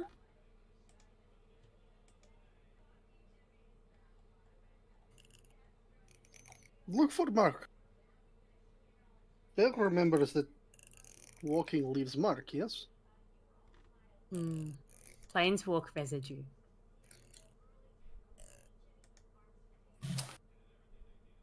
I forgot. Does it? I want to remember. I don't quite remember off the top of my head. Planeswalking, no matter who does it, leaves a mark that looks like an MTG symbol. Yep. Okay. It's a very distinctive mark. It's how the mana is represented in the world. Okay. So we gotta look for a mark. I will say, using your investigation checks from before, you guys actually wait. Hold on. I wasn't expecting to have this NPC be involved, and I don't even have art for them yet. But oh boy, I'm doing shit that wasn't. Oh wait, no, never mind. You actually wouldn't. So. Because I forgot that the person in that cycle in that spot is Domri. So, and he wouldn't fucking be here. So, that's gonna be a no. Any planeswalker marks that you do see are like super old. If that's even how it works. I don't even think that's how it works, but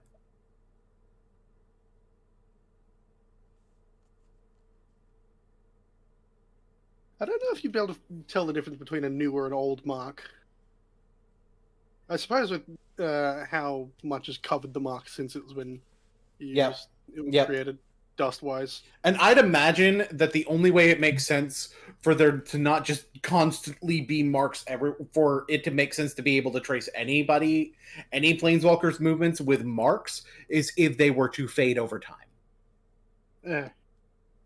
I like to imagine fresh marks actually have like some sort of temperature differences with them. Yeah. So like the old marks wouldn't, be normal, but like new. Like we're talking years passing though, since with some of these, so they probably would just be gone. Like that's just it. It doesn't make sense if we're talking years that they would just stay there for years. It just doesn't make sense. Yeah, no, it doesn't make sense. They'd have worn away at this point. Mm-hmm. It makes sense for the marks to stay there like a week, a month, but beyond that, I'm not. I'm pretty sure that it would be very easy to tell the difference. Yeah,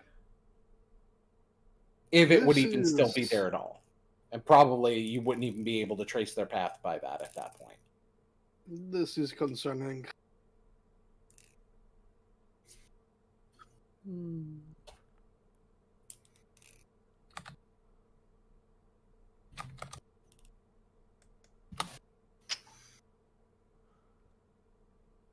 Meep. So we need to find someone more important than not important.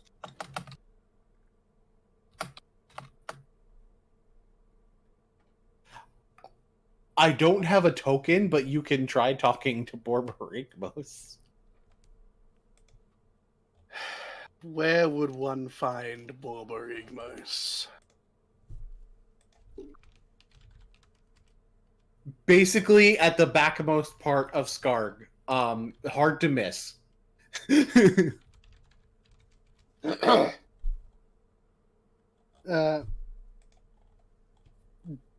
Bear just starts slowly making his way through Skarg.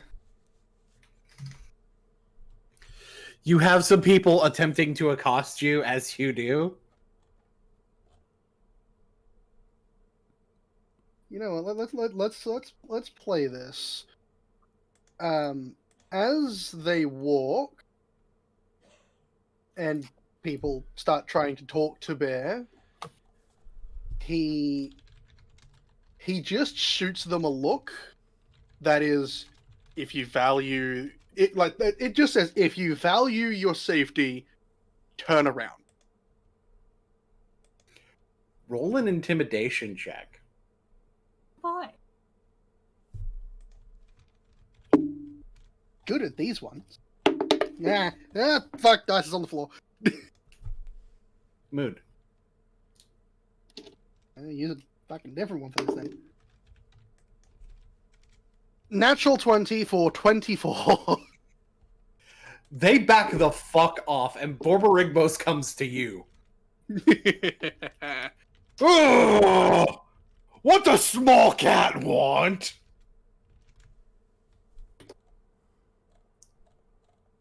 You are Borborygmos. Yes. Yeah! He still cannot scream louder than Eliza. I wouldn't say that. I really would. He does have bigger lungs than you. It's true. Can he beat a 94? He Eventually. could probably beat your 94 with a 32. Yeah. Bestie! Size. His mana cost is 8! Size has a big role in how loud something can be. True. And Borborygmos is towering over Bear. Yeah. Yeah, it's good. He pulls out his notebook. Bear is looking for Krozek.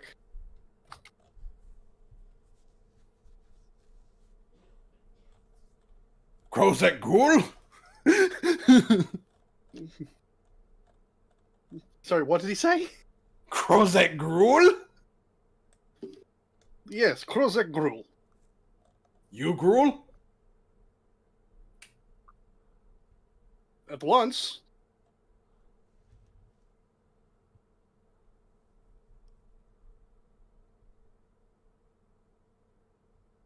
I'm gonna have him roll an intelligence check to see if he understands what you're telling him with that.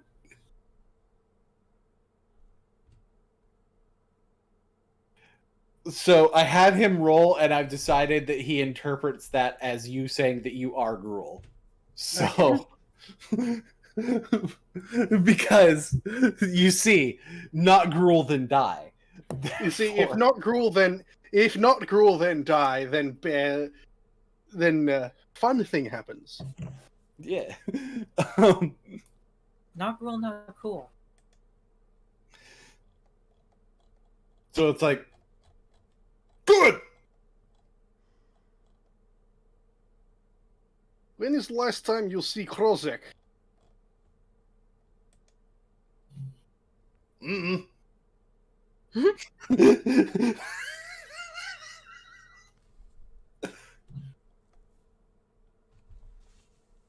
God. I love dealing with characters like this, but I also hate it at the same time.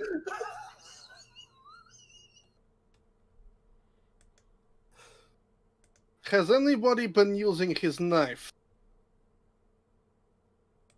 Hey! Who's been using Krozek's knife? Mm-mm. And when nobody answers, he just goes, I don't know.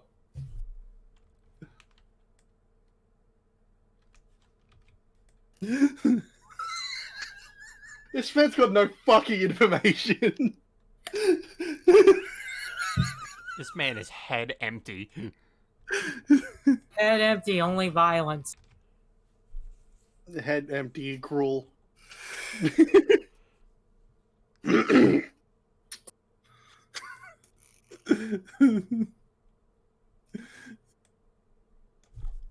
Gotta think of another question that maybe I might get something out of Borborygmos. You have to think like gruel. Where his hunting party would be? Challenge him to wrestle. I could easily challenge him to wrestle, but I may not win that. He might respect you enough, though.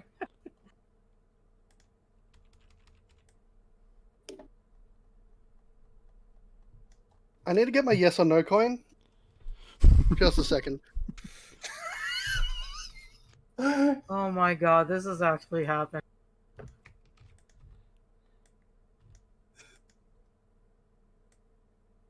There's a reason I didn't bother with a token for Borborygmos. Bad news. Can't find my yes or no coin. Good news. Do have an actual coin. Heads, I challenge him to wrestle. Tails, I don't.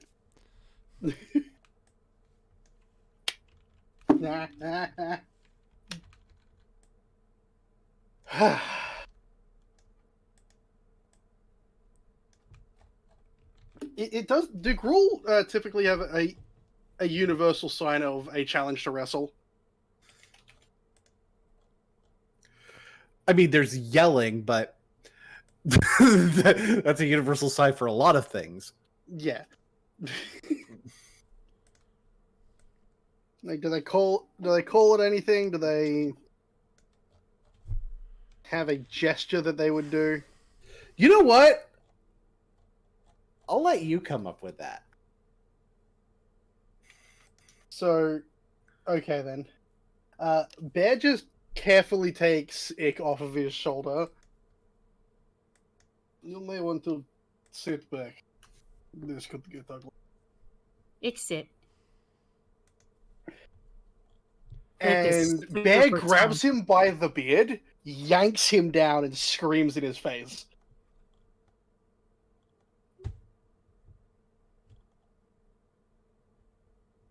Okay. We're not going to bother rolling initiative because you have taken aggressive acts and it's his turn. I'm not going to have him do maul.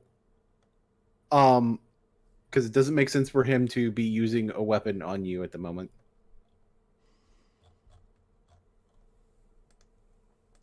You know what? We can use that for the to hit because it makes sense that his You know what? I think it'd just be strength check versus your choice of athletics or acrobatics. Yeah. Yeah, we can do that. Yeah. He's challenge rating 18, by the way. Oh, absolutely. This man is going to be dangerous, but I need to make some sort of bet to try and get what I need. And he is size category huge. So he's going to grapple you.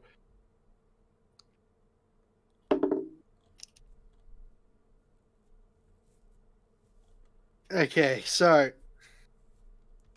athletics check to go against this is a 23.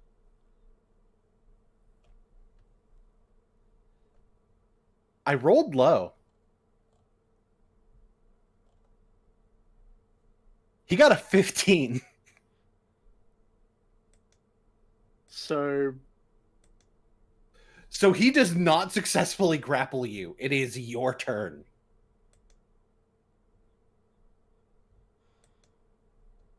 I'm gonna try and use because I've got him by the beard. I'm going to try and grapple him back, which is going to be hard because he's 2 size categories larger than me. Yeah. But what I'm going to try to do is get around his neck. The dice are telling a narrative right now.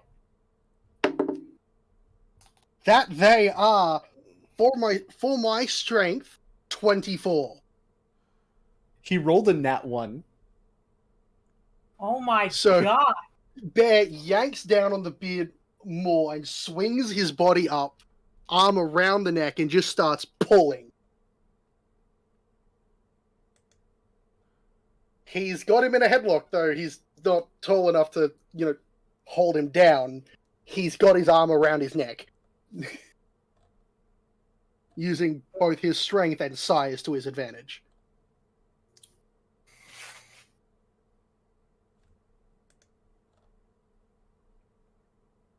So we're gonna go this grapple fest like a couple more times.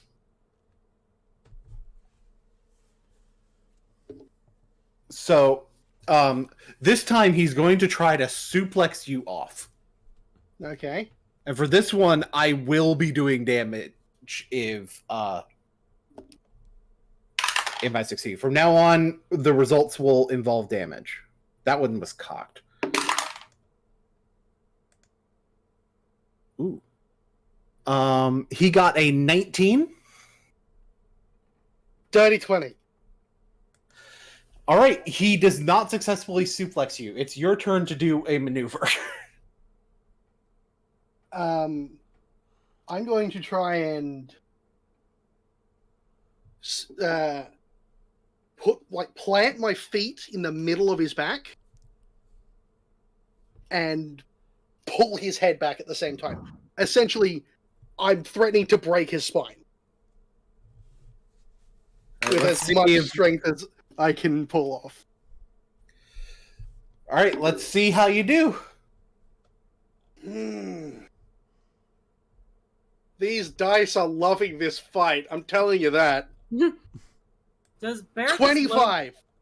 Does Bear The highest I can get with my strength check. 25. I have bad news. 26. Ah! Wow. Natural When you're 20 to trying- 25. Ah! When you're trying to wrench him back, he's basically going to try to flapjack you. Like, drop you on your face. Okay.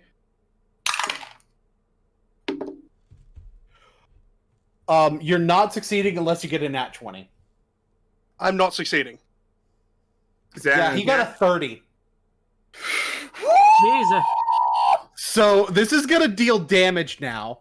You take 28 damage, and you need to make a DC 21 strength save.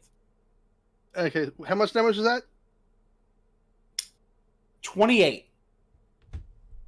Okay, so I'm down to 57. And I need to make a DC what strength save? 21. I succeed. Then you are not yeah. prone.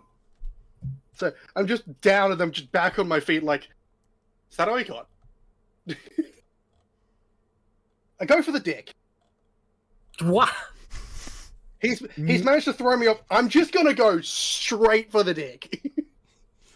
Make an attack roll. He keeps punching me in the neck. 27. Oh god. That'll hit. Roll damage.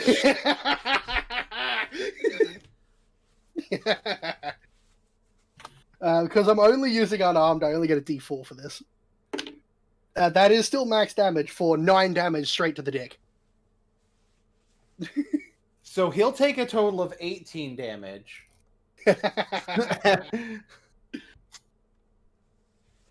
And he will be stunned. Go again. Tuffy and Ick are just watching this happen. It's like People are cheering this on. This is like recreation. Bear just low-key becomes the new leader of the girl. Being that he's stunned, can I go this time for the knee? Sure, go for the knee. Roll an attack. Yeah, fuck. Dropping everything today. Butterfingers. Natural 20. Come on. Roll damage. So, for flavor, he is now leaning in on the incineroar thing. He is just drop kicking into the knee to try and force it back and crumple him for 7 damage. So you crit, so that's actually going to be 14. All right, I gotta roll 2 fucking dice. Oh yeah. So go ahead and roll 2 instead. Fucking that ends up as a 5, so that is 10 damage. 7 plus 5. That's 12. No. 2, 3 plus 5. Ah, okay. So 10 damage. Okay. He's got a lot of HP, I gotta warn you. I know he does. He's the boss of an entire guild. He is CR 19. CR 18, actually. 18. And here I am challenging him 1-on-1. I would like to note that I could just have him curb stomp you, but I'm choosing not to. Oh, of course. Yeah. Of course, if you start getting too much damage on him, he's just going to do that. Yeah. But I'm earning some respect. I will say that you managed to get him prone, so he has to get up, and he's going to be a little bit more angry. So, he's going to...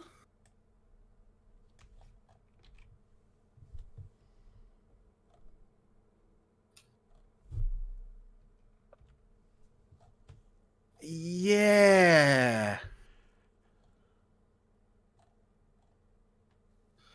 Yeah, I'm going to have him get up and sort of, and you are going to make a DC 17 Wisdom. Oh, right, he can fear people. Little what was the cat! The DC was 17, right? Yes. My dice love me today. I rolled a 16 on the dice for a total of 19.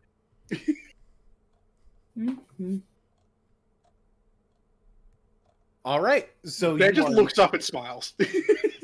You are not feared, and that is actually his action, so it's your turn.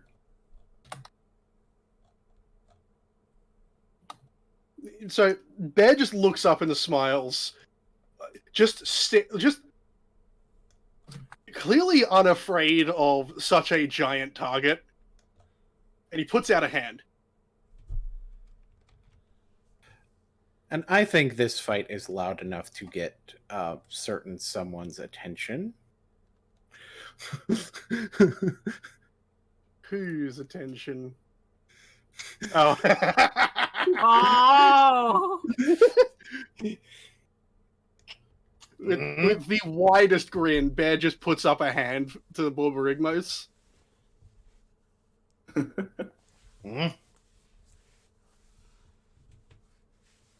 Take Bear's hand.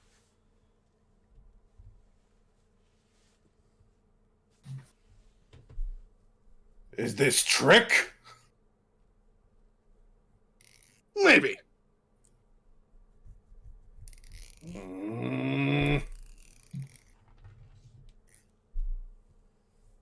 If this is trick, I stomp Kitty. That is fair. Then he will take the hand. And Bear just shakes his hand.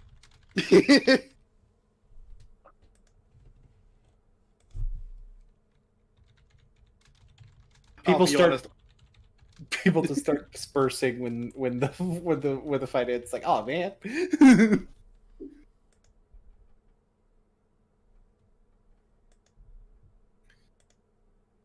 Yeah. Then we'll have to come back and fight you again sometime. This is fun. Yeah!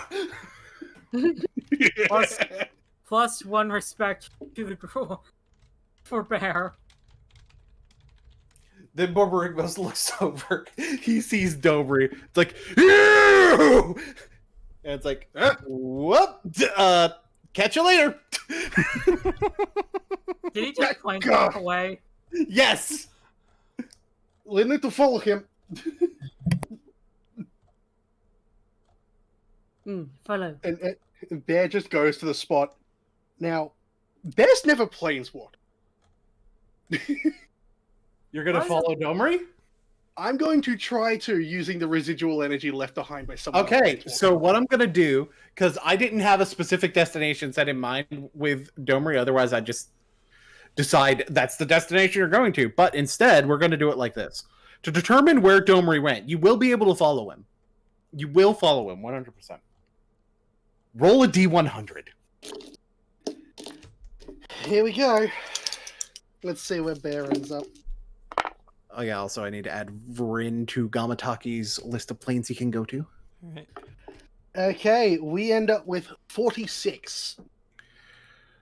46. And obviously, like, Ick and Toffee can also follow. Ick follow. Tuffy follow. As a fun note, the way Bear follows is he essentially just punches the air where Domri vanished, and then vanishes as well. I have to look up this plane.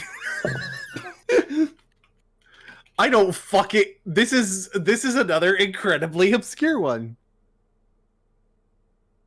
I love like unique. Oh, effects what for the fuck? planeswalkers. I don't think I like the what the fuck.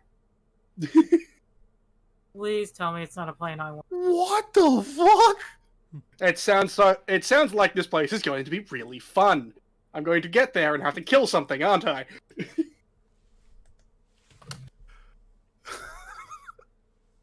So I'm scared.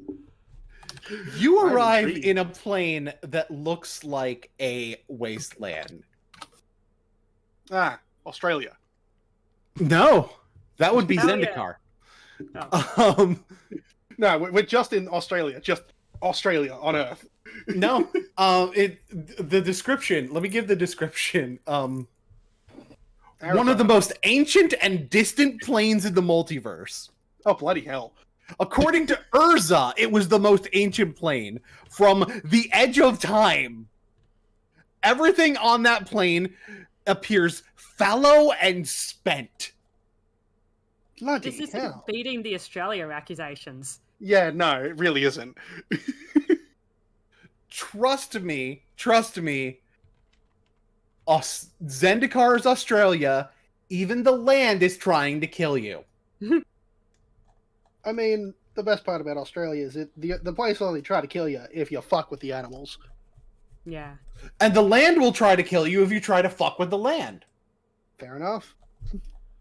So, we're in a plane where essentially the time is forgotten.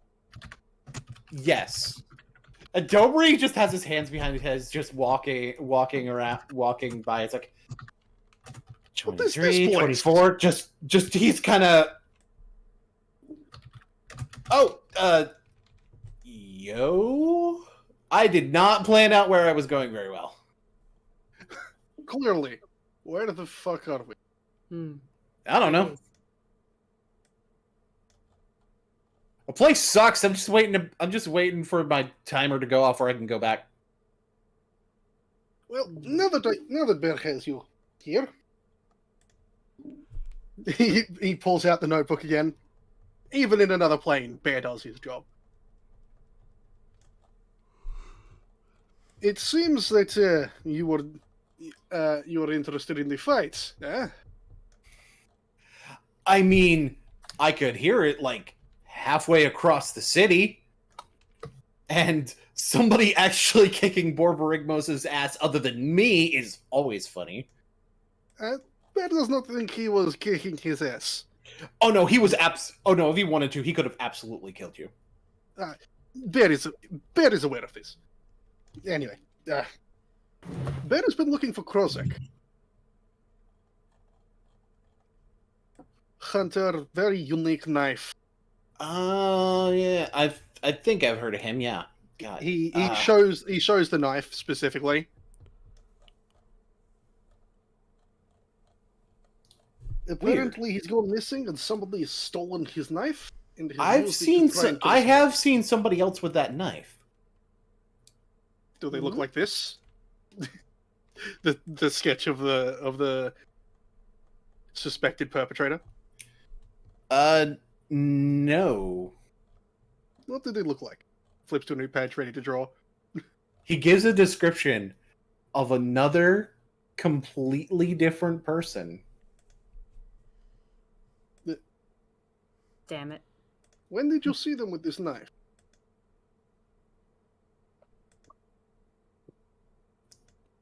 I mean, I think it was like a couple days ago.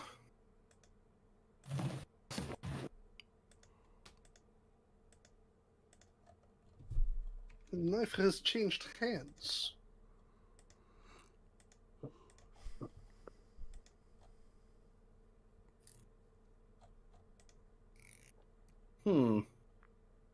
Because this person, they were reported to have it mere hours ago. Huh. Yeah, that's really weird then. So what, did somebody steal it from Krozek and then steal it from somebody and then it was stolen from them by somebody else? Apparently, the person who had it today was a member of the Boros, not Boros, the Bolas cult.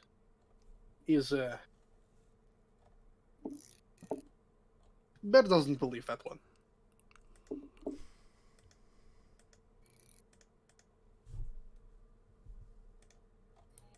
But Why not though? because the person who told him is a member of the Bolas cult. Hmm. Unless the people shapeshift in Goldie time. I mean, look at what you're Yes, seeing here. Bear is aware that changed.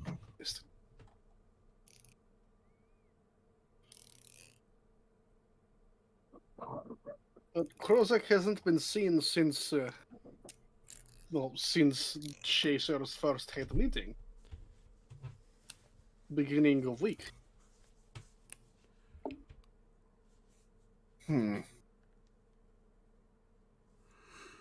I'll keep an eye out for advice.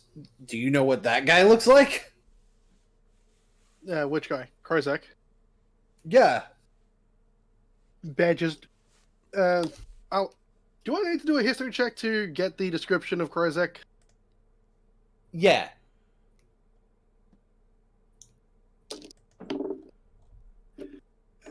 History modifier. 12.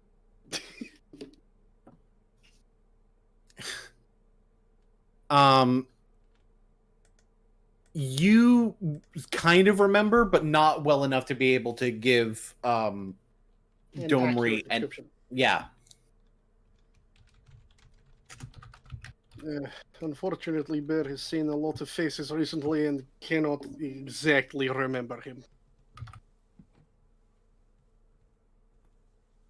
Yeah, well, I was gonna offer to keep an eye out for him, but I'll just keep an eye out for, because if I start seeing more different people with that fucking knife, then in theory,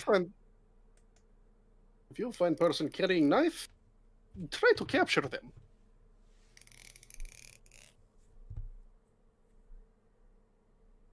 yeah, sure. And if you do end up capturing them, you'll probably know where Bill lives. You are not a hard man to find. Bear is one of the tallest people in city. True. It's very easy to see.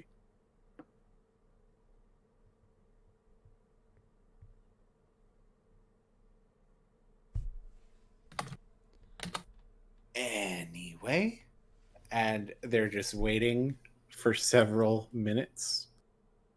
And that is where we're going to end tonight's session. Damn it. So I have one important question. Can we dab? Wait, what was your question? Can we dab? No. Approved. Approved. Oh yeah. But, yeah. but once Denied. but then the knife is picked up and its true wielder is identified. Fucking Hoopa. No! I'm calling it now. Watch the knife just be possessed and is taking over whoever holds it. Umbra. Who's gonna possess the knife? Why? Fucking it's none Hoopa. other than No, like it's probably like a cursed item or something that's just taking control of whoever wields it. Which is honestly one of my favorite ideas for a player character. Is just I am playing as the knife. If I am thrown at someone else, I start controlling them instead. Let me see what you have. A knife. No. Let me see what you have. A human. What? Why did you say that? Like just the knife, no reason. then yeah. the people it hits are how it communicates. That's how you know. I mean, It's a social whoever is in blade. possession. God whoever is damn in it! possession of the knife. Wait. I'm leaving the internet. I'm done with it. I give up. Round. I agree. I agree. I don't even know anymore, and I agree. Realm. You know what it really is? It's a haunt edge. My joke It's is that one funnier. whack-free knife. My social blade joke was funnier. It was really funny. That's why I had to start shouting. I had, like that one. It was like, no, this calls for enhanced humor tactics. So, Anywho, need to refresh myself on what exactly the schedule is like in terms of D&D stuff. I believe in. Oh, yeah, I don't know if we're streaming. Come in back 2 weeks. next fortnight for the first I don't even- of hopefully many one lock. But I don't even like battle royales. Not that far. Listen. We just need to play Among Us more. Okay, So I think- so yeah, next couple of weeks will be Dion's one shot being one lock. Yeah, Yes. and then It'll be one lock, subtitled "That Damn Ring." Yeah, and hopefully this time I'll actually be able to attend. I apologize. I don't think I was able to attend. I And want then- more people, please. I will absolutely. And then the fortnight after that, we return to Ravnica, not the set, but instead. November 18th. Yep. So yeah, we shall see you guys on that day. And you know what? Since I'm streaming this on, since I am currently streaming this on Twitch, I can raid into a person. You could. Yeah, I'm gonna raid into a commie. Our raid message, our raid message is gonna be fucking Hoopa. So we shall see you guys next time. Goodbye. Yeah, Goodbye.